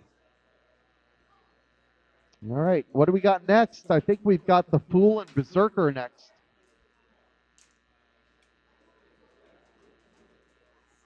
So that means the bot barons are going to come right back with their other bot, the Fool. I see Berserker hanging out right here, so hopefully it shouldn't take long. Oh, I see the Fool right here. Lyndon came prepared. Okay, the Fool in the red corner and Berserker in the blue corner.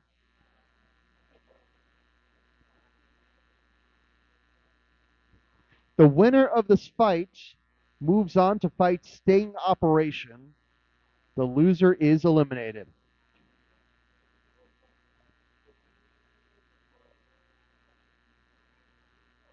So the Fool is a cam lifter. It's going to get under its opponent with those long, long forks, and it can actually twist those forks. Oh, we got another fight loading in to the rear cage. This is going to be Cheese Style versus Drumder Child. This is also an elimination fight.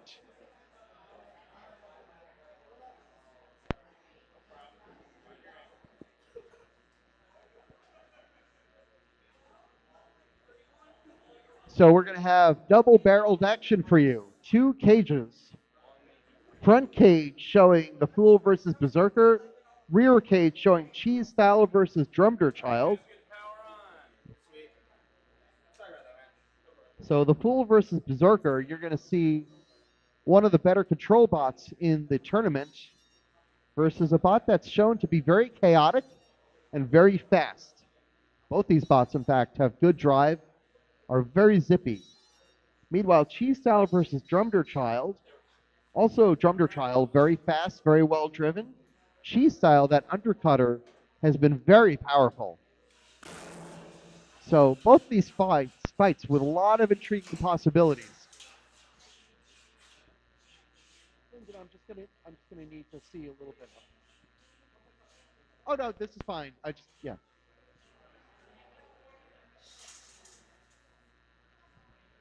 All right, the bots are lined up.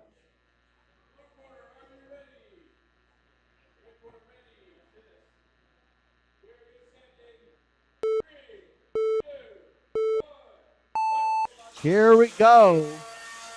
The Fool immediately pinning Berserker. You see those cam lifters, and Lyndon twists them to show the referee that he's using his weapon actively. That gives him a 10-second pin, a full 10-second pin to show the judges that he's proving engagement. There's another pin, and that's a hit, and that's a wheel. That is the Fool's right wheel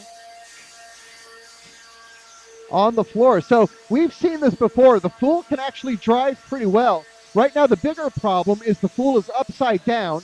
Now they're right side up. And now it's Berserker who's upside down. Berserker doing the thing slightly, briefly, and then it's self-rights. It's a big weapon on Berserker. And now Berserker inverts the Fool again.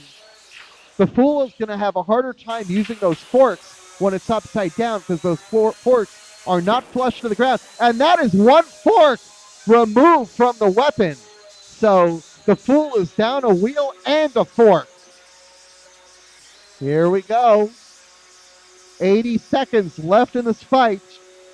The Fool trying to get some sort of meaningful impact. Trying to get Berserker to break itself, which is always possible with a high kinetic bot. Now the builder of Berserker, Mark, he's a really, really talented builder. He's brought a lot of really cool bots. He's a very good driver. So no surprise that Berserker's doing well.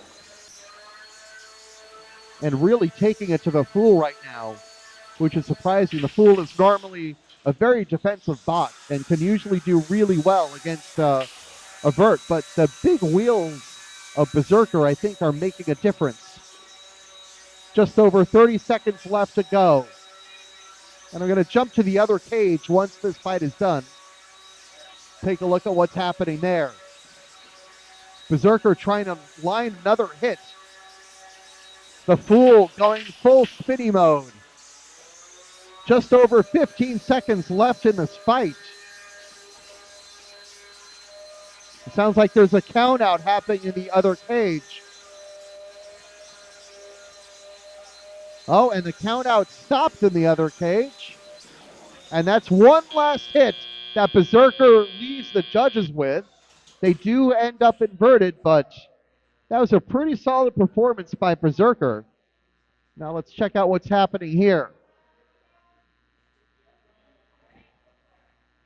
So it looks like Cheese Style got itself up on the side and opted for an unstick from Drumder Child.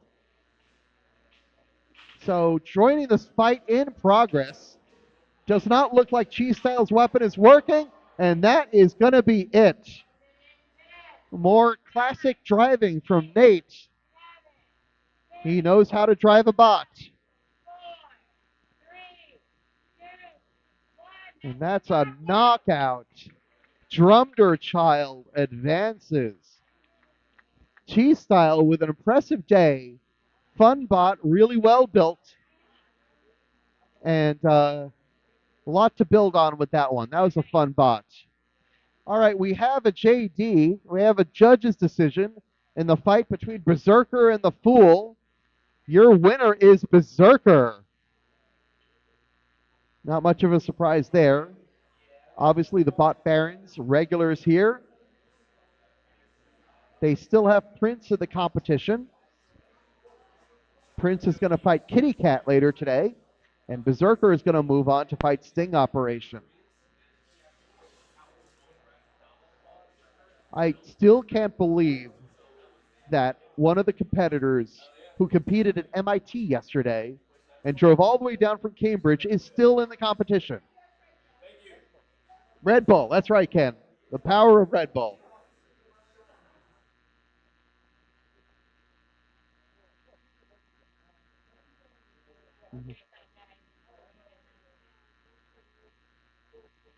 All right, what do we got next?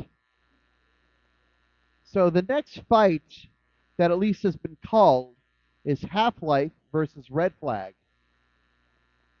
Ask Kristen. Kristen would know. All right, we're going to do a quick rumble. Looks like Jackalope versus Harlequin, if I got that right. Harlequin is a 1 pound bot. It's a 1 pound version of the Fool. Jackalope eliminated earlier today, but it's crowd favorite.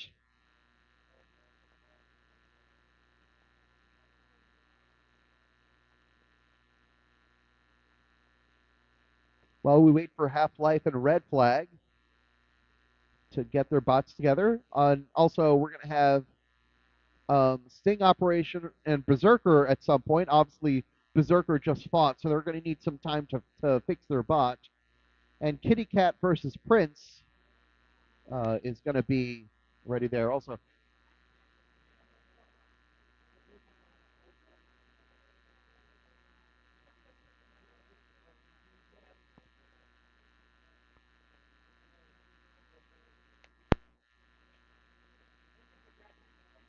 So this is a grudge match between Harlequin, that's the 1 pound version of the Fool, and Jackalope, which is a 3 pound bot. But hey, it's a grudge. Anything can happen.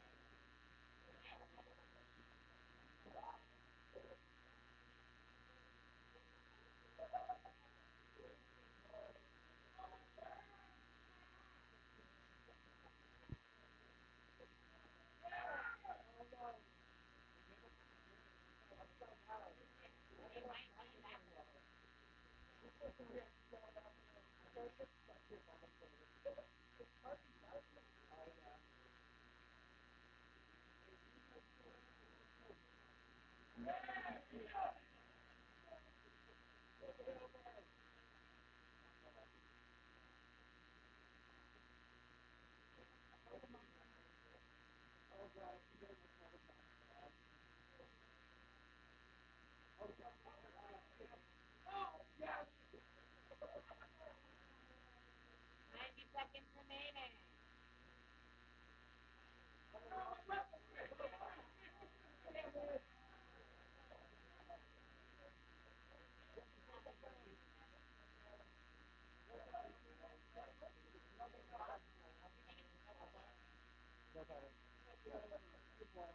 I don't know how to evaluate robots.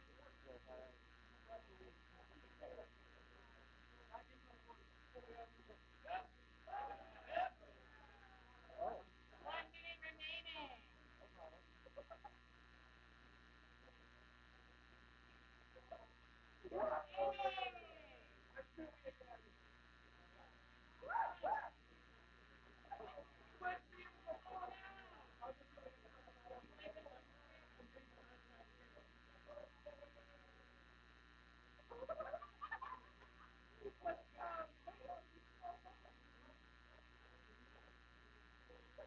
Seconds remaining. That's going to be a knockout. 10, 9, 8, 7, 6, 5, 4, 3, 2, 1. That's a knockout.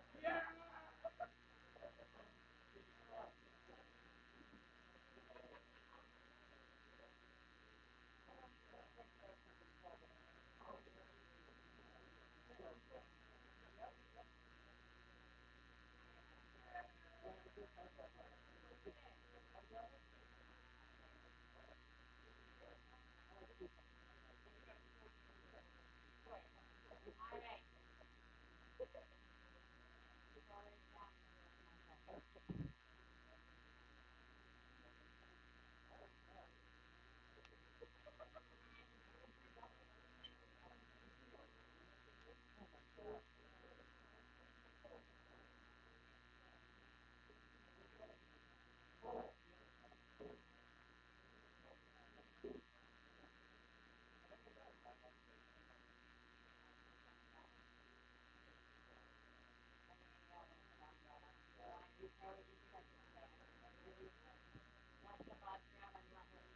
Somebody left us scared together here.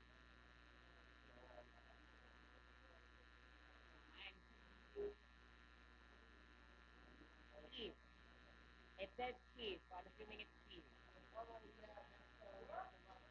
Yeah.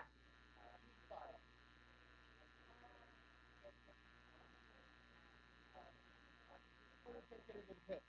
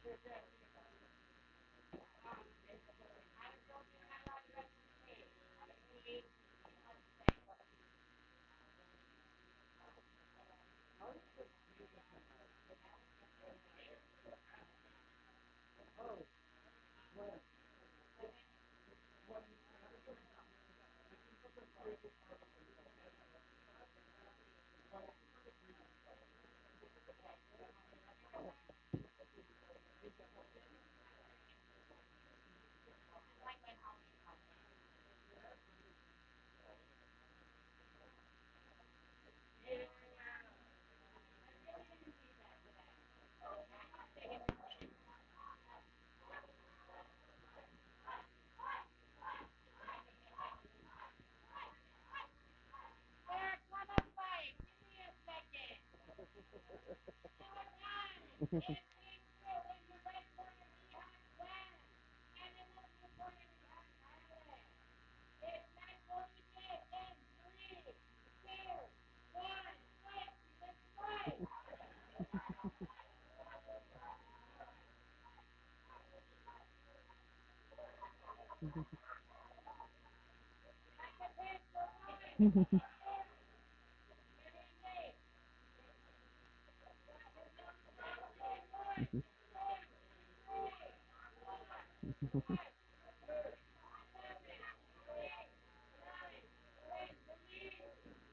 Yeah.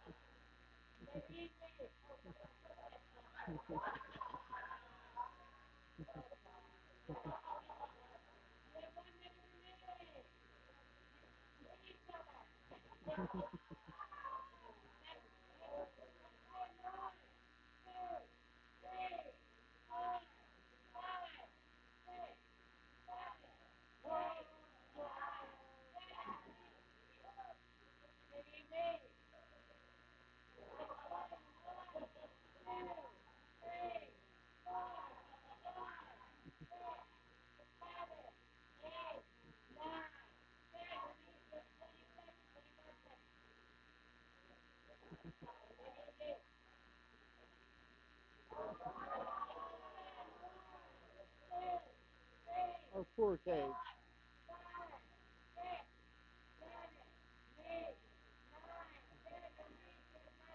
It's not the first time they've done it.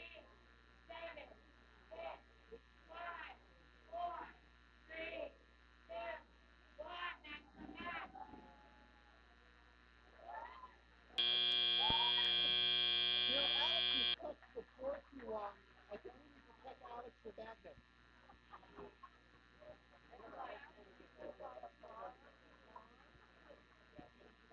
All right, I want to know by a show of applause who won that.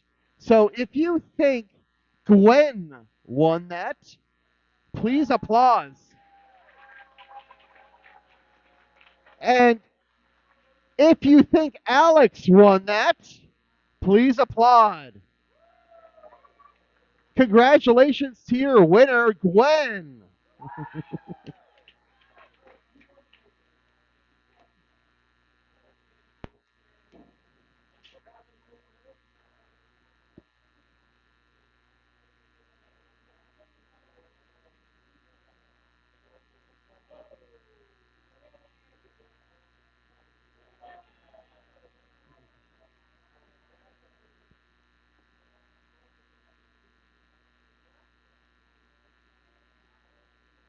All right, we have a fight loading in. This is Halflife versus Red Fang. Halflife will be in the red corner. Red Flag will be in the blue corner.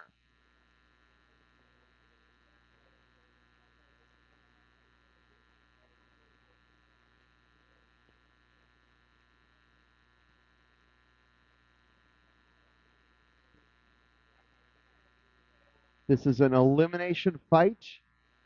The winner of this fight will fight either Kitty Cat or Prince in the next round. Awesome.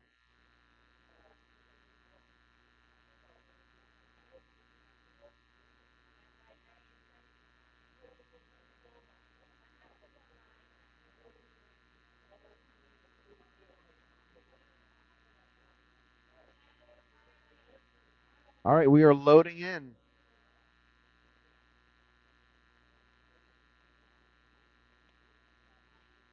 So Red Flag has gotten here through some pretty vicious fights using its very powerful weapon.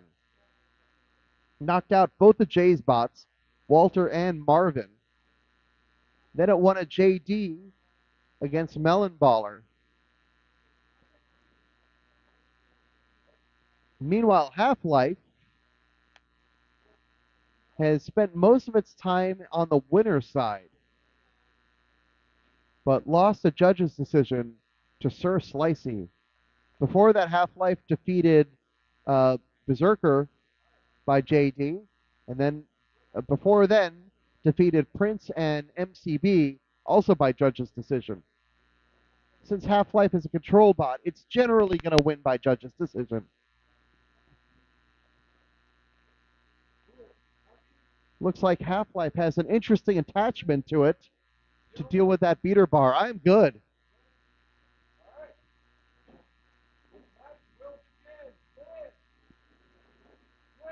Oh, Half-Life has a hammer saw. That's what it is. No, just a hammer. But Half-Life is upside down, and Red Flag is immediately taking it to them.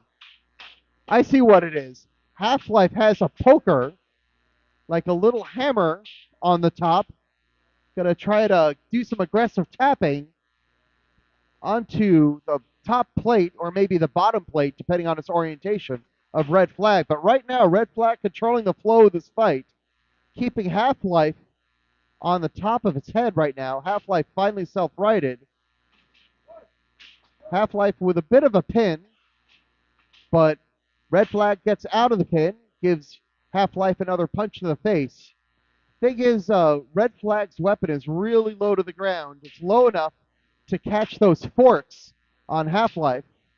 But now Half-Life starting to win some of these exchanges, staying low enough to the ground to send Red Flag into the air instead of itself.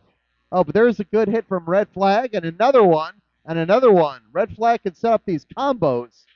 That's 5 straight hits from Red Flag. Make it 6 and 7, 8, 9, 10.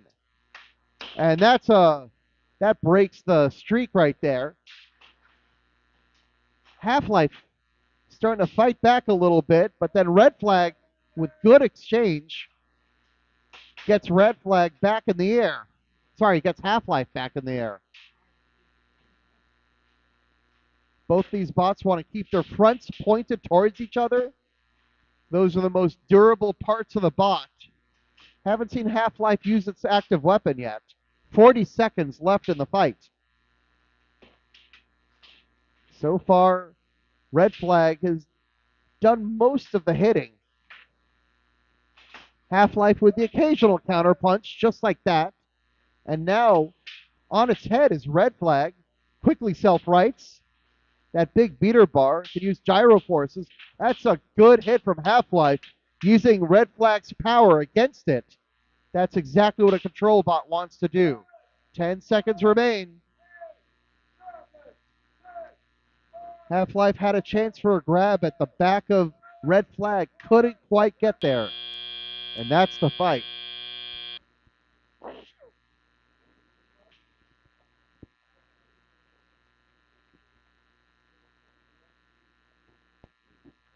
So we're going to wait on the judges to decide the fate of these bots. The winner is going to move on to fight Kitty Cat versus Prince, and the loser is eliminated.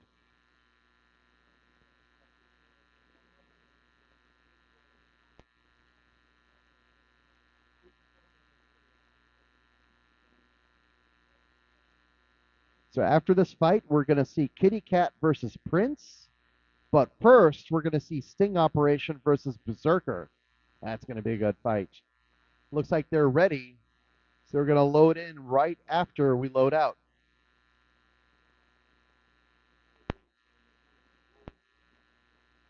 Kristen Salt. Kristen Salt.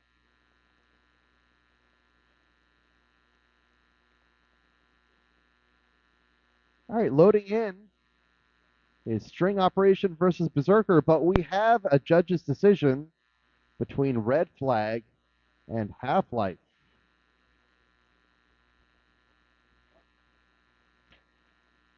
Your winner by split judge's decision is Half-Life.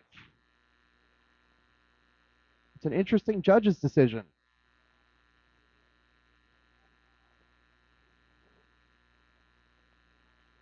So the way the judges saw it, damage was even. None of the bots damaged each other. And 2 of the judges scored 3 points of engagement for Halflife.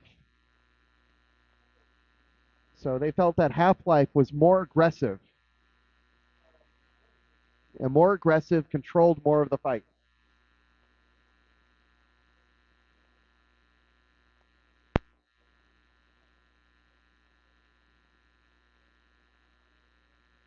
So Halflife will move on to fight the winner of Kitty Cat versus Prince. Halflife. Yeah. That's what the judges said. Yep.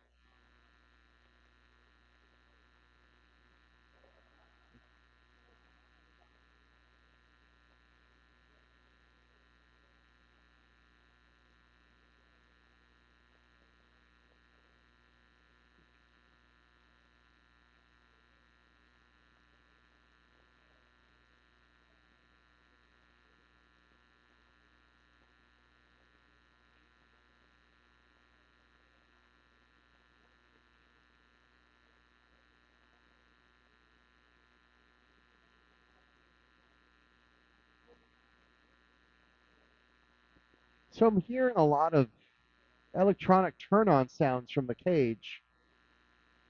Hopefully we can get both of these bots on and functional.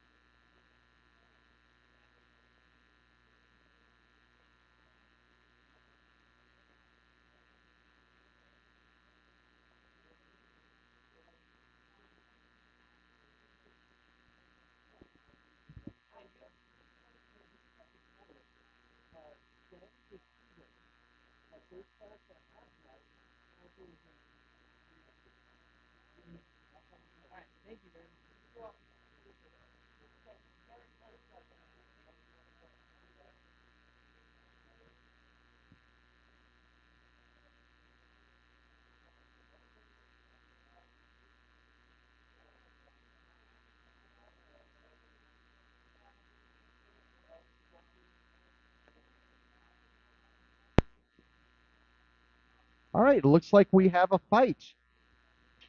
So this is Sting Operation versus Berserker. The winner of this fight will go on to fight Drumder Child, and the loser is eliminated.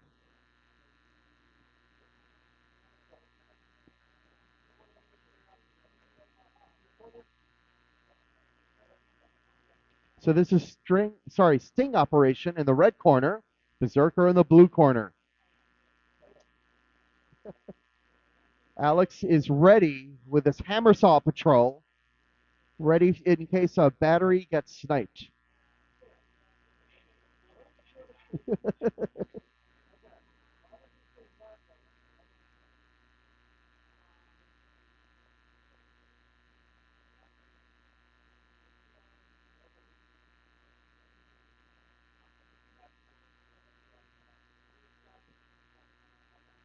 Right now we're just trying to get the system.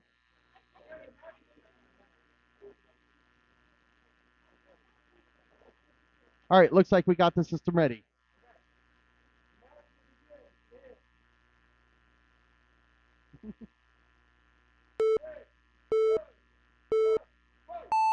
Here comes Sting Operation, Box Rush against Berserker, but Berserker quickly spins Sting Operation upside down, starts doing damage to that hammer. I think I see a loose belt off of Sting Operation, or maybe some wires. And it's trying to use its arm to self-right, and it does. So that arm is still operational, powerful enough to self-right. Berserker with its weapon at full bore. Sting Operation, that front plow, really powerful.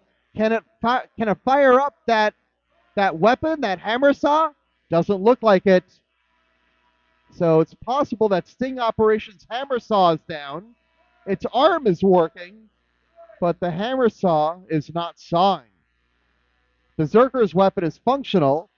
Berserker just needs to figure out a way to get behind that powerful plow of Sting Operation. Right now, Sting Operation controlling things with that really, really big plow. Berserker flips upside down. Berserker's powering down its weapon, then powering up, trying to use the gyro force. Oh, and that weapon on Sting Operation is functional, and they did get a hammer in. That's good news for Sting Operation, and they're going to get that weapon up. That's some smoke. Justice Motor. Alex says Justice Motor, not the battery, so I can fire it on. Alex says he saw a flame. We might have to stop this match in a moment. All right. Looks like an ESC got blown. So still no lipo affected. And as long as the lipo is not affected, we can keep running the fight. We have 24 seconds left in this fight. It looks like Sting Operation has toasted its weapon motor in ESC.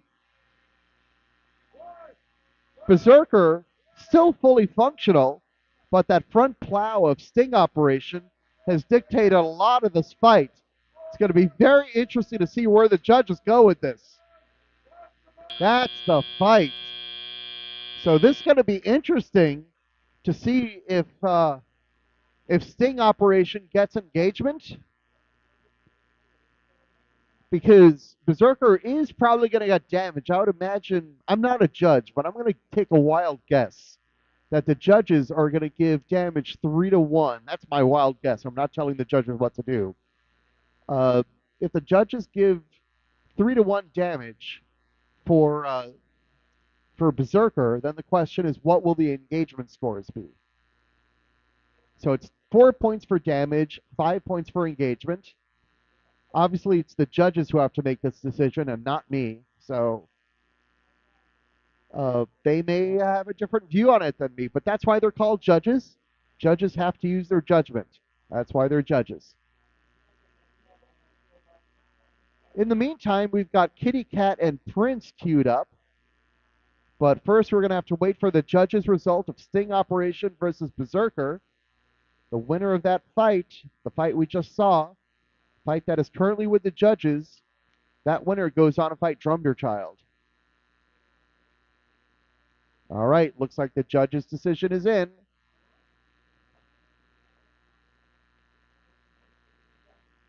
Your winner by unanimous judges' decision is Sting Operation. So just as I anticipated, Berserker won damage, but the judges really went for Sting Operation's control of the fight. They felt that engagement really went to Sting Operation, whereas Berserker's more chaotic approach, unfortunately, didn't get as much engagement. But an entertaining day for Berserker. Very good bot. Looking forward to seeing it back here soon. But Sting Operation survives to fight Drumderchild. So Ben has about 20 minutes to fix that hammer saw, replace that broken ESC, and then he's going to face Drumderchild. In the meantime, we are calling Kitty Cat and Prince to the cage. We're going to figure out who's going to fight Halflife.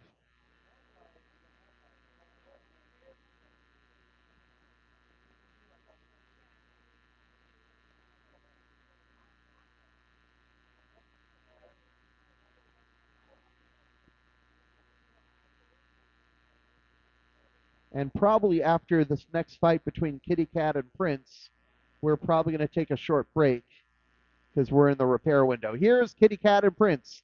Kitty Cat will be in the red corner. Prince will be in the blue corner.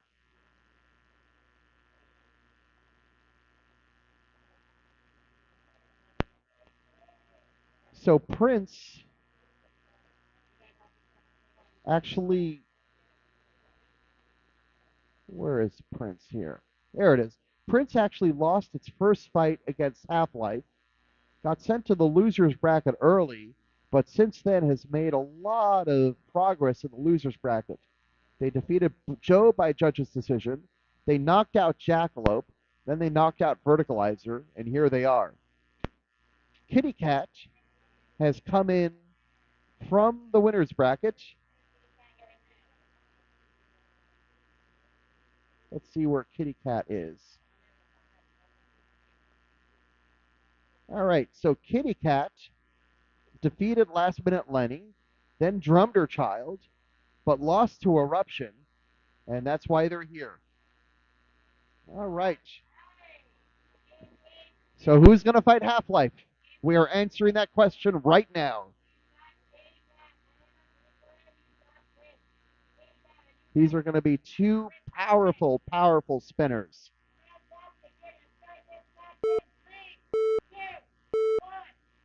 Now, neither bot is configured for ground game other than their forks. That's a huge hit. Kitty Cat wins that first exchange. You can hear those weapons. Wham! That was a huge hit, and I think that's a bit of Kitty Cat's weapon. Yes, Prince has broken Kitty Cat's weapon. Kitty Cat's weapon is broken, and they're going to ask for an unstick. I see like about a 2-inch bit, a 2-inch fragment from Kitty Cat's weapon lying on the floor. That was a very loud hit. And you can hear with that.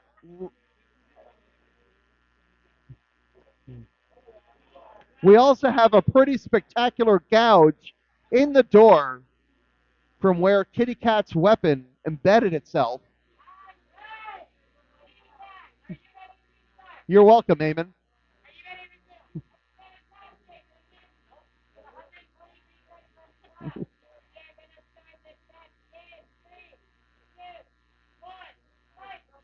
Here we go. And that's a quick tap out from Kitty Cat.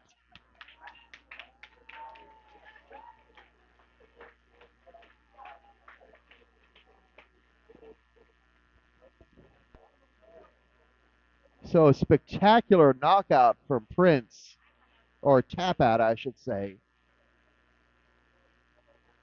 So Prince advances to fight Halflife. Kitty Cat is done for the day, which is just as well as their weapon is kaput.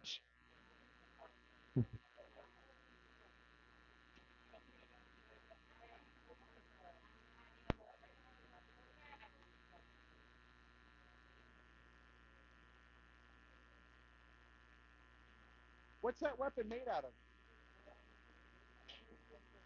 Sorry? Oh, 4240? Oh, Harrison Chargers A. Wow. You won that exchange.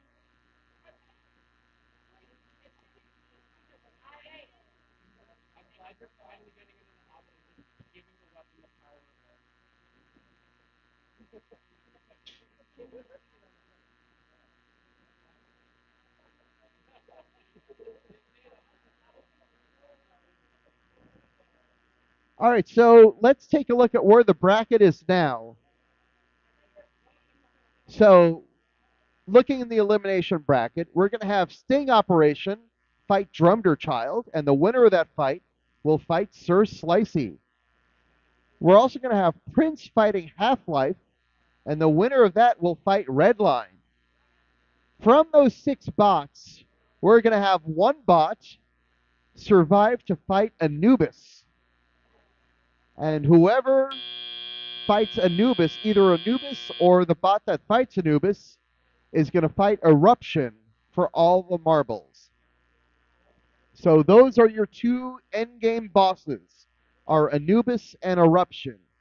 And your 6 challengers are Sting Operation, Drumder Child, Sir Slicey, Prince, Halflife, and Redline. So from 38 bots, 38 Beetle weight bots we started the day with, we have 8 that are still alive.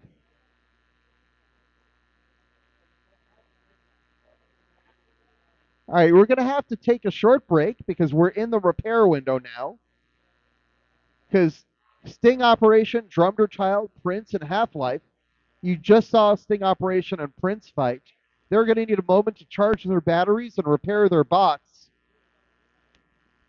So in a little bit, once they are all charged and repaired, probably be about 15 minutes or so, we'll be back with the next set of fights.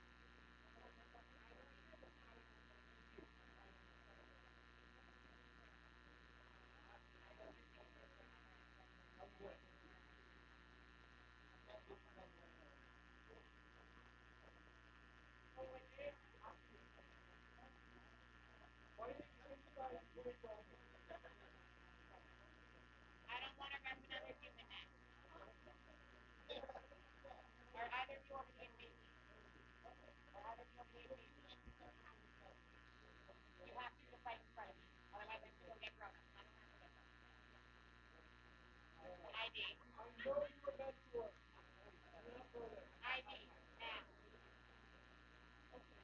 I will get your mentor. I will get your assigned pronoun. I work in a detail for a living, guys. You're not gonna win this. You guys sent me on our planet. You need to go take a break. If you need to, if you make a mistake, you're gonna have to. All right. Why don't you go take a break, brother? And you take a break next time. I'm gonna try again. Keep. Go.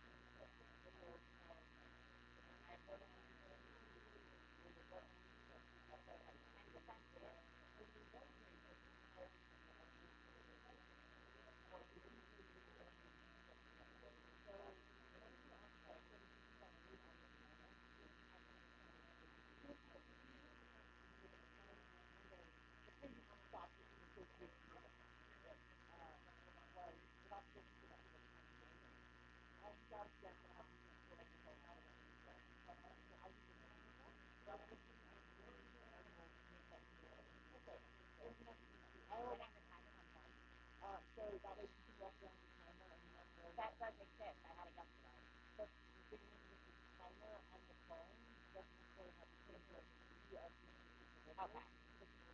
But she had that yesterday, so I couldn't leave a little timer on the computer while I was walking around. No, that is fair. And that is more of so that you want to have either a computer or you can have control of it. Control on my phone is great. Yeah, that is Looks like we got a grudge match loading into the red cage, into the front cage. We are going to have Red Flag in the red corner and Meter Beater in the blue corner. That is a meat tenderizer as a weapon. Because it's a grudge fight, I'm going to stay silent, but I hope you all enjoy.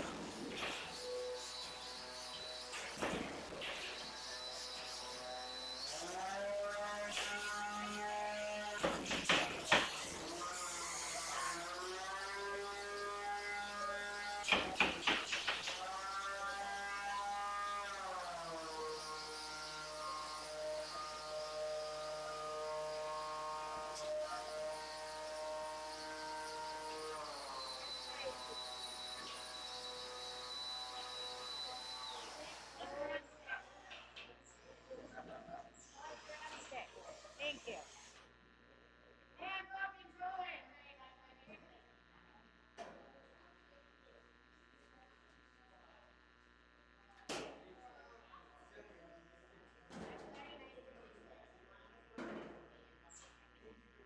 All right.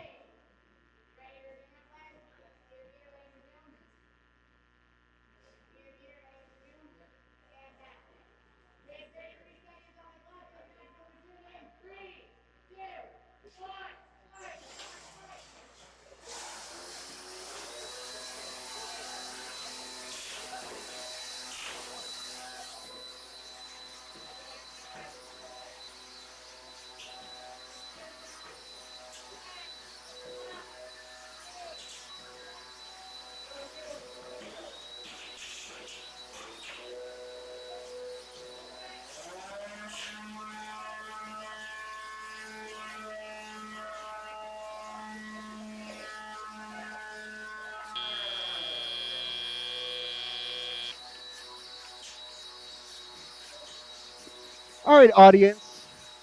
I'm going to ask you to judge, audience. So, if you think Red Flag, that's the red bot with the beater bar that's currently spinning, if you think they won, I want to hear your applause. All right.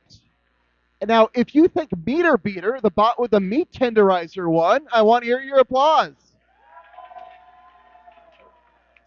I think we have a winner. Congratulations, Meter Beater.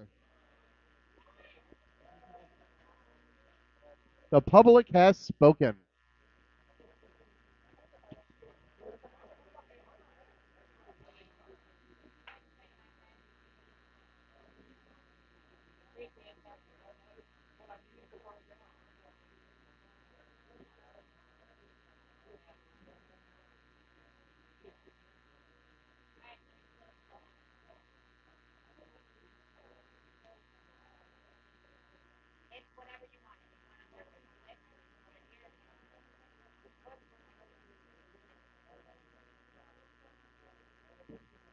So this is Redline testing in the bots. Redline is still alive. They're going to fight the winner of Prince and Halflife pretty soon. But this is just a test. They're just going to spin up. They're going to drive around. They're going to make sure their bot works for their upcoming fight. We're still maybe, I'd say, 5 or so minutes away from our next fight. But you can see the bot spun up. It's driving well.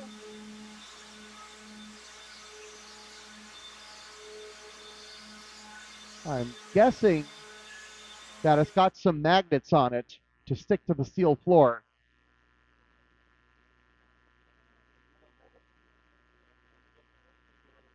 All right.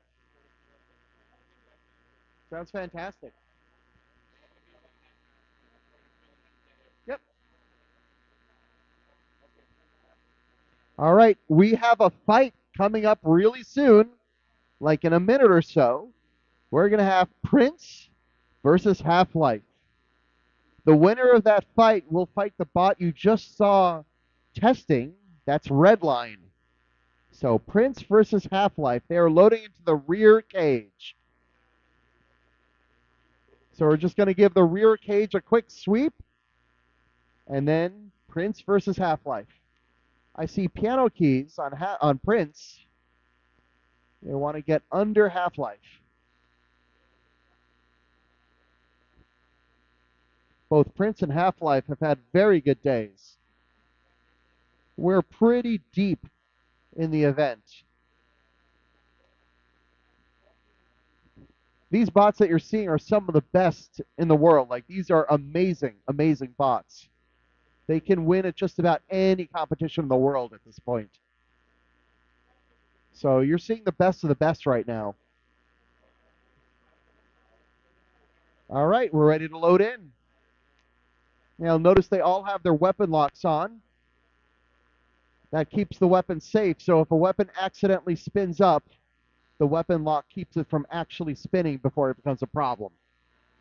And they're going to look like they're screwing something in the top. That's actually turning the bot on, because you don't want a traditional rocker power switch. You want something that's going to survive a big hit. So they're going to turn the bots on. Then once they're sure the bot's on, they're going to remove the weapon locks, and then we close the doors. We do not drive the bots until the doors are closed, because we have to prioritize safety. These bots can be very dangerous. All right, I'm going to be behind you. Sorry. I'm going to get a good line of sight here. All right, so we're going to have Half-Life in the red corner and Prince in the blue corner. These bots are both sippy and ready to go.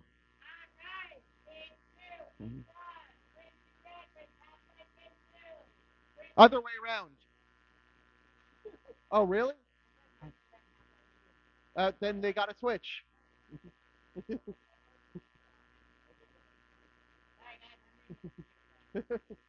All right. Half-Life is now in the blue corner, and Prince is now in the red corner, which is what we want. Otherwise, things can get messy. I know, it's an aesthetic crime. All right, much better.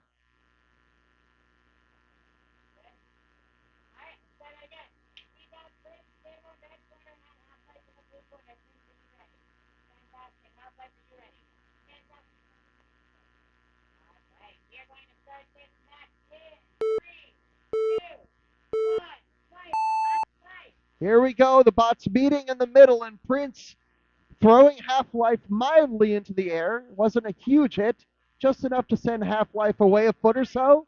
Halflife with a good pin now. This is what Halflife wants to do. And they turn Prince upside down. So Prince is going to want to self-right here. And they do. Their weapon has enough torque that they can do that. Halflife now hanging out on Prince. Prince pushing Halflife into the corner. Halflife with a good reversal and a pin. Prince works its way out to the side. Halflife is able to deal with that and push Prince against it. And that's Prince's weapon on steel. That is not quiet. So Prince with another good lift. And Halflife doing all sorts of damage to, well, all sorts of abuse to our arena. Not really damaging it, though. Hard to damage our arena. All right, Prince turning around, using gyro forces for a quick turnaround. But Halflife able to push it against the wall, trying for a pin. There's a pin. Using its lifter, and Halflife able to get around. And here's another one. And another lift. They can hold that pin for 10 seconds. Nope, 5 seconds, because the referee determined that they were not using their lifter. They use their lifter, they can hold that pin for 10 seconds. So far, Halflife able to get under Prince. That's exactly what Halflife wants to do. That's what it's built to do. Halflife is a control bot. It wants to take control away from the opponent, take time away from the match. The less time Prince has with its wheels connected to the floor, the better it is for Halflife. Now, a full 10-second pin because Halflife is using its lifter. Prince, in the meantime, has to figure out a way to get that weapon to connect with Halflife. If they do, they can turn this fight around. 30 seconds left in this fight. And see those piano keys. Oh, and a suplex! That was pretty fun. Prince's weapon is spun down. It is now very quiet in the cage. And now we have effectively 2 control bots. And Halflife pushing Prince into the corner. This is some awesome driving from Matt. And that is the fight.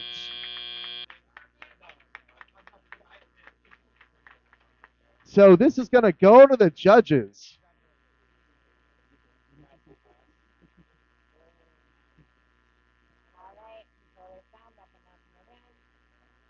So I don't speculate on fight winners.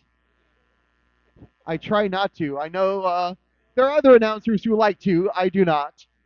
But the judges are going to try to evaluate, well, they're going to evaluate the fight on 2 categories. They're going to use damage, which is 4 points, and they're going to use engagement, which is 5 points.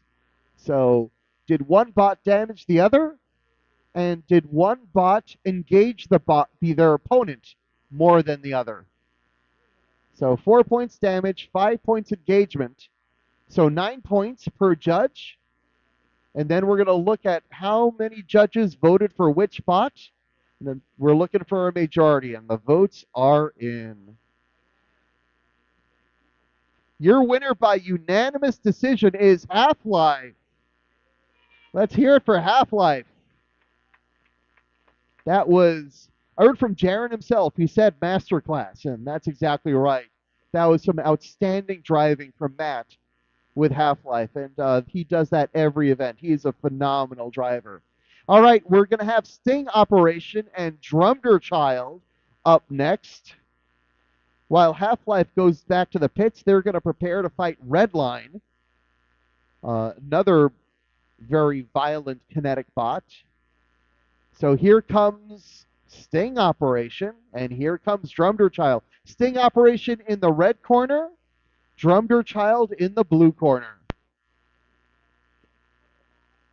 So Sting Operation is a hammer saw. So it's got an overhead arm with a spinner on top, not really a saw. And it's going to try to swing that arm and get that spinning weapon into the top of Drumder Child. Okay, thanks for the heads up. Okay, so just as a heads up, Sting Operations weapon will not spin for this fight. It's going into this fight as just a hammer and not a spinner. I think the last fight he blew either his motor or his ESC or both. That's right, just Doctor. Meanwhile, Drumder Child has a more traditional drum. And we will see who's going to go on to fight Sir Slicey.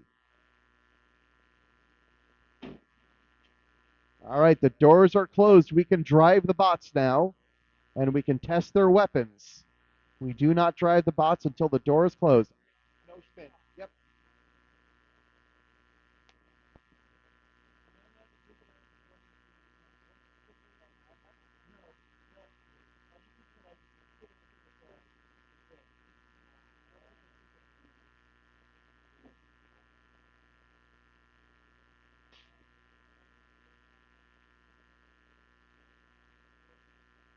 Okay, we're going to pause really quick. Nate's going to do some quick maintenance work on Drumder Child. Make sure it's 100%. So hands off controllers. Hands off controllers while we push Sting Operation into the corner, and Nate tightens his belt.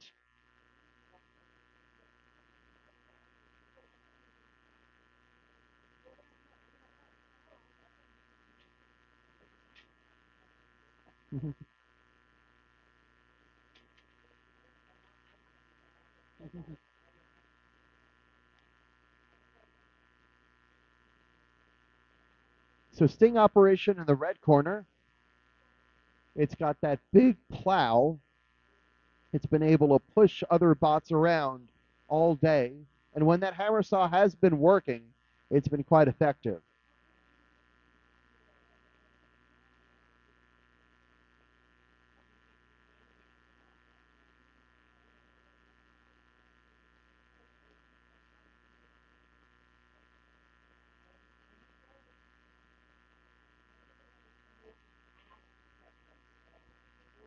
Kristen, we have a question for you.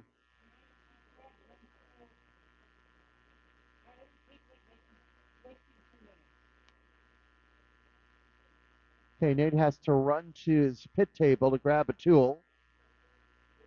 We're late in the event, so attrition is a factor. These bots have been through a lot of fights, and they have suffered a lot of damage. These builders have only 20 minutes to repair their bots in between events, and you see Nate frantically working to repair his bot. Yeah. And meanwhile, as you can see, Sting Operation will not have its weapon fully operational for this event, and again, that's just attrition. It's a long event.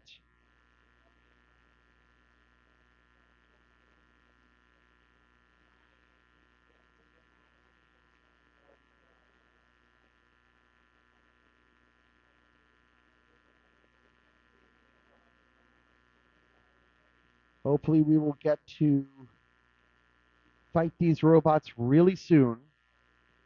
As soon as Nate's done with his belt tightening, he says he's ready.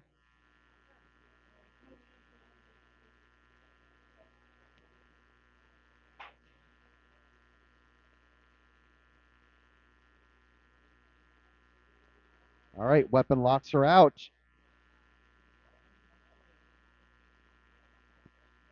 All right, doors are closing.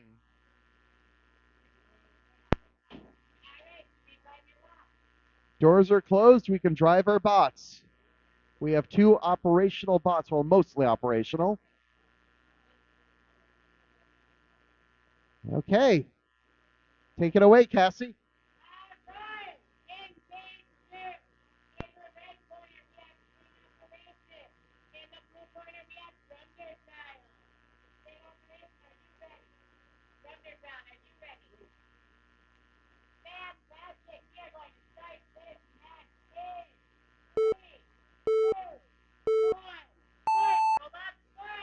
Here we go. Drumder Child with a hit on Sting Operation, but launches itself in the air. And once again, and Sting Operation with a good pin. And it's going to use its hammer. Now, the fact that that saw is spinning is just a coincidence. Its weapon for the saw, its motor for the saw is actually not functional. So it's only going to be tapping with that weapon. It's not actually going to be doing any significant damage. But still, the judges are going to consider it for engagement. And especially that big plow, which has already won fights today for Sting Operation. But now that drum of Drumder Child doing some work, getting underneath Sting Operation, that's what they want. Now, if only that motor was working, then we would see some real violence. But unfortunately, Sting Operation's arm, that weapon is not spinning, and because of that, it's not going to get through that top plate of Drumder Child. Drumder Child upside down now, and Sting Operation takes it into the corner. Drumder Child's drum is still perfectly functional. That arm doing some aggressive tapping. And now we'll release the pin. And then taking Drumder Child into the corner. 1 minute left. You can see Drumder Child launching itself into the air, hitting those forks on Sting Operation. All right, the pin is released. Drumder Child has to figure out a way to get underneath Sting Operation, because that's how it can send Sting Operation into the air. But those forks on Sting Operation doing great work getting underneath Drumder Child. But I think Sting Operation might have some drive problems right now. And if that's the case, that's going to give Nate an opportunity, an opening to turn the fight around. We have 15 seconds left in this fight. 10 seconds left. This has been a fairly even fight. Oh, and a good pin. And that's how it's going to end, with Sting Operation on top of Drumder Child. And now the judges get to work. They're going to vote for who they think is going to win the match. Both bots showing off functionality, showing what part of the bot works. It looks like Sting Operation is having trouble with its left drive. Now, the fact that Sting Operation's weapon wasn't working going into the match, the way this league works, that is not counted as damage because they started the fight without it. Other leagues work differently, but for this league, that's how it works.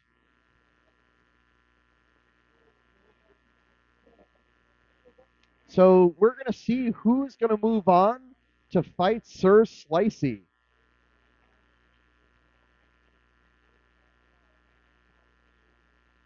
After this result, there will only be 6 spots still alive in the tournament from 38 from the beginning. Looks like we got a grudge fight lining up after this fight.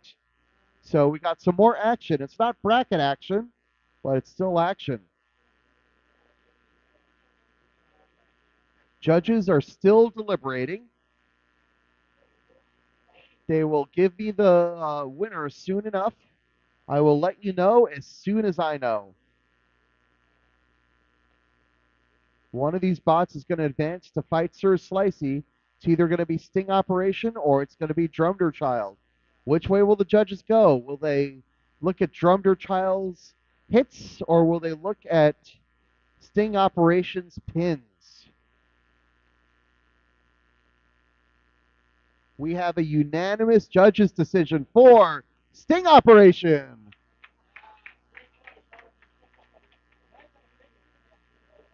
Sting Operation survives to fight Sir Slicey. So the judges scored damage for Drumder Child. They did see that Sting Operation's drive side was down, but they felt that Sting Operation's engagement was much higher than Drumder Child's. That big plow wins again. Oh, this is. Oh, not here yet. I was like, that's a fast turnaround. Okay. It would be a good flex.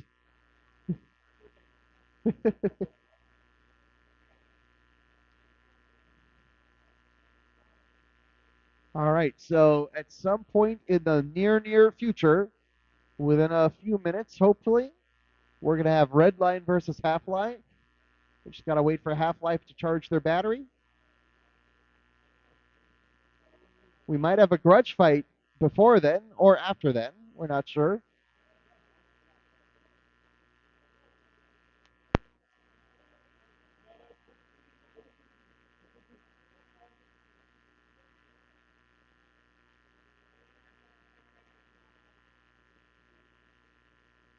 All right, so we might go to the grudge next.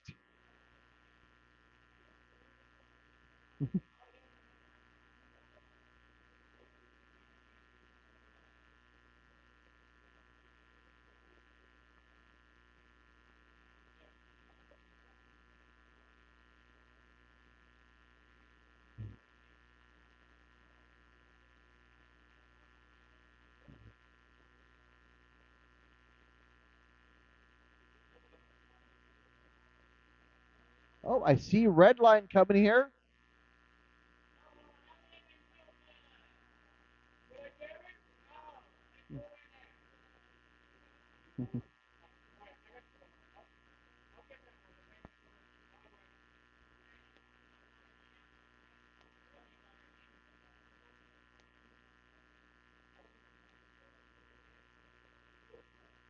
All right, looks like we're going to load in Redline and Half-Life.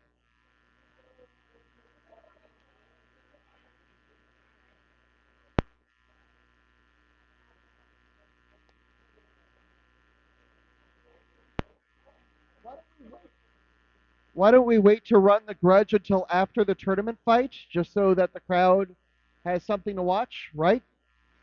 Wait. Yeah, that's good.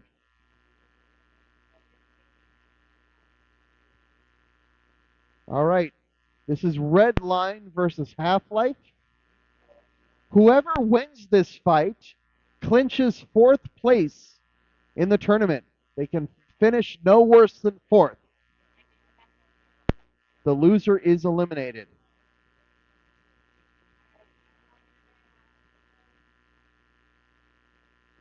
All right, we have Redline in the red corner, Half-Life in the blue corner.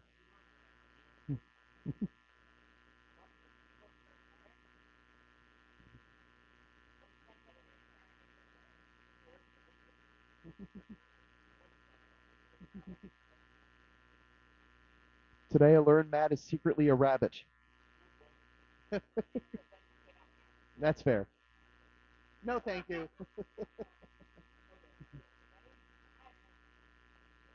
Yep. All right. In big two, we got Redline in the red corner. And Halflife in the blue corner. Redline, are you ready? Halflife, are you ready?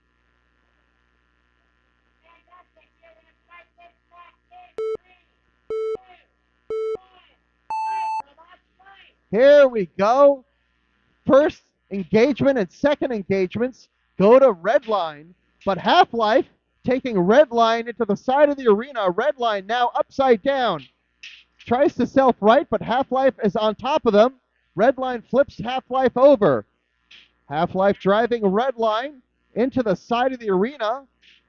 And then again, back and forth fight so far. Half-Life with a violent self-right against the side of the arena. They are now right side up, but then Half-Life gets its lifter under them. Half-Life trying to get them into an awkward position. That weapon grinding against Half-Life's forks.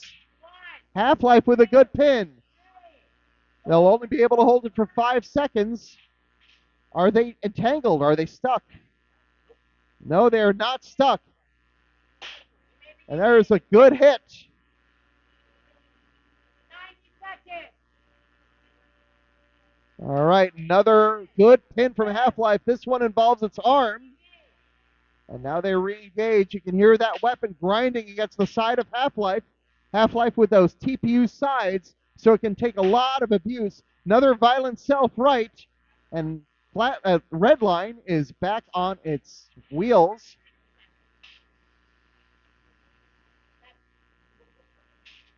We have just over a minute remaining in this fight.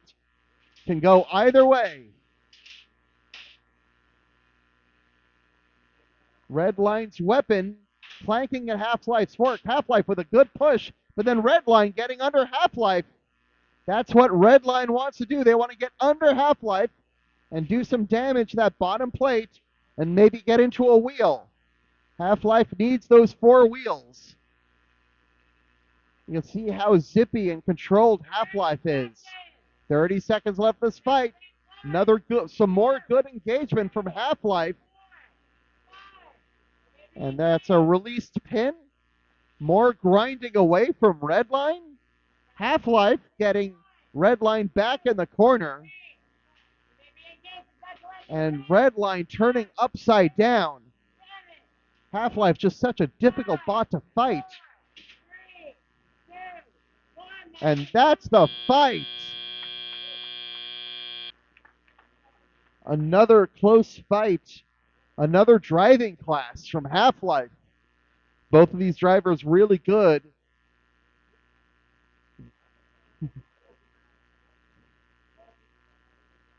Back and forth fight. And the judges are going to decide who moves on.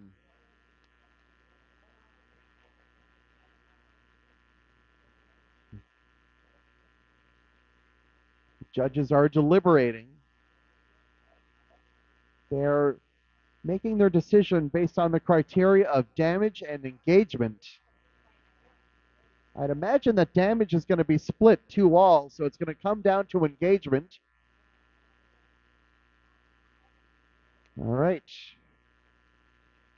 As I expected, damage is split 2-all. And we have a unanimous decision for Halflife.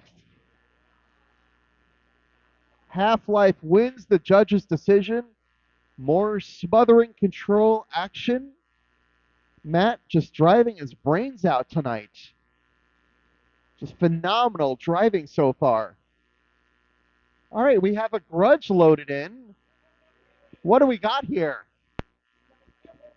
We got an Eric kit. All right, so this is one Eric kit versus Harlequin versus Atsushi. Okay, so the Eric kit is NHRL's kit bot that you can put together yourself and take classes. Henchman Sam has a bunch of videos when you buy the kit that tells you how to put it together. And we've just shipped our first Erics to pre-order customers. There it is right there. So you too can get involved in the robot action. All right.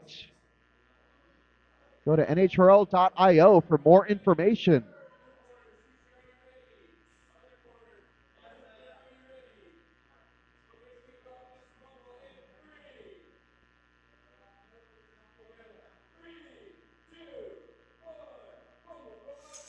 Now, because this is a grudge match, I'm not going to do much talking. I will let the robots speak for themselves.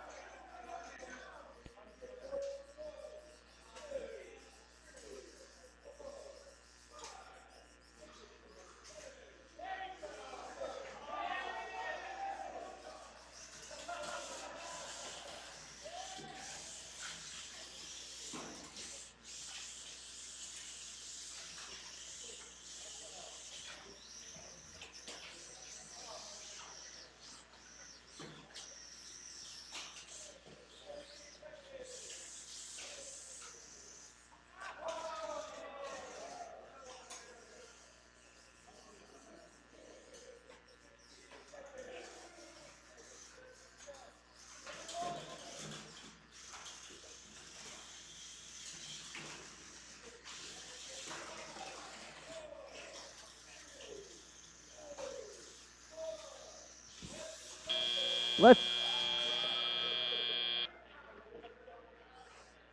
hear it for these awesome bots.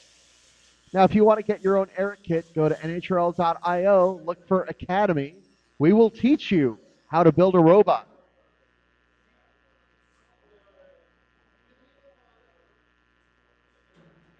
And you will get everything you need to build an Eric. Okay, so the last fight put Halflife in the top 4 of our remaining competitors. So Halflife is guaranteed to finish no worse than 4th place. In a moment, hopefully, we're going to have Sir Slicey versus Sting Operation. Sting Operation is still doing repairs and charging batteries.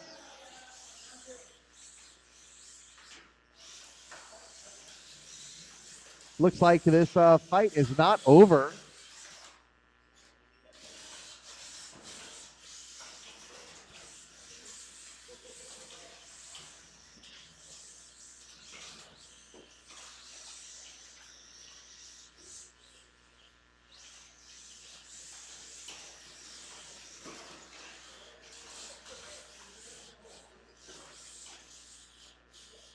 I also want to point out the Eric is about 2 pounds and change, and Harlequin is 1 pound. So Harlequin is giving a pound to its opponent, and the fact that it's doing pretty well, that says a lot about Harlequin. Now, Eric is not fully 3 pounds because we want you to customize it to get it to 3 pounds. We want you to add your own secret sauce to get it to 3 pounds.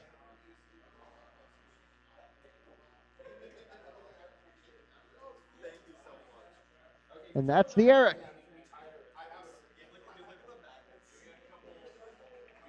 Thank you, Sam. Now, Sam is the one who's going to teach you how to build an Eric should you go to Academy. He's filmed a whole bunch of videos, and he will tell you all about how to get into the sport.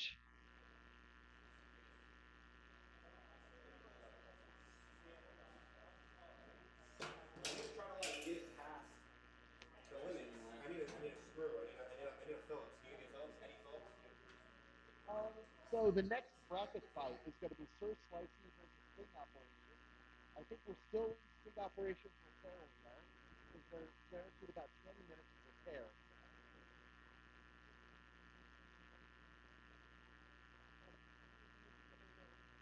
I'm not 100% sure. I'm going to guess between 5 and 10, but that's an estimate. Yeah, it's going to be at the end of the tournament. It's usually a little slow as we wait for the time to stop. We're probably going to be done around 6:30 to 7.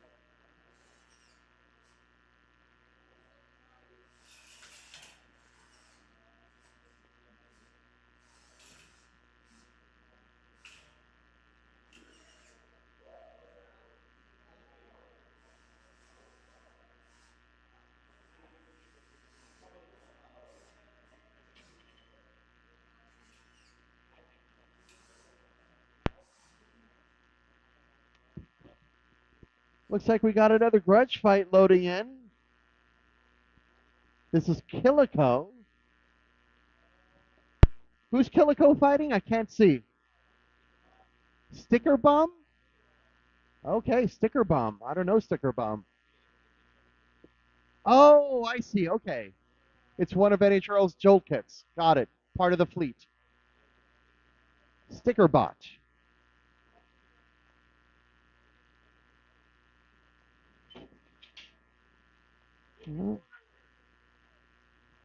All right. Kilco in the red corner, Sticker Bot in the blue corner.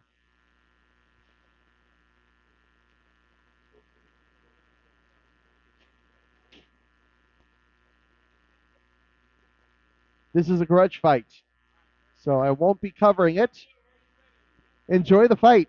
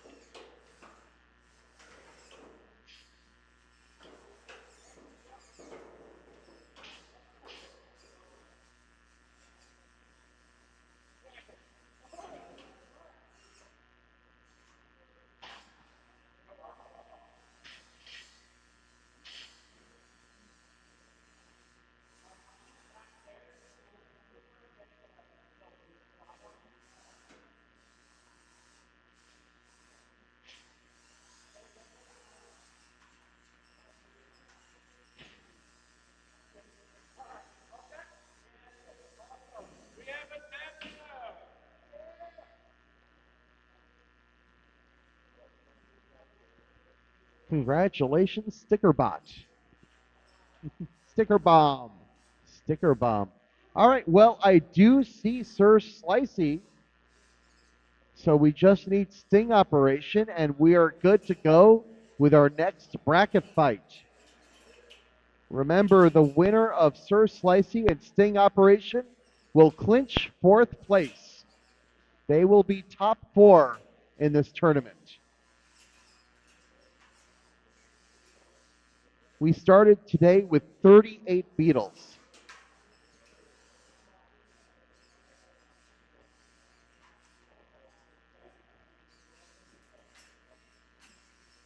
So top 4 out of 38 Beetles is pretty good. And whoever loses this fight is going to tie for 5th place overall with Redline. That's also a pretty good day. And then Drummer Child and Prince tied for 7th. All right, we're loading in. Here we go. Sir Slicey will be in the red corner. Sting Operation will be in the blue corner. The winner of this fight clinches 4th place in the tournament and will face Halflife. in about 20 minutes or so. Then the winner of that fight faces Anubis. And the winner of that fight faces Eruption for all the marbles. Brian has been chilling with Eruption for like 3 or 4 hours. He is ready to go.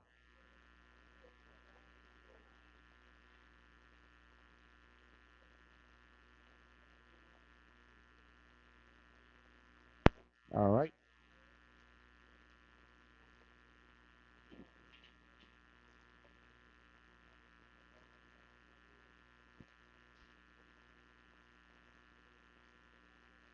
All right.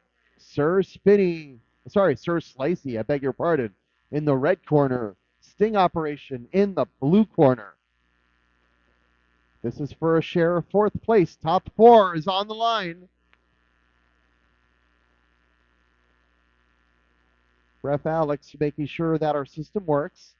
Check out that weapon on Sir Slicey. See how those blades are slanted. The idea is for it to hit more like a drum than a traditional vert. Got a lot of points where it can hit its opponent. Meanwhile, once again, yep, go ahead and take it. Sting Operation coming in without a functioning hammer saw. Its hammer works, its spinner doesn't.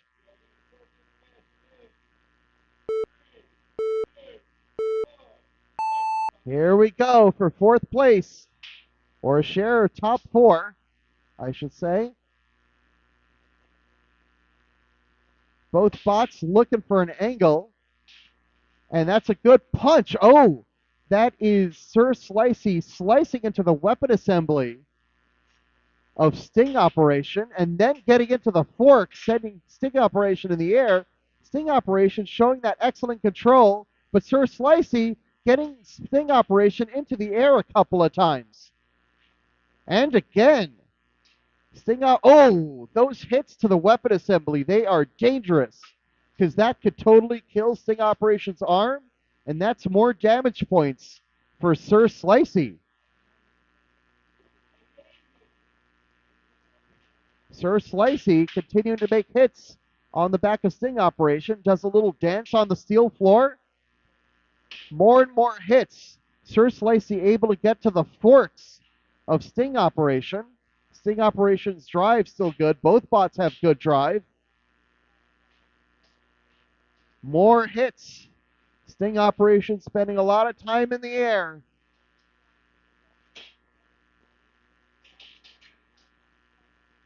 Sting Operation hitting those blades.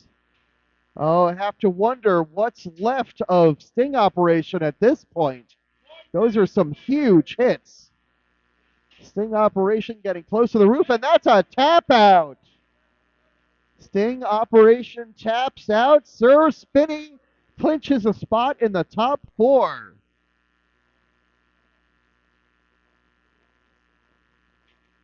All right, so here are your top 4 bots, your last 4 remaining bots. We know Eruption is going to finish 1st or 2nd. We know that Anubis is going to finish 1st, 2nd, or 3rd. And then Sir Slicey and Halflife rounding out the field. Thank you. And that's it after 38 bots. That's your top 4. So what we're going to do now is Sir Slicey is going to go back to the pits. They have 20 minutes to recharge and repair. I don't think they're going to have much to repair, but they do need to recharge their batteries. Now, once they're all recharged, we will come back at it with Sir Slicey versus Halflife. Whoever loses that fight gets 4th place officially. Winner fights Anubis. We have 3 fights left in the day. So roughly an hour more to go, I'd say. It's going to be about 1 fight every 20 minutes. So in 20 minutes, we'll have Sir Slicey versus Halflife. Roughly 20 minutes after that, we're going to have Anubis versus who wins that first fight. And then in about 40 minutes, we're going to have, well, more like 60 minutes, I guess. We're going to have Eruption versus whoever is left. And that last fight's for all the marbles. We're going to have another grudge fight in the meantime. Not sure who's fighting this grudge fight, but we will find out.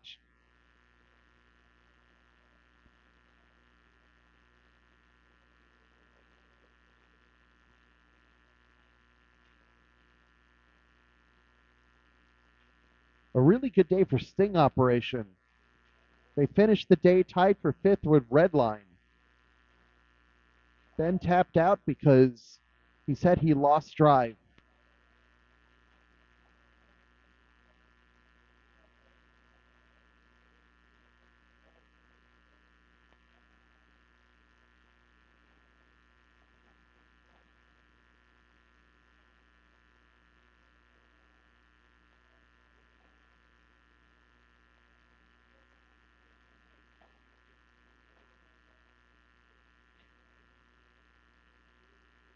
Now, Sir Slicey and Halflife already fought today. Sir Slicey won that fight in a judge's decision. So Matt is out for revenge. He's going to try on the second attempt to defeat Sir Slicey. Sir Slicey is going to try to go 2-0. So I'm going to take a break at this point. I'll talk to you all when Sir Slicey and Half-Life get back to the cage.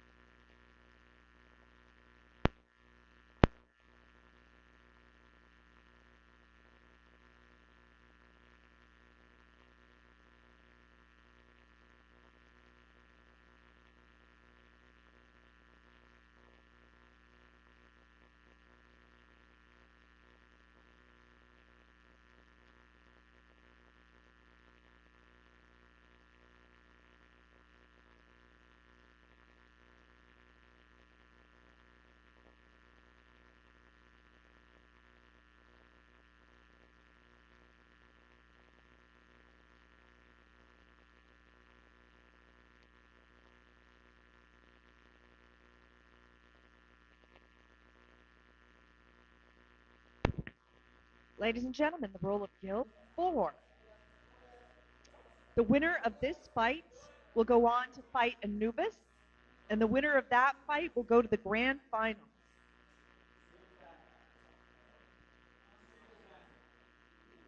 All right, stream is good to go. The ref is good to go. Judges? All right. Sir Slicey is in the red square, and Halflife is in the blue corner.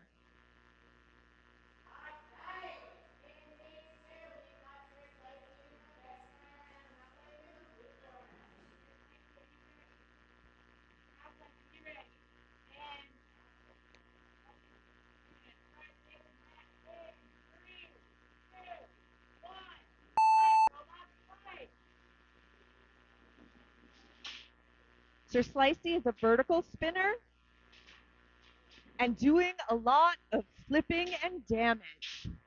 Halflife has a lifter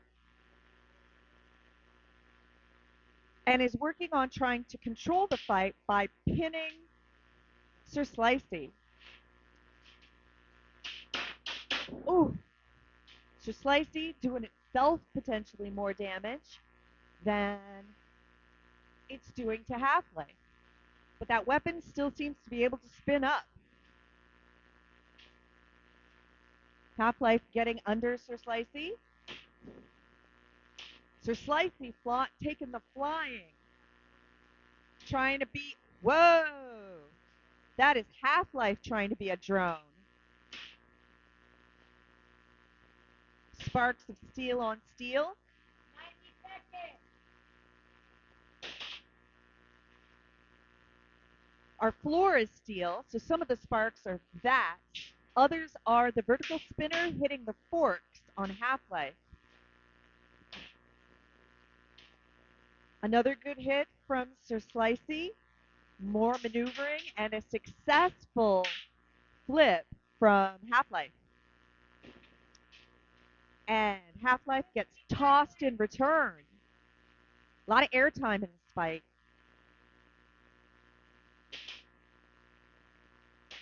Oh, the humanity. Oh, my goodness. We're in the air more than the floor in this fight.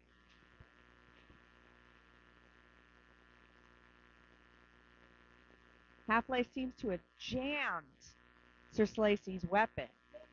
And they're doing the dance of two robots in love. But they're not bound together.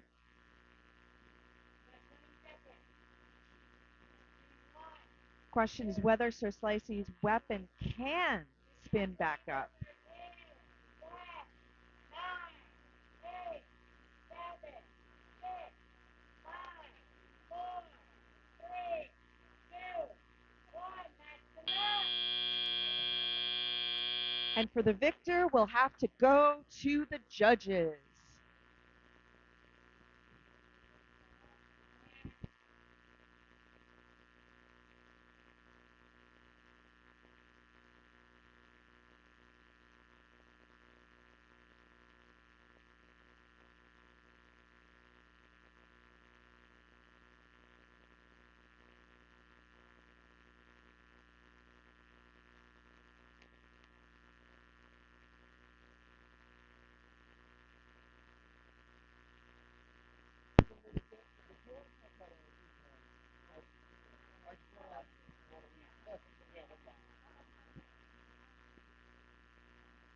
So I'm back. This was Sir Slicey versus Halflife, which I unfortunately missed because I was out getting food. It was a good one. It's going to, well, no. No, definitely not.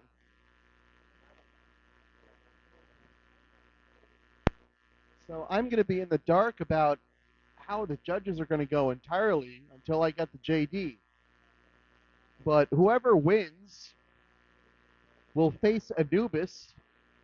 Whoever loses finishes in 4th place.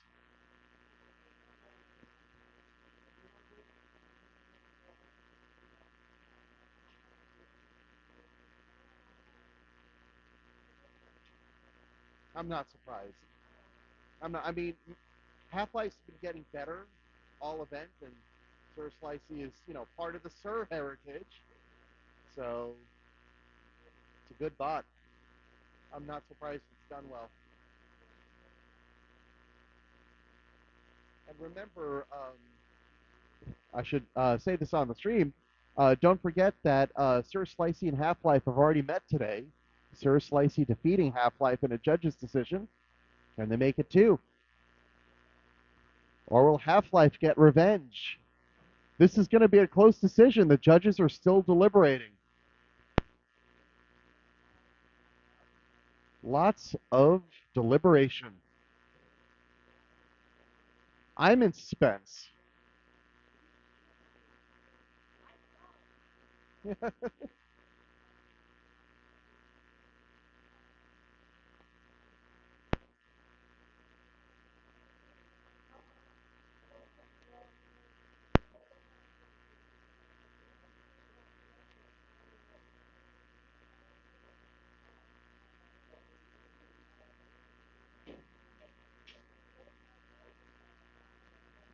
Most of our decisions have been fairly quick.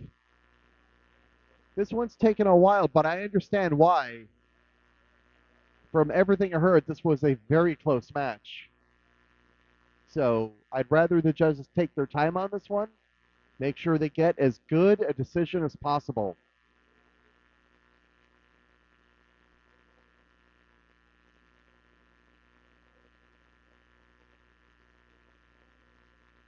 And then once the decision comes in, I can eat my burger.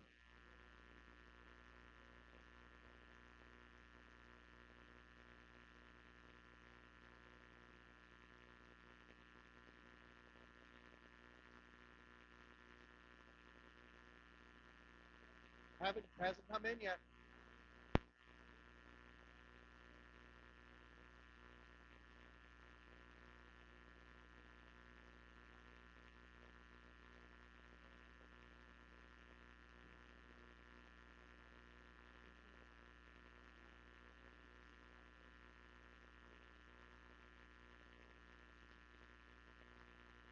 It's been a long weekend. Last night, we awarded first place in plants to Dust Devil, and first place in ants to Dulce de Luca. And now we have 4 robots left in Beetle weights, and we're about to make it 3.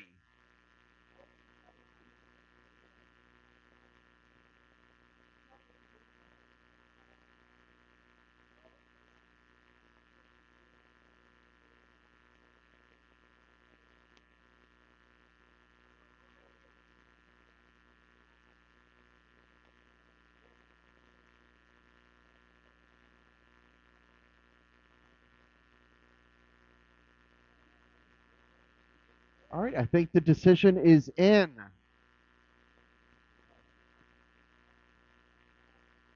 It's a split decision. The scores are all 5-4, but it's a split decision. Your winner by split decision, Sir Slicey.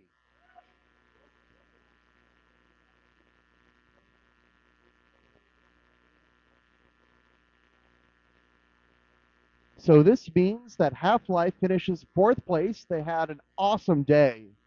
Some amazing driving. Sir Slicey is now guaranteed at least 3rd place. They will face Anubis. So the 3 remaining bots, all vertical spinners of some sort. So 2 fights left. We will have Anubis versus Sir Slicey. Whoever loses will finish 3rd. Whoever wins will face Eruption for all the marbles. And now I'm going to eat some dinner.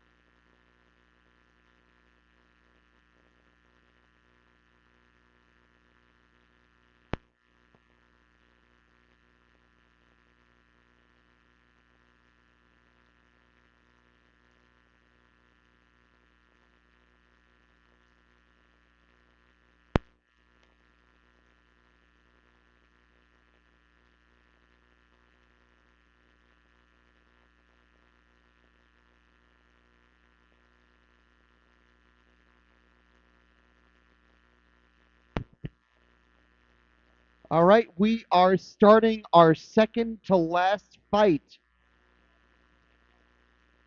Whoever wins this fight will face Eruption in the grand final. Whoever loses finishes third. In the red corner, we will have Anubis. In the blue corner, we will have Sir Slicey. Old habits.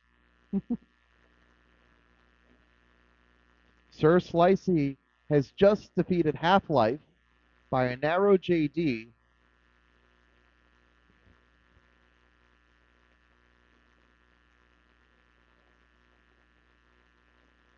It's going to be a fun fight. This is for top 2.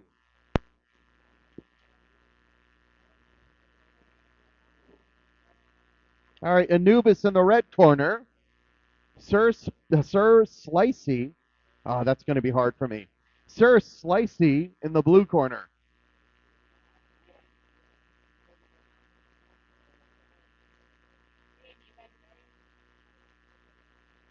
All right, we're making sure everybody's ready.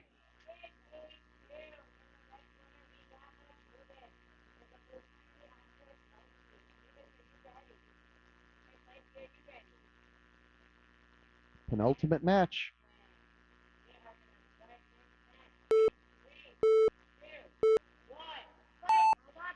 Here we go, and a box rush from Anubis. And a really good one, too, sending Sir Slicey into the air. Huge hit! Wonder if that took out a weapon. We have a wheel down. And some bouncing. I wonder if Anubis' weapon, a roof shot from Sir Spinny. I think there's something wrong with Anubis' weapon. It is bouncing up and down. Another massive hit. Yes, Anubis' cracked weapon, and that's a tap out. Another broken weapon. And Sir Slicey will fight Eruption for all the marbles. An excellent day for Anubis comes to an end. They finish third.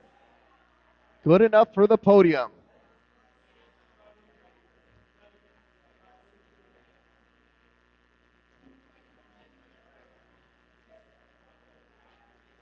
Thank you.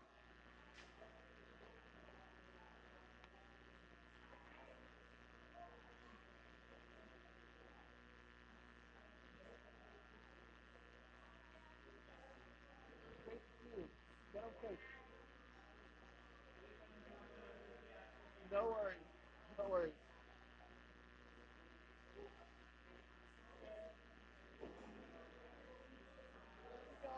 Get home safe. Get some rest. Get a lot of rest. Yeah, but you had a good weekend. Your box did well. Oh, fair.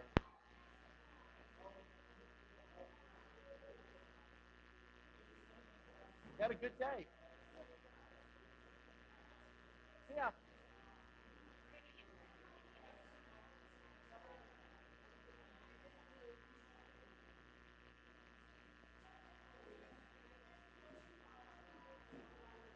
So we've had several battery fires today, and we've had 2 broken weapons. Wild. All right. The clock is running on Eruption versus Sir Slicey. Mainly on Sir Slicey. Eruption's had several hours to be ready. Sir Slicey needs to recharge their batteries. That was a heck of a fight. Anubis had the early advantage, and then Sir Slicey just took control. And when you heard that last hit, you knew something was wrong. All right. Talk to you in about 20 minutes or so, 15, 20 minutes.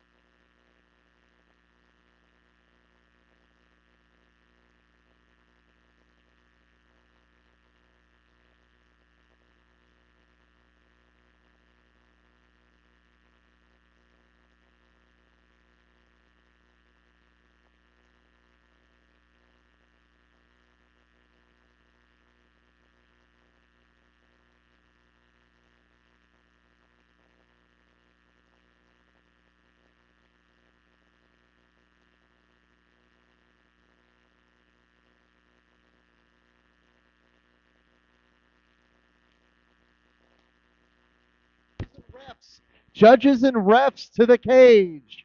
We have a final to contest.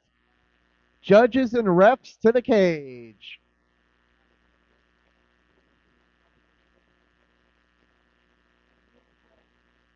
And Nate's dad. We're going to get some good photos. Get a lot of sparks.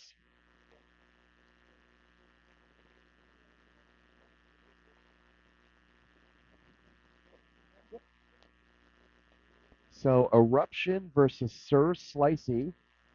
This is the final.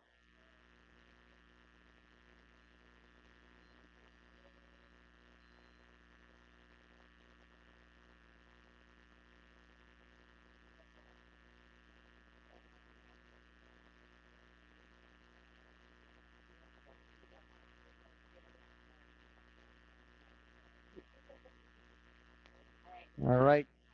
Eruption in the red corner. Sir Slicey in the blue corner. Good luck, competitors.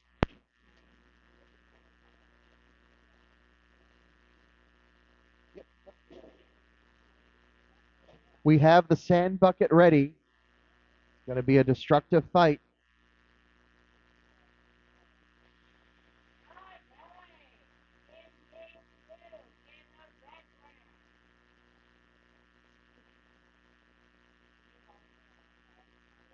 It's been a long weekend.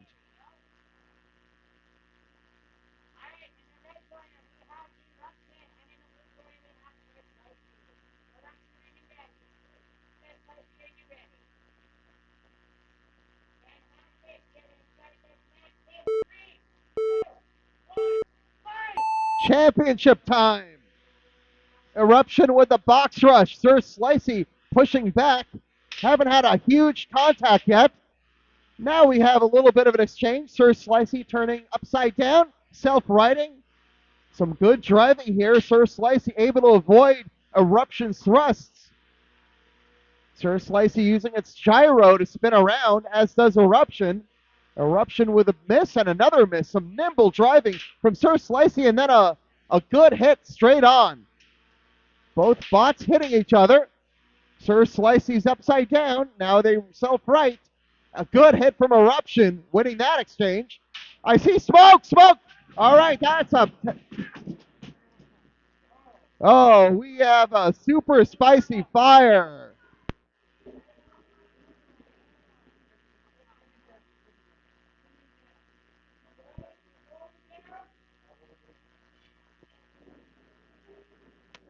Get the lid, get the lid. There we go.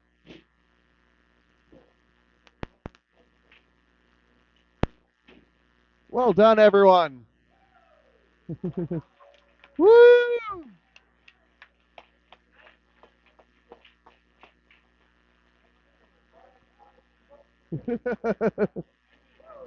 So, congratulations, Eruption.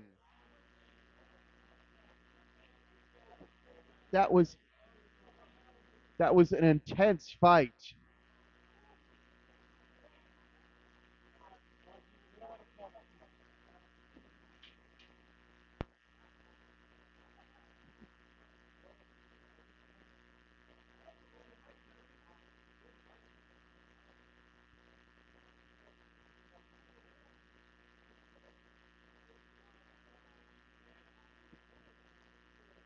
He's great.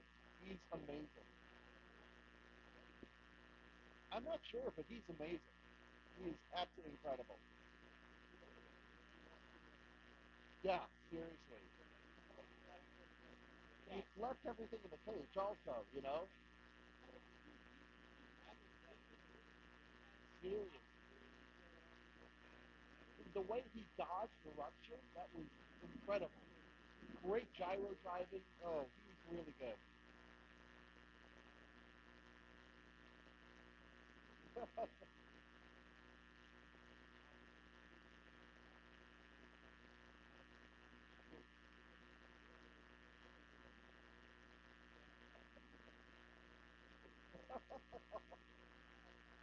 Okay, Phil's character.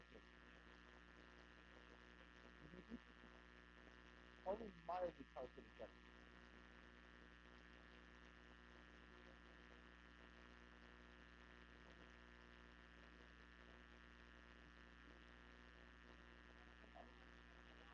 a lot. Like I halfway through the day, Alex said it was 6, so it's probably up to 9 or 10 at this point. Yeah. Yeah. Yeah.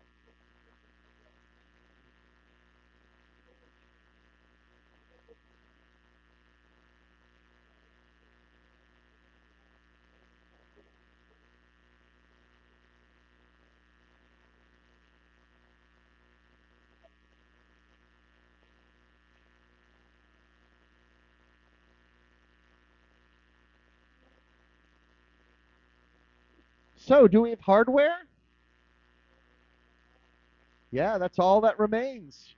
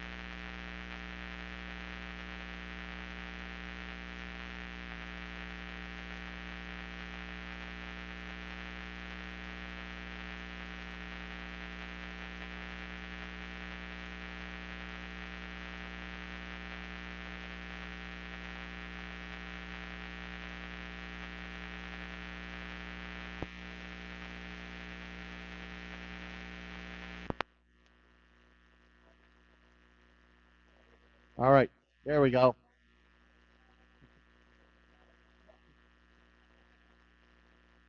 I didn't even see the shot that got the battery.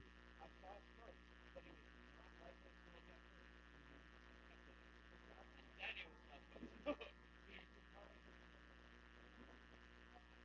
Yeah.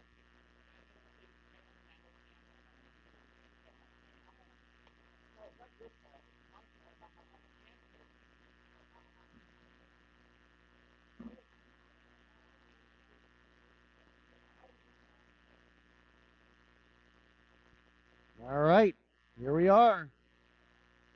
No, you're good.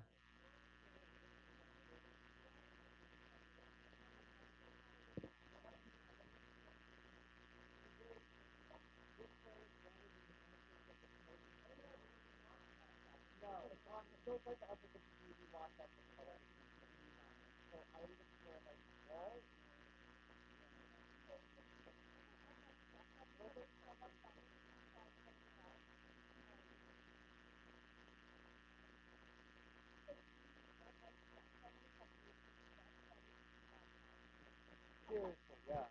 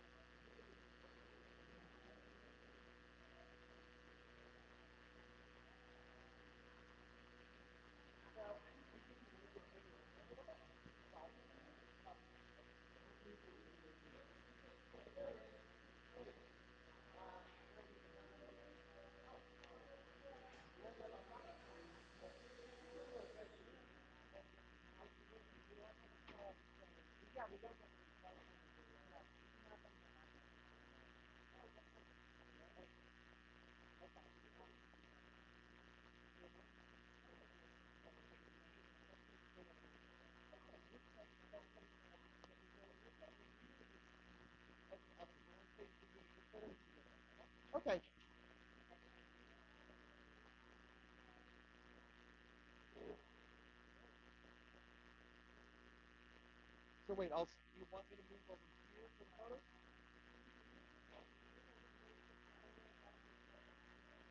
Oh, I don't need to be in the photo. Yeah, I'll stay here then. I'll stay here. Yep. Okay, awesome. Yep, that works.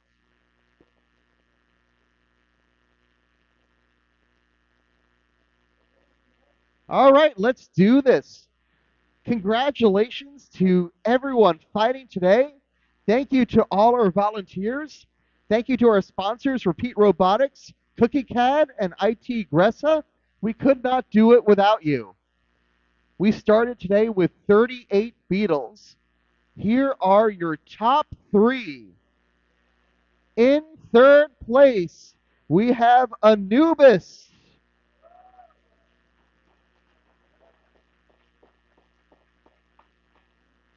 Here we go. You can stand right over there.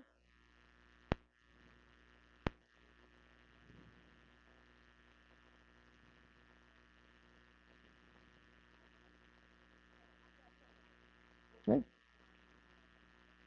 Yep, you're getting quite a few prizes. All right.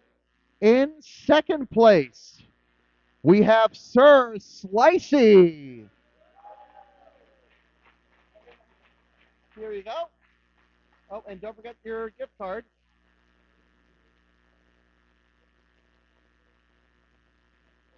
Congratulations. Fantastic driving. Oh.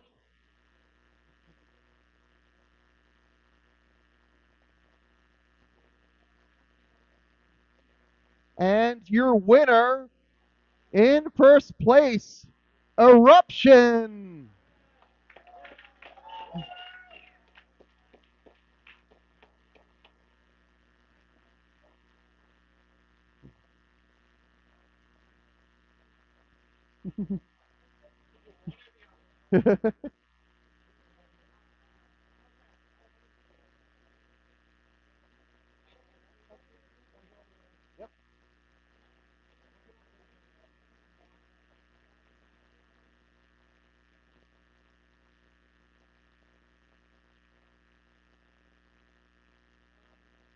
Yep.